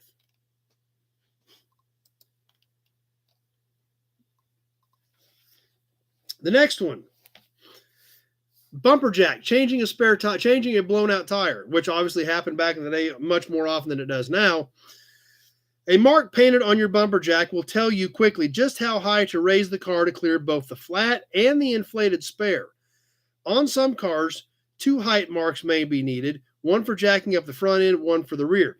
I thought that was a very interesting tip because obviously, to get your flat tire off, you don't need to go near as highly as you do to put the new one on. Of course, today we've all got donuts, which is smaller than the whole thing anyway. But mark your jack so you knew you didn't, okay, that one's off the ground, so then we stop and pull it off, then you got to jack it up even further to get the new one on. So I thought that was kind of an interesting tidbit, something that I had never thought of.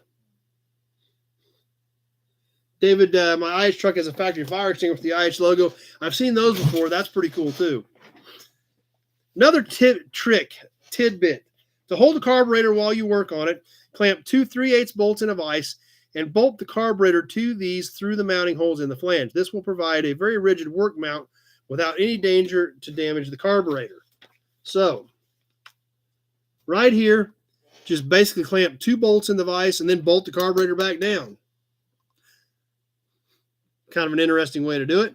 That's right, Randy, if you even get a spare now. Yeah, that's true. Big Job says that was a smart tip on the jack. So, of course, not a lot of people work on carburetors anymore, but that's not a bad tip either if you do. And the last one. I thought this one was pretty interesting as well. Reading the crankcase dipstick will be easier, especially when the oil is fresh and clear, if you drill 4 small holes between the full and the add marks. The holes covered by oil will appear as tiny lenses. The others will remain open. I thought that was a very interesting tip to actually drill little tiny holes in your dipstick, because sometimes it is difficult to read the oil level. Sometimes you got to get the light just right and kind of see where the shiny reflective part is versus the, just the metal on the dipstick. So I thought that was a very interesting tidbit tip as well. So, Sebastian, did you hear about news about Holley no longer making carburetors? I've not heard about that. I can check with Reynolds and see. Holley, he works with Holley quite a bit. See what he has to say about it.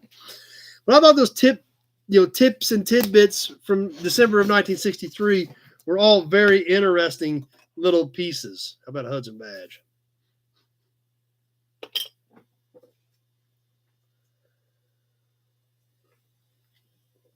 Zach, I work on them regularly between the lawnmowers, the four-wheeler, the 53 Chevy, and the 59 Buick.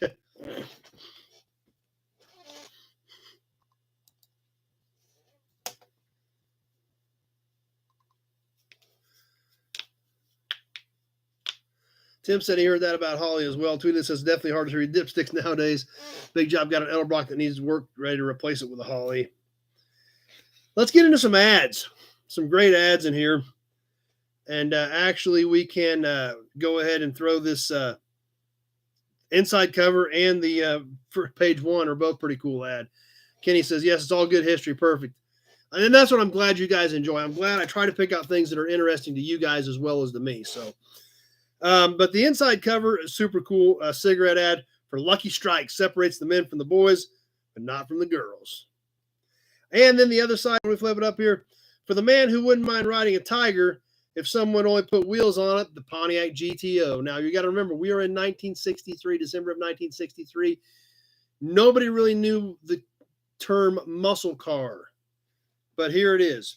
Lucky Strikes and the GTO on the inside cover here as soon as you open up this issue of Popular Science in December of 1963. With Zach, yeah, some new cars don't even have dipsticks. That's another good point. Yes, going to EFI within 2 years. Edelbrock stepping up with new lines. Okay, that clears that up. So, but anyway, Lucky Strike separates the men from the boys, but not from the girls. So Lucky Strikes do everything. Of course, all the cigarettes ads back then did everything.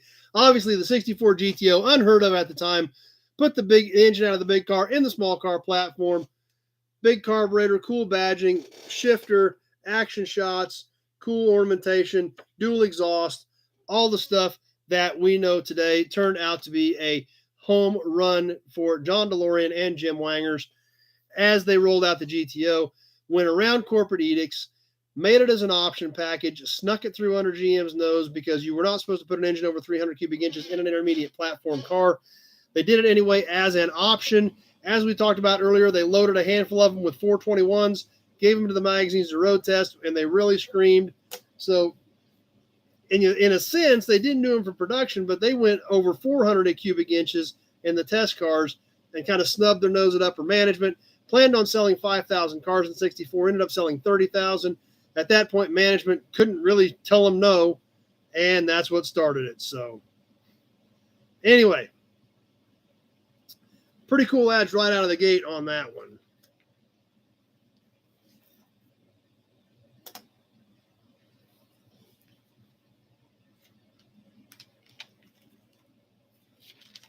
Another cool ad. Everybody out of the rut. The 64 Buicks are here with a really cool shot of a very sharp car, the 1964 Buick Wildcat.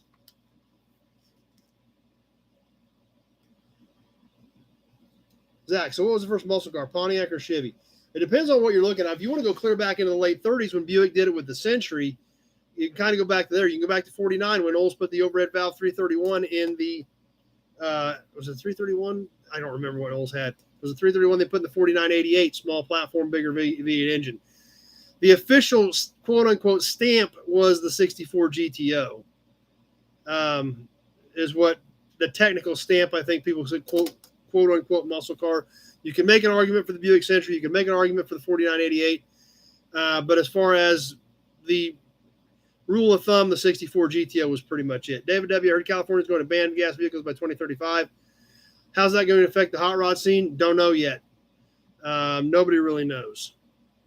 So we'll see what happens because we don't really know if you're not even going to be able to drive one there, period, or what's going to happen for sure. So Kenny, it's American way. Snub your nose at management, just his opinion. Well, when you do that and then you sell 30,000 cars, they can't really argue with you too much. That's right, Pete. That Wildcat picture would look cool in a frame. So that's right, through the deal. But California was told not to charge their EVs due to possible blackouts. Well, we talked about that last week. David W. says, or Zach says, that only applies to new gasoline burning engines, but it is going to be a hit to them as well. So anyway, that sharp looking 64 Wildcat. But yeah, we touched on the EV situation last week about who I believe is driving that. I had a friend explain that to me, that the power companies are driving that, because once they get everybody to electric vehicles and control your power source to your home, they control everyone. They control whether you have energy, they control what they charge you for it, and they make more money. So once again, follow the money. Where does it lead to? Power companies. Power companies have very, very powerful lobbyists, and things kind of start to add up. Don't know if I'm right, but things add up when you follow the money. Makes sense to this guy. All right, let's keep moving. Better give this thing away here in a little bit.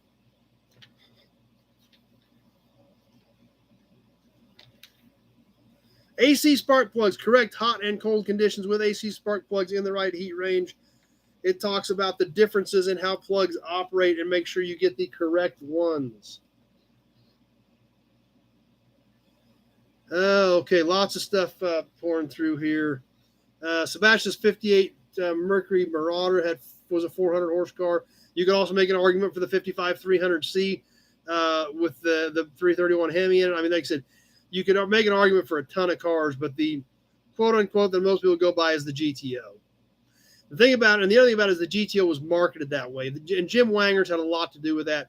I think that's why, by and large, the GTO was marketed as a youth-oriented performance-type car.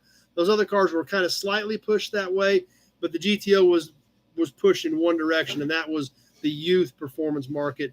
And I think that's why the birth of the muscle car moniker has stuck with the 64 GTO. Let's see. Pete, I got a magazine from my electric company this week, and it was full of articles about electric cars. Shocking. Wow. Once they have all your vehicles and all your power in your home, they will control everyone. Period. Let's see. A lot of you are saying hit the like button, so appreciate that. Zach, not to mention they control the vehicle and can lock you out. Exactly, just like the people with the smart thermostats in Colorado. 100%.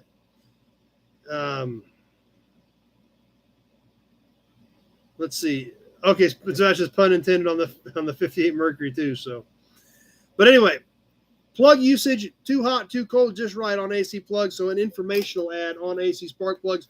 In 1963, there was tune-ups were still very common at very regular intervals. Now we slap plugs in them and don't worry about them for 100,000 miles. So, the next ad we're going to look at, another GM genuine parts ad for Warn shocks. A pretty basic ad, but they definitely get their point across with it. Based on the picture, Warn shocks.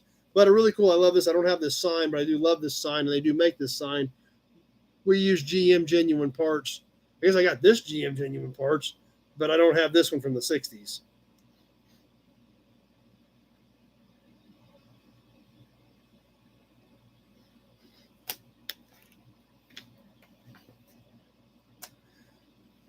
Zach says dinosaurs didn't die so we could drive EVs. That's true.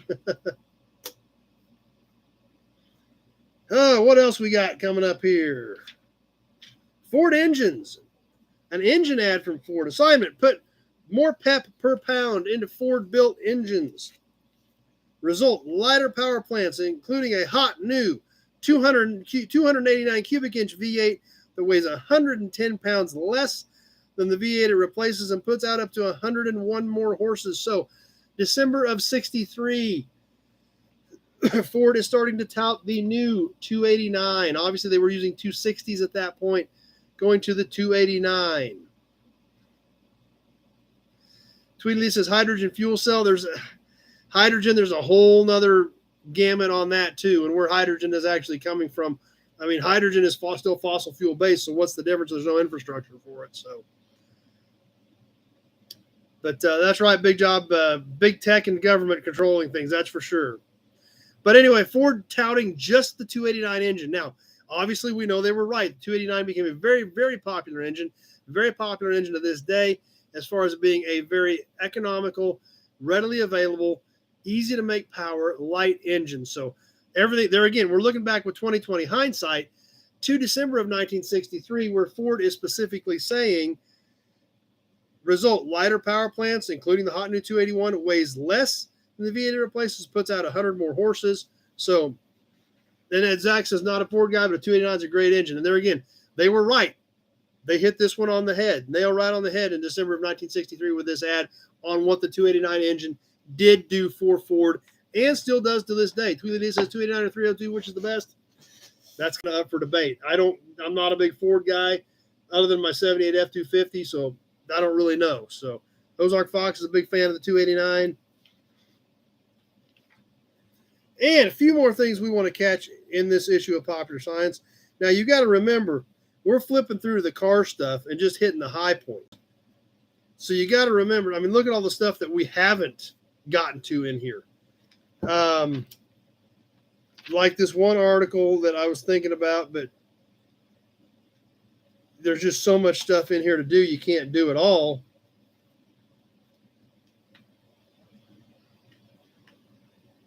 But they had an article in here. Well, where'd it go? What it takes to survive in space. You know, the space capsule design that they were working on in 1963. So much cool stuff like that we could get into, and just no way to do it is squeeze it all in. Tweety D's a fan of the Slant Six, the Leaning Tower of Power. Big job. My first car, a little hippo, and my 65 Mustang convertible. Whisk Zach. 302 is more popular, but between the two, they aren't that different.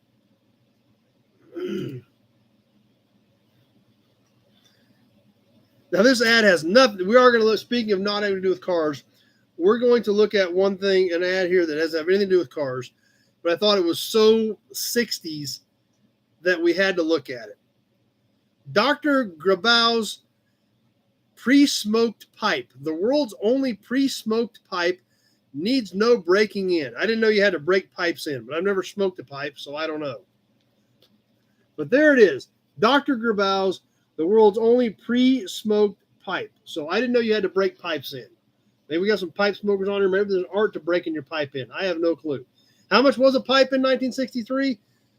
Starfire. They actually had model names. That's right. David W. says Dr. LOL. Yeah, Dr. Grabau.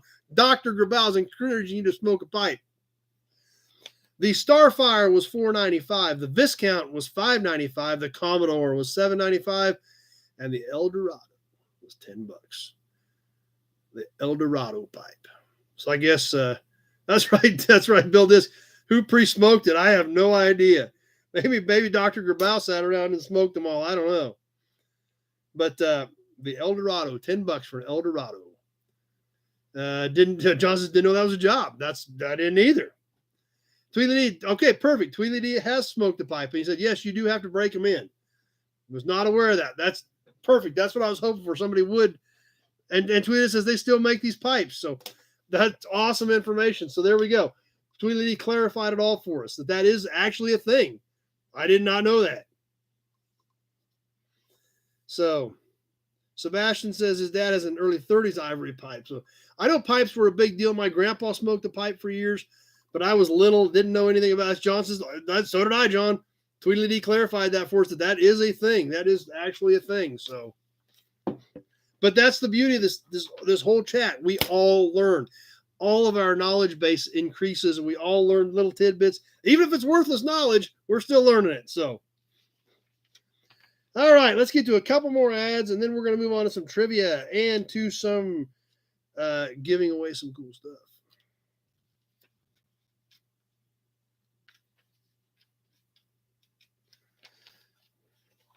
All right, this next ad, actually 2 ads on one page. There's 3 ads here, but one of them is about a saw, so I didn't really know much about it.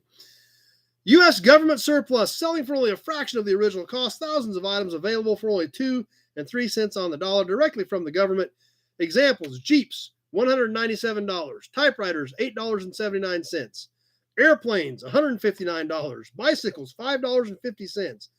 Carbines, $20. Telescope, $4. A passenger bus, $208. I mean, just all kinds of weird stuff in this U.S. government surplus ad.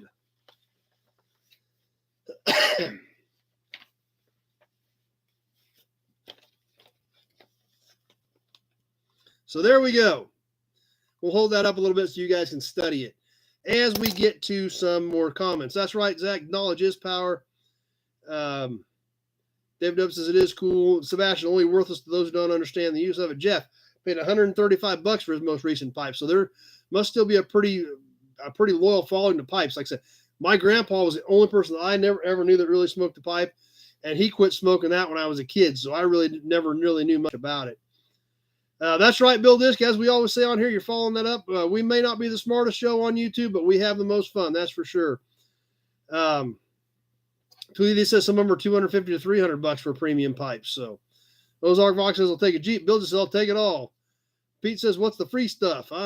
Free stuff. The free stuff says, because it's really small, I'm sure you can't read that. Separate 48-page catalog with pictures and prices of more than 400 items you can order direct by mail is yours free when you send $1 for the surplus catalog. So you get an extra catalog for free when you buy the regular catalog. Now, the examples are what the little list is. The examples that come in the extra catalog are parachutes, walkie-talkies, clothing, goggles, battle hats, guns, cots, ammunition, holsters, tents, tools, boots, combat knives, metal detectors, mine detectors. Do we really need a mine detector?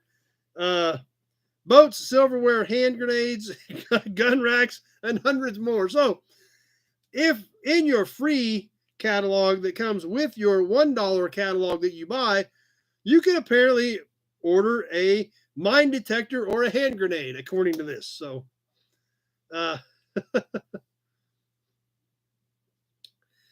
so anyway, the free stuff was an extra catalog when you ordered your catalog for $1.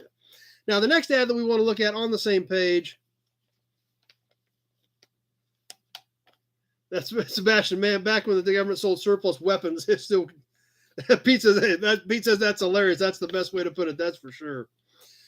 The next ad, kind of a little ad here, the King Midget for 1964. Driving for up to 7.5 cents a week. Rider agents wanted. Send 25 cents for a 32-page book. Full details, dealer price, or send $1 refunded on your first order for this, plus service and repair manual and 16 5x7 photos of the car and factory from the Midget Motors Corporation, Athens, Ohio. So this is a small ad. We'll see if you guys can see it very well on the little King Midget. Obviously, they were around long enough to kind of make a little bit of a name for themselves, but obviously they did not ever really take off and become extremely successful. But they are neat little buggies, so.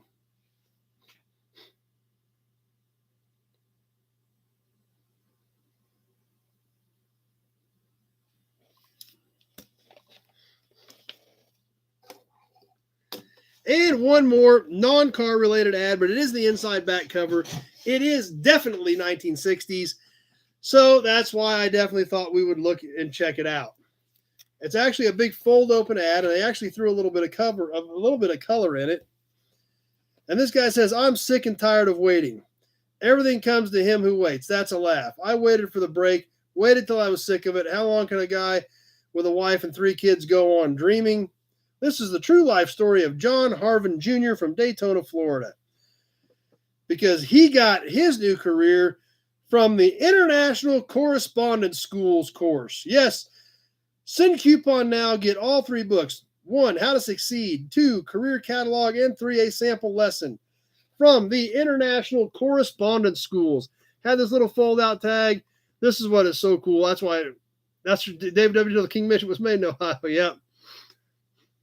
So the International Correspondence School, Scranton, Pennsylvania, Scranton 15 PA. Mail this postage-free card today and get signed up for the International Correspondence Schools. So what do they offer? We'll go through a few of these. Architecture and building trades, air conditioning, architecture, drawing, building contractor. Let's see what they offer for automotive. In automotive, you could get a course. Now remember, these are correspondence courses in automotive: auto body rebuilding, auto electric technician, automobile mechanic, engine, gas or diesel, engine tune-up, or transmission specialist. So they were going to teach you to be a transmission specialist from a correspondence course. Aviation, aero engineering, aircraft drafting, aircraft mechanic from a correspondence course. Steam and diesel power, boiler inspector, power plant engineer, stationary diesel engineering, steam engineering, all from a correspondence course. TV and radio and TV servicing, radio and telephone license, TV technician, practical radio TV engineering, all from a correspondence course. So John says, do they offer pipe breaker inner? Let's see. I doubt it, though.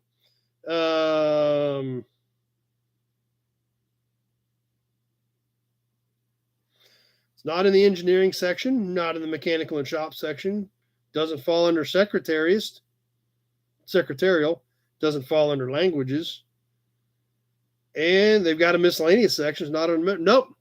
No pipe breaker inner course available from the International Correspondence course in December of 1963. So anyway, like I said, sign of the times. And that's why sometimes if these non-car related ads, I still love checking them out because it is a sign of the times. And that's what makes it fun, looking back in history, looking at the way things were going and how different things were then compared to how they are now. Locksmith, I bet Locksmith was in here.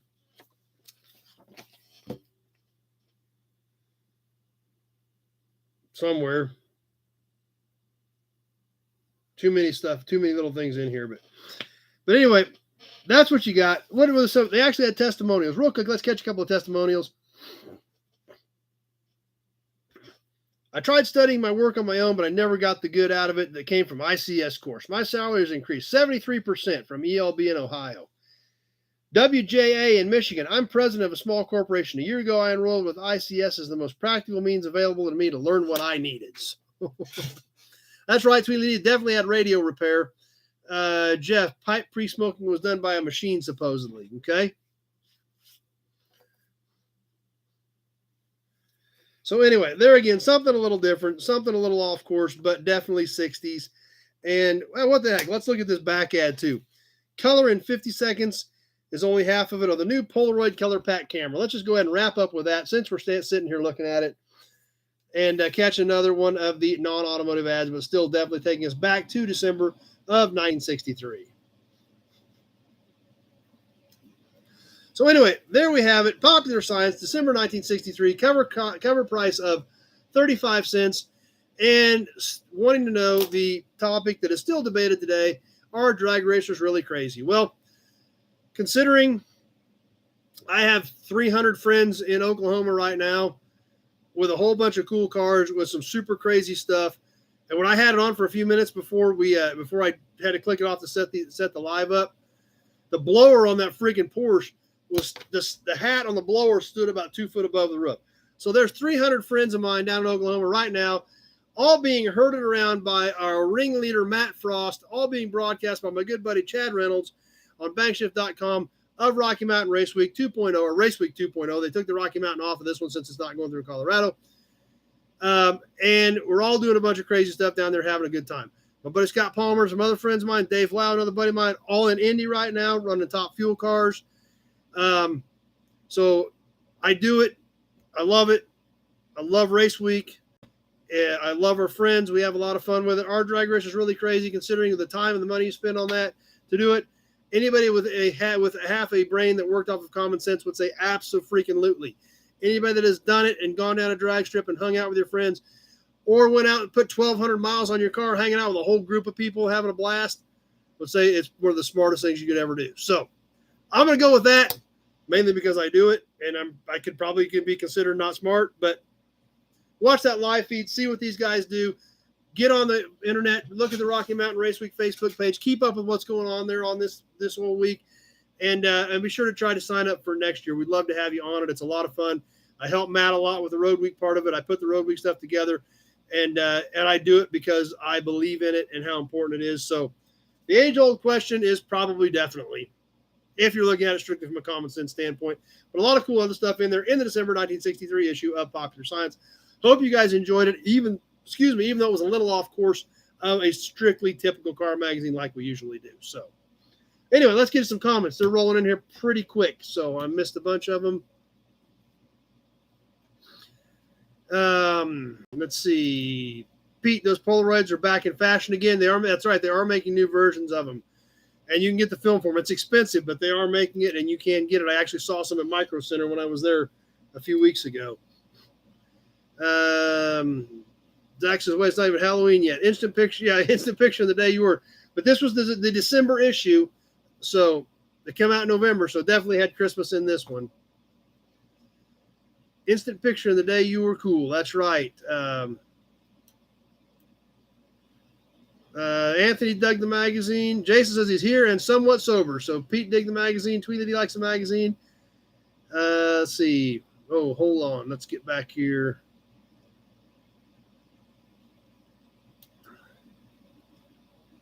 Zach wants to do a drag and drive event so bad. Well, Zach, they are well worth it. Absolutely, completely, positively well worth it. There is no doubt about it. And I think that you would not in any way, shape, and or form be disappointed in doing a drag and drive. Tom Bailey's doing Sick Week. Obviously, Matt does Rocky Mountain Race Week and Race Week 2.0. There's a Summit one, and then, of course, Hot Rod Drag Week, the one that started it all. I've been on Drag Week a few times. You will add, even if you just run, like we run the 14-second class, the 14.0 class. We don't have the fast car out there. We have a ton of fun. But also when I'm working with Road Week and helping Matt and Adam and Chad however I can, that is a big part of it for me too. So, there's a lot that makes those deals work. A lot of work goes into those. I've seen it firsthand, and I've only seen a fraction of it compared to what Matt and June put into that thing in the off season, putting it together.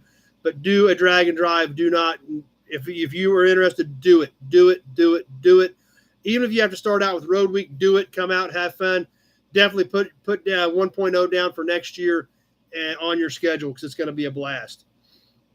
John says, I guess he's crazy too. So David W., Dr. Grabau does endorse his pipes. So Bill Wagner, Indy is live on Fox tomorrow at 2 in the afternoon. Tons of comments here. Bear with me, guys. I'm going to try to catch everybody.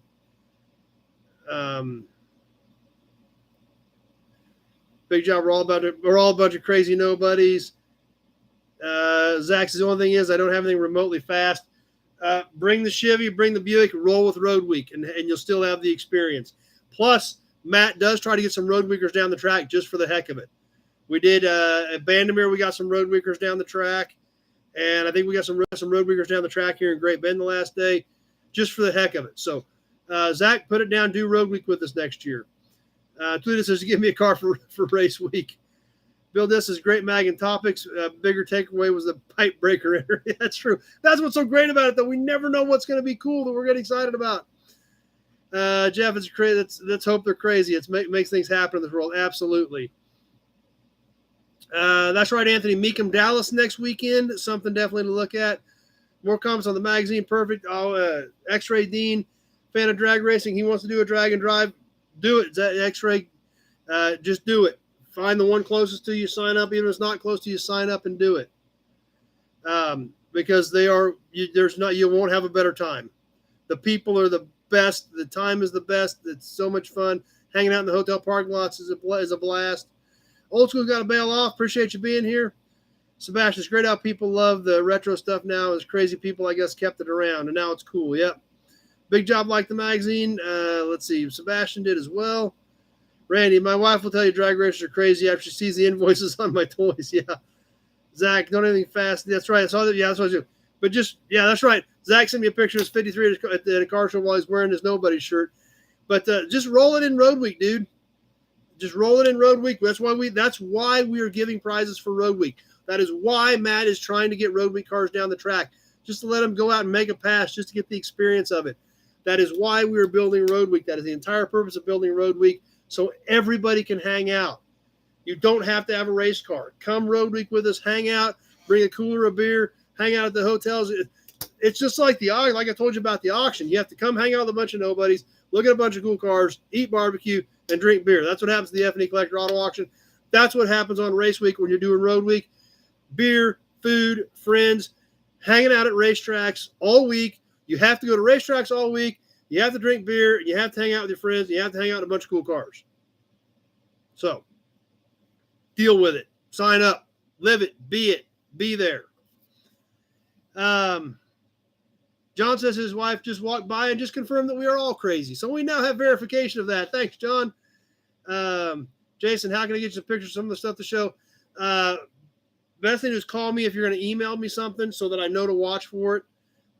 Or you can text it to me if you get on the iPhone number. So let's see. That's right, David W. We did change the Miracle Power to 7 o'clock last week. Brian Dispatch, company's gone. Yes, those crazy guys are still going, and we did just get confirmed that we are crazy. So he's going to watch the show. Killed him not to watch, but didn't want to ignore family. Absolutely not a problem. Big Job was out racing his Pete this weekend. So through this says drinking beer is easy. Zach says I'll be a road week in a cool old car, hopefully. Set up the way we want. And that's what road week is for. That's the entire purpose. Matt and I have had multiple conversations about this. Is there any restrictions on road week? None whatsoever. There are some people that their families just sign up for road week so that the wife and kids can drive the minivan and just go along for the week. And that way they get their shirts and their registration and and they get, their passes into the track and everything. But no, or you can buy a $200 Ford Windstar and 48 cases of Nerds and roll with the Candyman van. Because those guys were off the rails.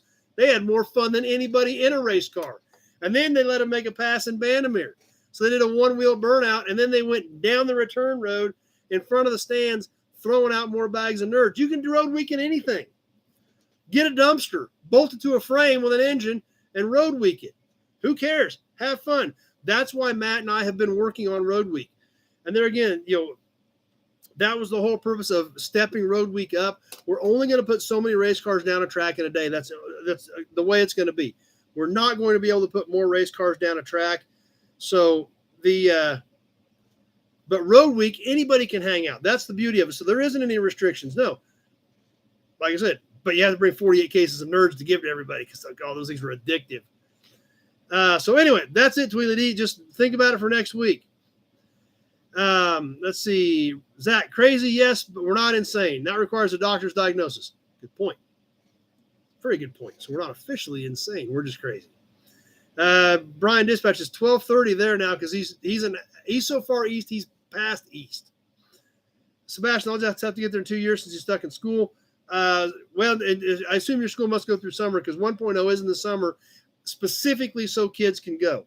Matt specifically designed 1.0 for the summertime so people can take their kids. Ozark Fox just got handed a Twix ice cream bar. It's a perfect night. That sounds like a really good night. Actually, I could use an ice cream bar right about now. Zach, I saw that. Those guys are awesome. One time we'll support a free candy van. Yeah. And I did a video with them. I talked to them the first day. Those guys were off the charts.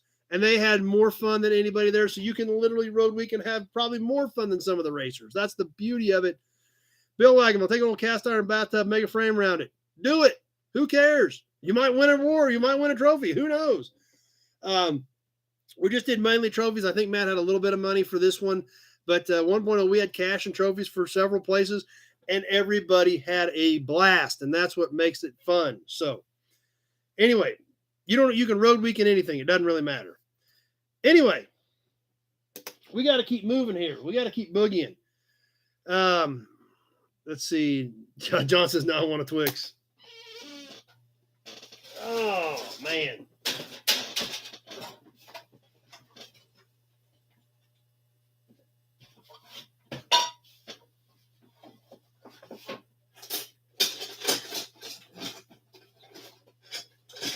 Because we got to play some raffle and we got to give this stuff away. And we're going to talk about some new inventory. So we're going to keep moving here. Let's see. Oh, he's got a work study through summer. Yep. Let's give away another one of these little plastic Chevy badges. I know I've got a bunch of these. We're going to give one of these. We give one of these away for trivia tonight. Let's get to trivia. As always, I'm going to ask the question. Then we're going to put it on a 90-second timer so we're not sitting here for 5 minutes waiting for somebody to look up the answer in the video. And then we're going to give this thing away, and then we're going to announce the new raffle. So we'll give away another one of these little Chevy badges to the winner tonight of the Question 4 trivia on Toy Tuesday. Last week we opened another viewer box. There was a green Hot Wheel in there. What was the green Hot Wheel year and make? Not the year, it was the year of the vehicle it portrayed, not the year that Hot Wheel was made, because they were made in a window. The year of the vehicle and the make of the vehicle. The year of the vehicle, of the vehicle it was meant to portray. So keep an eye out for that as we're looking for the answer on the green Hot Wheel. Some guesses coming in, but nothing correct as of yet.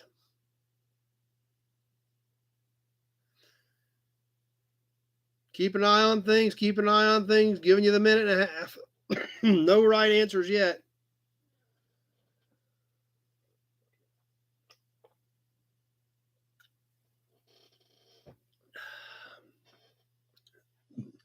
We're getting closer. The year the vehicle portrays and the brand. 1 minute has passed. We've got part of it, but I need the year with it. Mainly because I knew everybody would get the brand, so.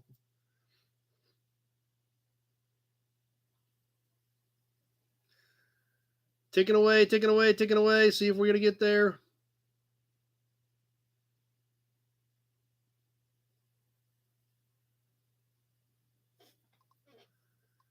Just about up on our minute and a half. And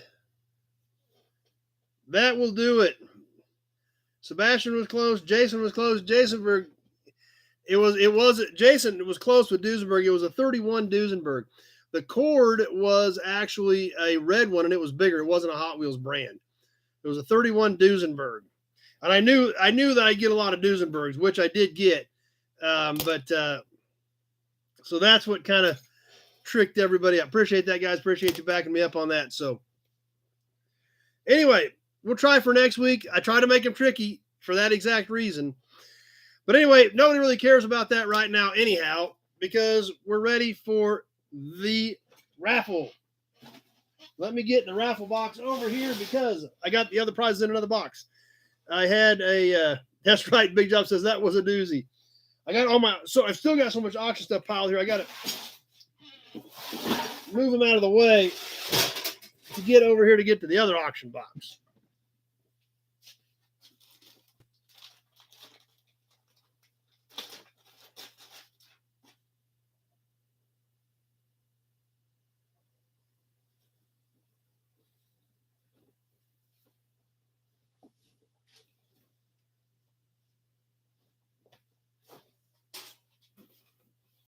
All right.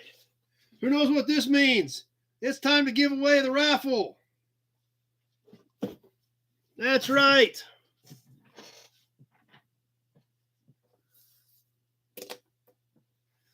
Time to give away the raffle. We got the Chad shirt with the big Buick oil can on it. And we're going to give away the Miracle Power Clock. Now, who is in? We're going to skim through this pretty quick, starting off with the first week. So some of these names you will hear several times because they bought in each week or threw in a few extra bucks with their auction purchases, etc., etc. If I don't read your name and you think you're in, let me know so we can make sure we figure out what happened and get you in on the next month's raffle. That's right. He made the shirt of the big Buick oil can. Brian sent this to me, so figured it's a good raffle shirt. All right, let's see who's in right now. Bill says we need to sell them. Damian Derry, Zach Thompson, Bill Disk, Norma Bronner, Tweedly D, Bill Disk, Lee Carr,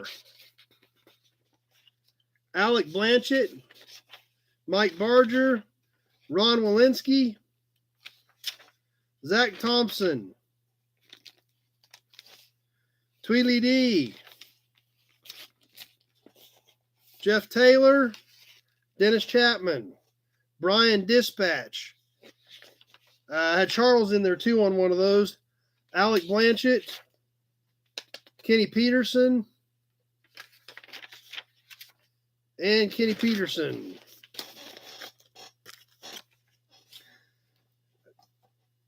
John Anderson, Bill Wagaman, Tweedly D,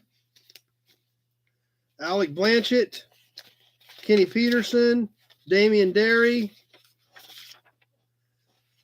Zach Thompson, and Jason Withrow.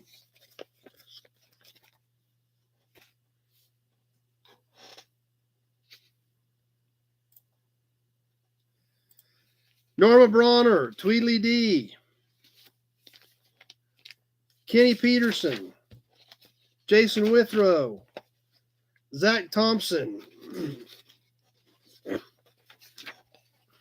Alec Blanchett, and Sebastian.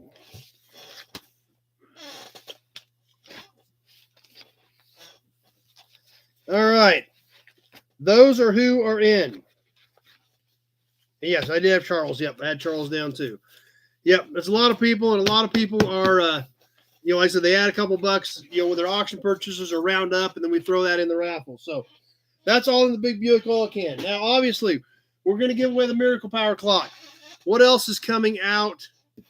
What else is going after we pull out the winner of that? Well, actually, I'm going to show you all the prizes.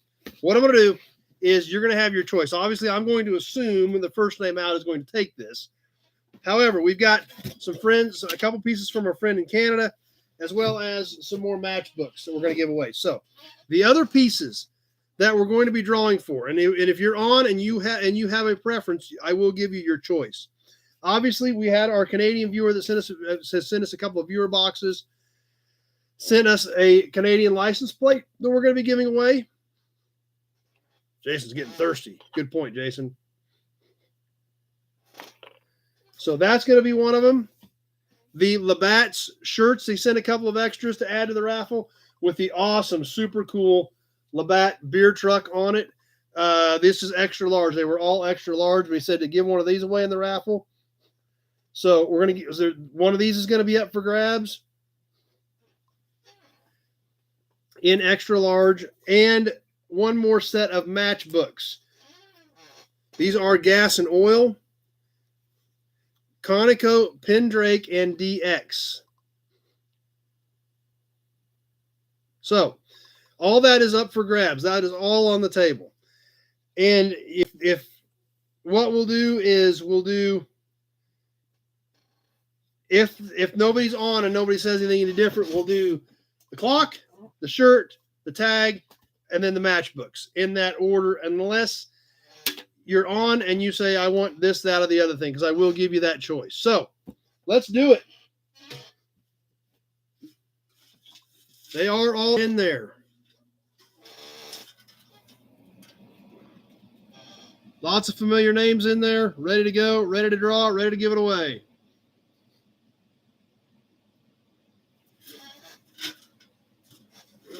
That's right, Tweedly D, you only win one time.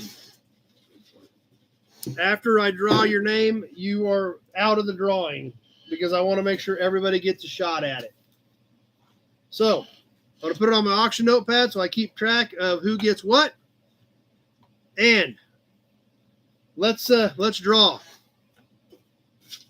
Here we go. It's on like Donkey Kong.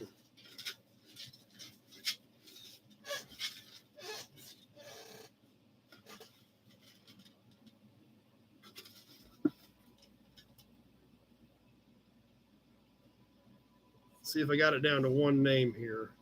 Nope, I got two. Okay, I got one and it's actually down, so I can't even see it, but I've got one. Let's see what it says. Brian Dispatch.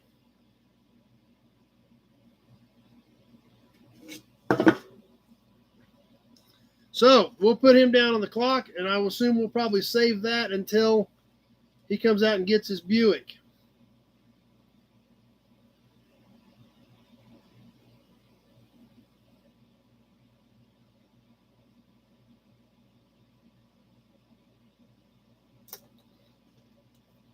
All right. Next one.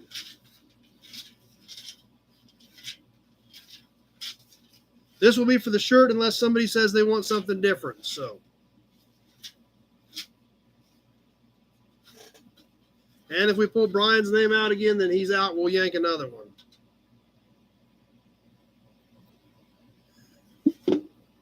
Kenny Peterson.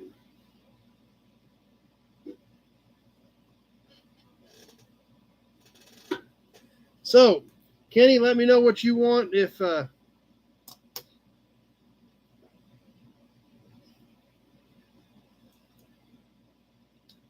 you want the shirt or the license plate or the matchbooks.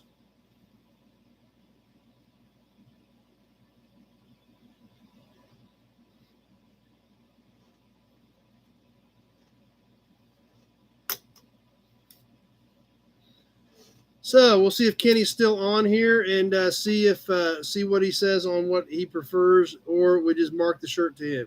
Kenny says shirt's good with him. Perfect. All right. Two more to go.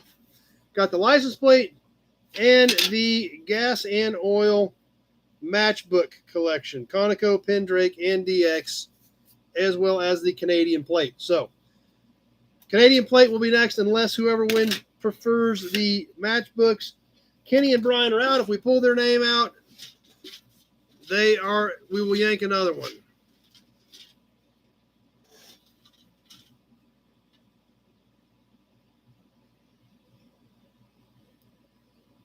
Zach Thompson.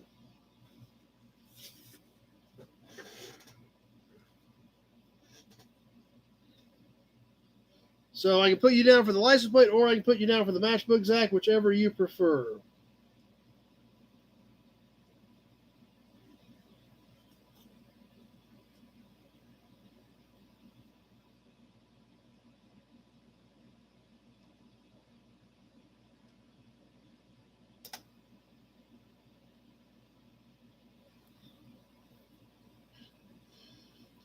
Give Zach a second to respond. It's a good day to be a nobody. You want the license plate or you prefer the matchbook, Zach?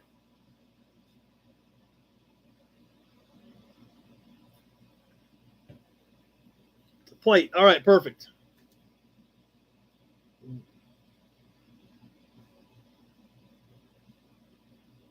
All right, now for the matchbooks. Last but definitely not least, the set of gas and oil matchbooks. Brian Dispatch, Kenny, and Zach are all out.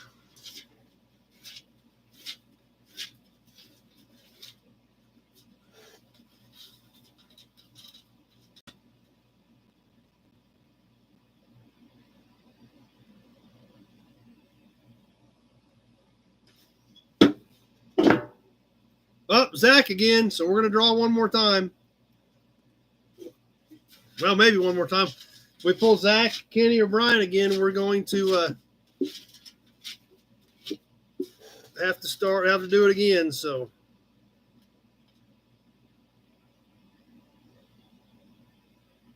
all right, let's try this one.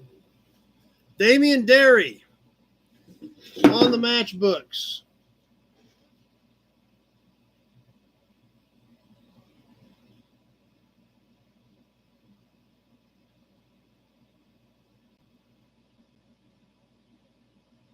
All right. Well, that does it for this month.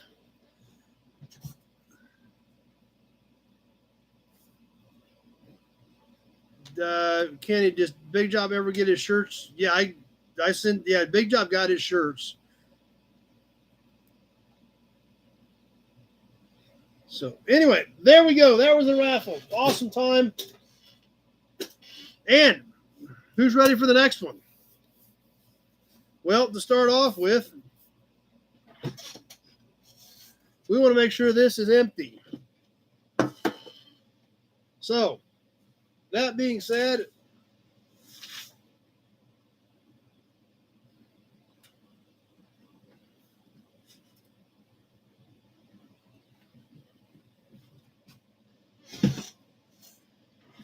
we're ready for the next raffle.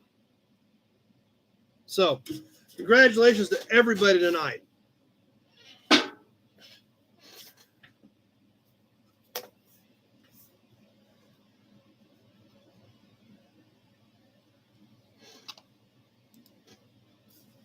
Next month's raffle. Yep. And this, I actually struggled with this. In fact, I literally texted my daughter at 6:49 because I was struggling with this. And she's like, nah, let's go ahead and give it away to him. I got this a couple months ago, and I had it earmarked for the raffle.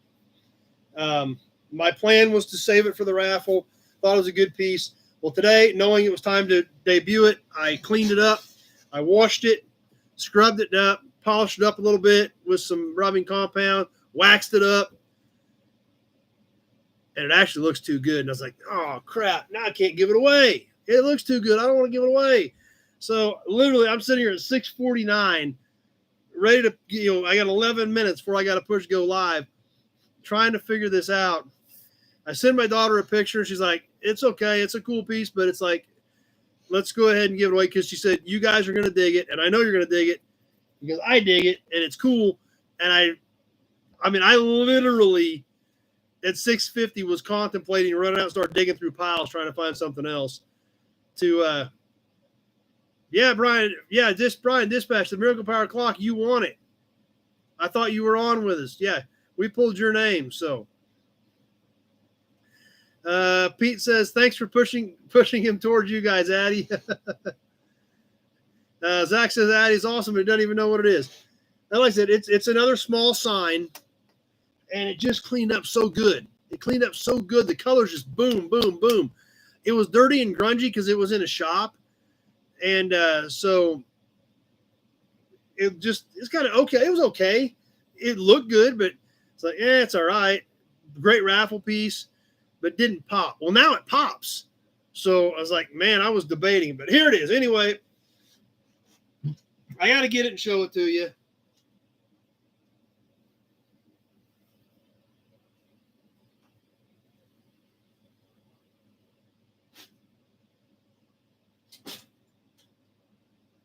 Had to take the raffle shirt back off. It's all white. Mess around with all this stuff will get it dirty. But anyway, here it is. Zach said the suspense is killing him. Okay. If I show it, see, and I don't want to show it to you because once I show it to you, I'm locked in. So, but anyway, like I said, I guess it's time to show it to you because even though I don't want to, because it is going to lock me in and I am going to have to give it to one of you, which is cool. I mean, obviously, I can't think of a better group to give them the opportunity to get it. But here we have, I'm guessing this is probably 60s. Autolite battery cable rack. All metal sign with hooks and awesome, awesome colors. There it is. You've seen it. I can't do anything about it. I showed it to you. I didn't want to, but I did. Zach says it's epic.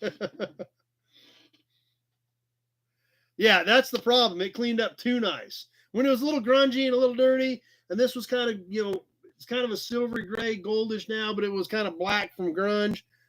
Yeah. So, how big is it? Zach's already paid for his stuff and already added more to the raffle, so Zach's already in. It is 23 inches by almost 9. Come on, cooperate. 23 by 9, essentially. Not quite 9, but 23 by 9. Has these little short hooks that are 2 inches that stick out here, that are about 2 inches.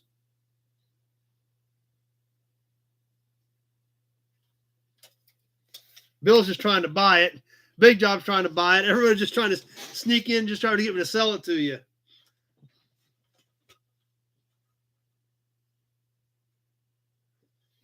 Okay, Brian says, auction the clock off to help pay for my bicycle. Well, we can do that, Brian. I mean, if you want me to auction it off, we can do it. Maybe I should have auctioned this off. You guys are getting a little carried away already right out of the gate on this thing. But I told everybody it's going to be a raffle. So, yeah, I mean, we can sell the clock if Brian wants to. But Kenny says just auction the sign now. Yeah, this will be the raffle for September, as much as I hate to admit it, because it came out way too good. So there you go, the raffle for September. So, yeah, Brian, give me a call. We'll talk about that. If you really want to sell the clock, we can do it. But let's talk about it first. So, big job trying to. I want to make sure we're all on the same page before we do that. So, but there she is. It is all metal. The back's even pretty nice. It's got some holes where they had it hung up. They punched a couple of extra holes in it, but it is a cool piece. So there you have it. I'm committed. September raffle. Let's give this thing away. Oh, I am going to forewarn you.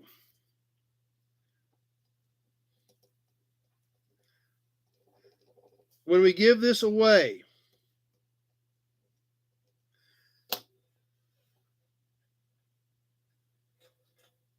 okay, Brian says sell it. Okay, well, we'll probably do that next week because it's getting so late that I don't want to get into it. So we're going to plan on auctioning off the clock next week, Brian, and I appreciate that. That's awesome. Super cool of you to do that. John, do you know now understand you don't have to look at it for a month and then give it away? Yep, that's true. So, yeah, I know it doesn't take long to do it, but we're already at almost 4 hours. So, we'll do this. But here, what I was getting ready to say on this, the last weekend of September is September 30th, which is on a Friday, which means we'll give this away on October 2nd. However, that is auction weekend for me. Randy's getting pretty serious on the battery cable display at 350. So when we raffle this off on October 2nd, I will be at the auction all weekend. So if you pay me anytime after the 29th, I may get you in, but I may not get you in. So try to be in on this by the 27th, 28th if you want to get in. So, because that weekend is going to be bad. If I get you in, I get you in. If I don't, I don't at the end. So October 2nd on this one, on the Autolite raffle. And you guys really are tempting me to want to sell it, which I should sell it. But I promise it ain't fair for me to promise you that it's a raffle and then back out because you guys are throwing enough money at me. I would like to because you're throwing some pretty good money at me. But it's not fair for everybody else. So we're going to do the clock next week. Because I gotta, for one thing, I've got to figure out what to do with it. I need to get it down. I need to figure out how I'm going to get it boxed and things like that. So we're going to do it next week because it is, holy cow, it literally is almost 4 hours. Bud says he needs that sign to hang his car keys on, and it would be absolutely perfect for that since these are 2-inch studs or 2-inch pegs. They're not 6-inch, so.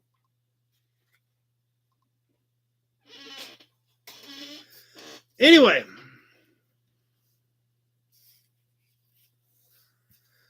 But that's super awesome, Brian. I appreciate your support. I appreciate you donating that back, and we will do that next week. But we've still got a few things to do that I want to get through tonight. That's right, Bill. This time flies when you're hanging out with a bunch of nobodies. That's for sure. But anyway, new inventory this week. I actually did work this week and picked up some cars, by the way. So we're going to touch on those real quick and talk about some new videos that are coming up, and then we're going to get out of here and keep moving. So new inventory this week. Picked up Randy's still going. I would love to sell it to you guys, but I would feel bad about everybody who's waiting for a raffle, and then I sell it out from under them. So I apologize for that. I just don't want to, I want to be fair about it. Tweety, pick up cars and buy cars. That's exactly right. That's exactly what I did. But I only bought 4 or 5 this week. So, Picked up a 68 Olds Delmont. We talked about that a little bit last week on the road test in the magazine, but I did pick up the 68 Delmont, the 50 Pontiac two-door fastback that Steve brought out for me.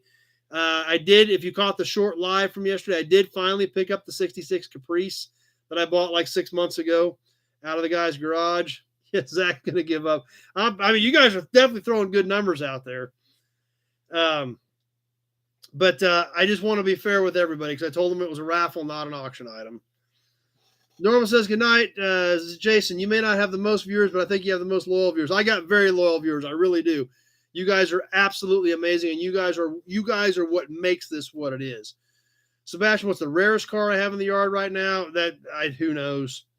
There's close to 2,000. That's hard to say. So, and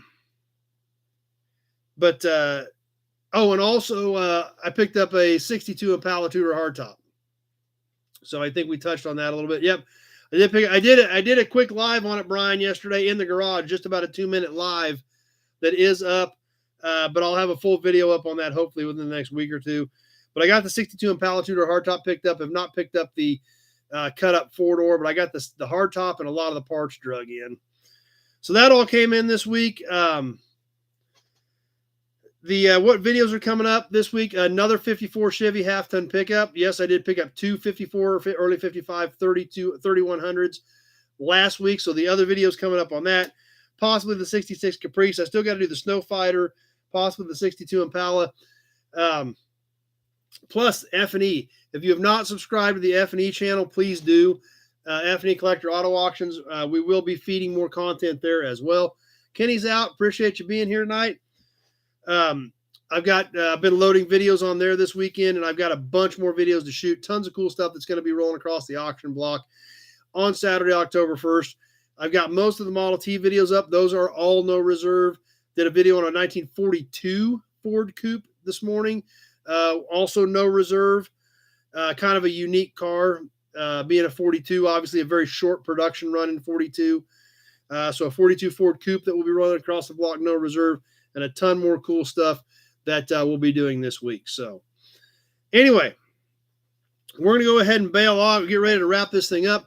As always, I will keep an eye on comments for the next minute or two as we boogie through here. But please check out the F&E Collector Auto Auction pages because we're going to have a ton of cool stuff on there, both on Facebook as well as YouTube, as well as our website, feclassiccarauction.com. Sebastian 42. The auction name is F&E Collector Auto Auctions. Website is feclassiccarauction.com. The 42 is already up, but we just did the video on it this morning. So you can look at the pictures of it, and the video, I uploaded it to YouTube right before we got on tonight, but I haven't had time to put the description in or make it go public. Bill says, thanks for a great show. Appreciate it. Everybody have a great week.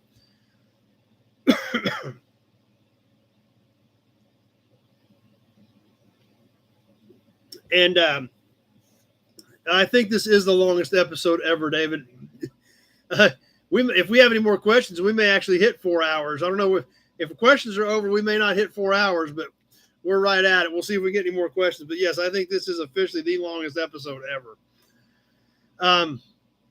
But there is some, what was that other stuff? Oh, my partner's got some killer stuff that he sent me pictures of that he doesn't have shot yet. Some super exciting stuff coming up there. Randy says, good night, everybody. And that's right. And I forgot to touch on that. Everybody have a great Labor Day weekend for sure. Pete, enjoy the show. Yeah. Well, actually, I'm exhausted, but I'm fairly wired up. That's actually Monday morning is the worst because when I get off of here, yes, I'm exhausted, but I'm so wired that sometimes it takes me 2 or 3 hours to get to sleep. I can't crash right after this. So Monday mornings are usually a little bit rough just because I don't get any sleep. You know, sometimes it's midnight, 1 o'clock, 1:30, and then the alarm goes off at 5:45. So that definitely makes for a short night to have to get ready to go on Monday. And I'll be back down here tomorrow morning working. So tomorrow won't make any difference to me. But like I said, there's some cool stuff. I've got some stuff that I talked to some guys on last week. I need to go do a video on a 72 Buick Riviera. I'm supposed to have a Fox body, a very low mileage Fox body Mustang convertible that is supposed to be here tomorrow that I'm going to do a video on. Robert is bringing his car tomorrow, 1979 Chrysler 300. We're going to be doing a video on that and getting that up. So we've got a lot of cool stuff coming up on the F&E channel. So please subscribe. You don't want to miss it. Jump over there, subscribe as soon as we get done here. Brian Dispatch, 4 hours. I can't believe the show's still on. I know, it's crazy. But that's all because of you guys. It's your support, your comments, your being here, your camaraderie, your interaction to make this what it is why it goes this long. Let's see. Let me catch these last few more comments. Tweely, did you forget to send the oil can outboard that Pete gave me? I'll double check that list. If it wasn't in your box, I may have. I had so much stuff on there. I will double check that, and then if I did, I'll get it in the next one. Let's see. Zach, longest episode I've been part of and the most money I've spent in one night. Yeah, it definitely makes up for last week. So the Riviera is going to be at the F&E Collector Auto Auction, Eloy. That's what we're talking about right now. Yeah, no problem, John. F&E Collector Auto Auction, F.E. Frank Edward ClassicCarAuction.com is the website. F for Froschner, Chris and Jim Froschner, my partners, they own a company called Car Auction and Real Estate. And then E for Ehrlich, F&E Collector Auto Auction. So, Zach, it's an awesome show with great pieces of history, almost impossible to turn off. Well, thanks. I appreciate that. I appreciate you guys being here and making it what it is, because that is what it is. So, like I said, lots of stuff coming up in the F&E. I got a bunch of cars to look at next week. My partner's got some really cool stuff lined up that hopefully we'll have up this week. So, definitely check it out. The X-Ray Team says more auctions, not over till he wins.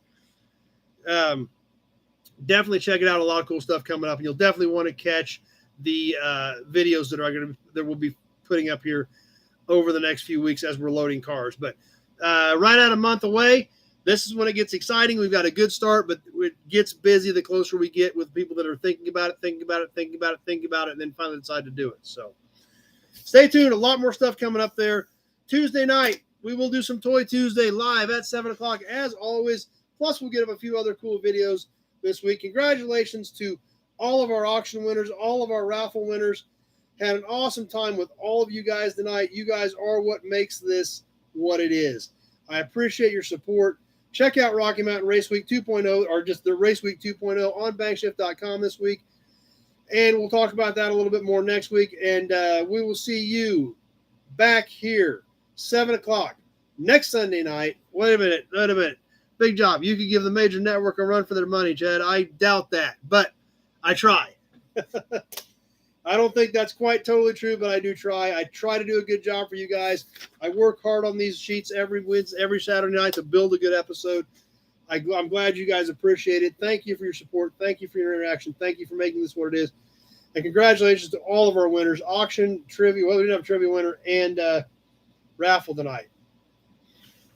That's true, Big John. When's the last time I sat and watched TV for 4 hours? Lots of here's Chad's, here's Johnny's.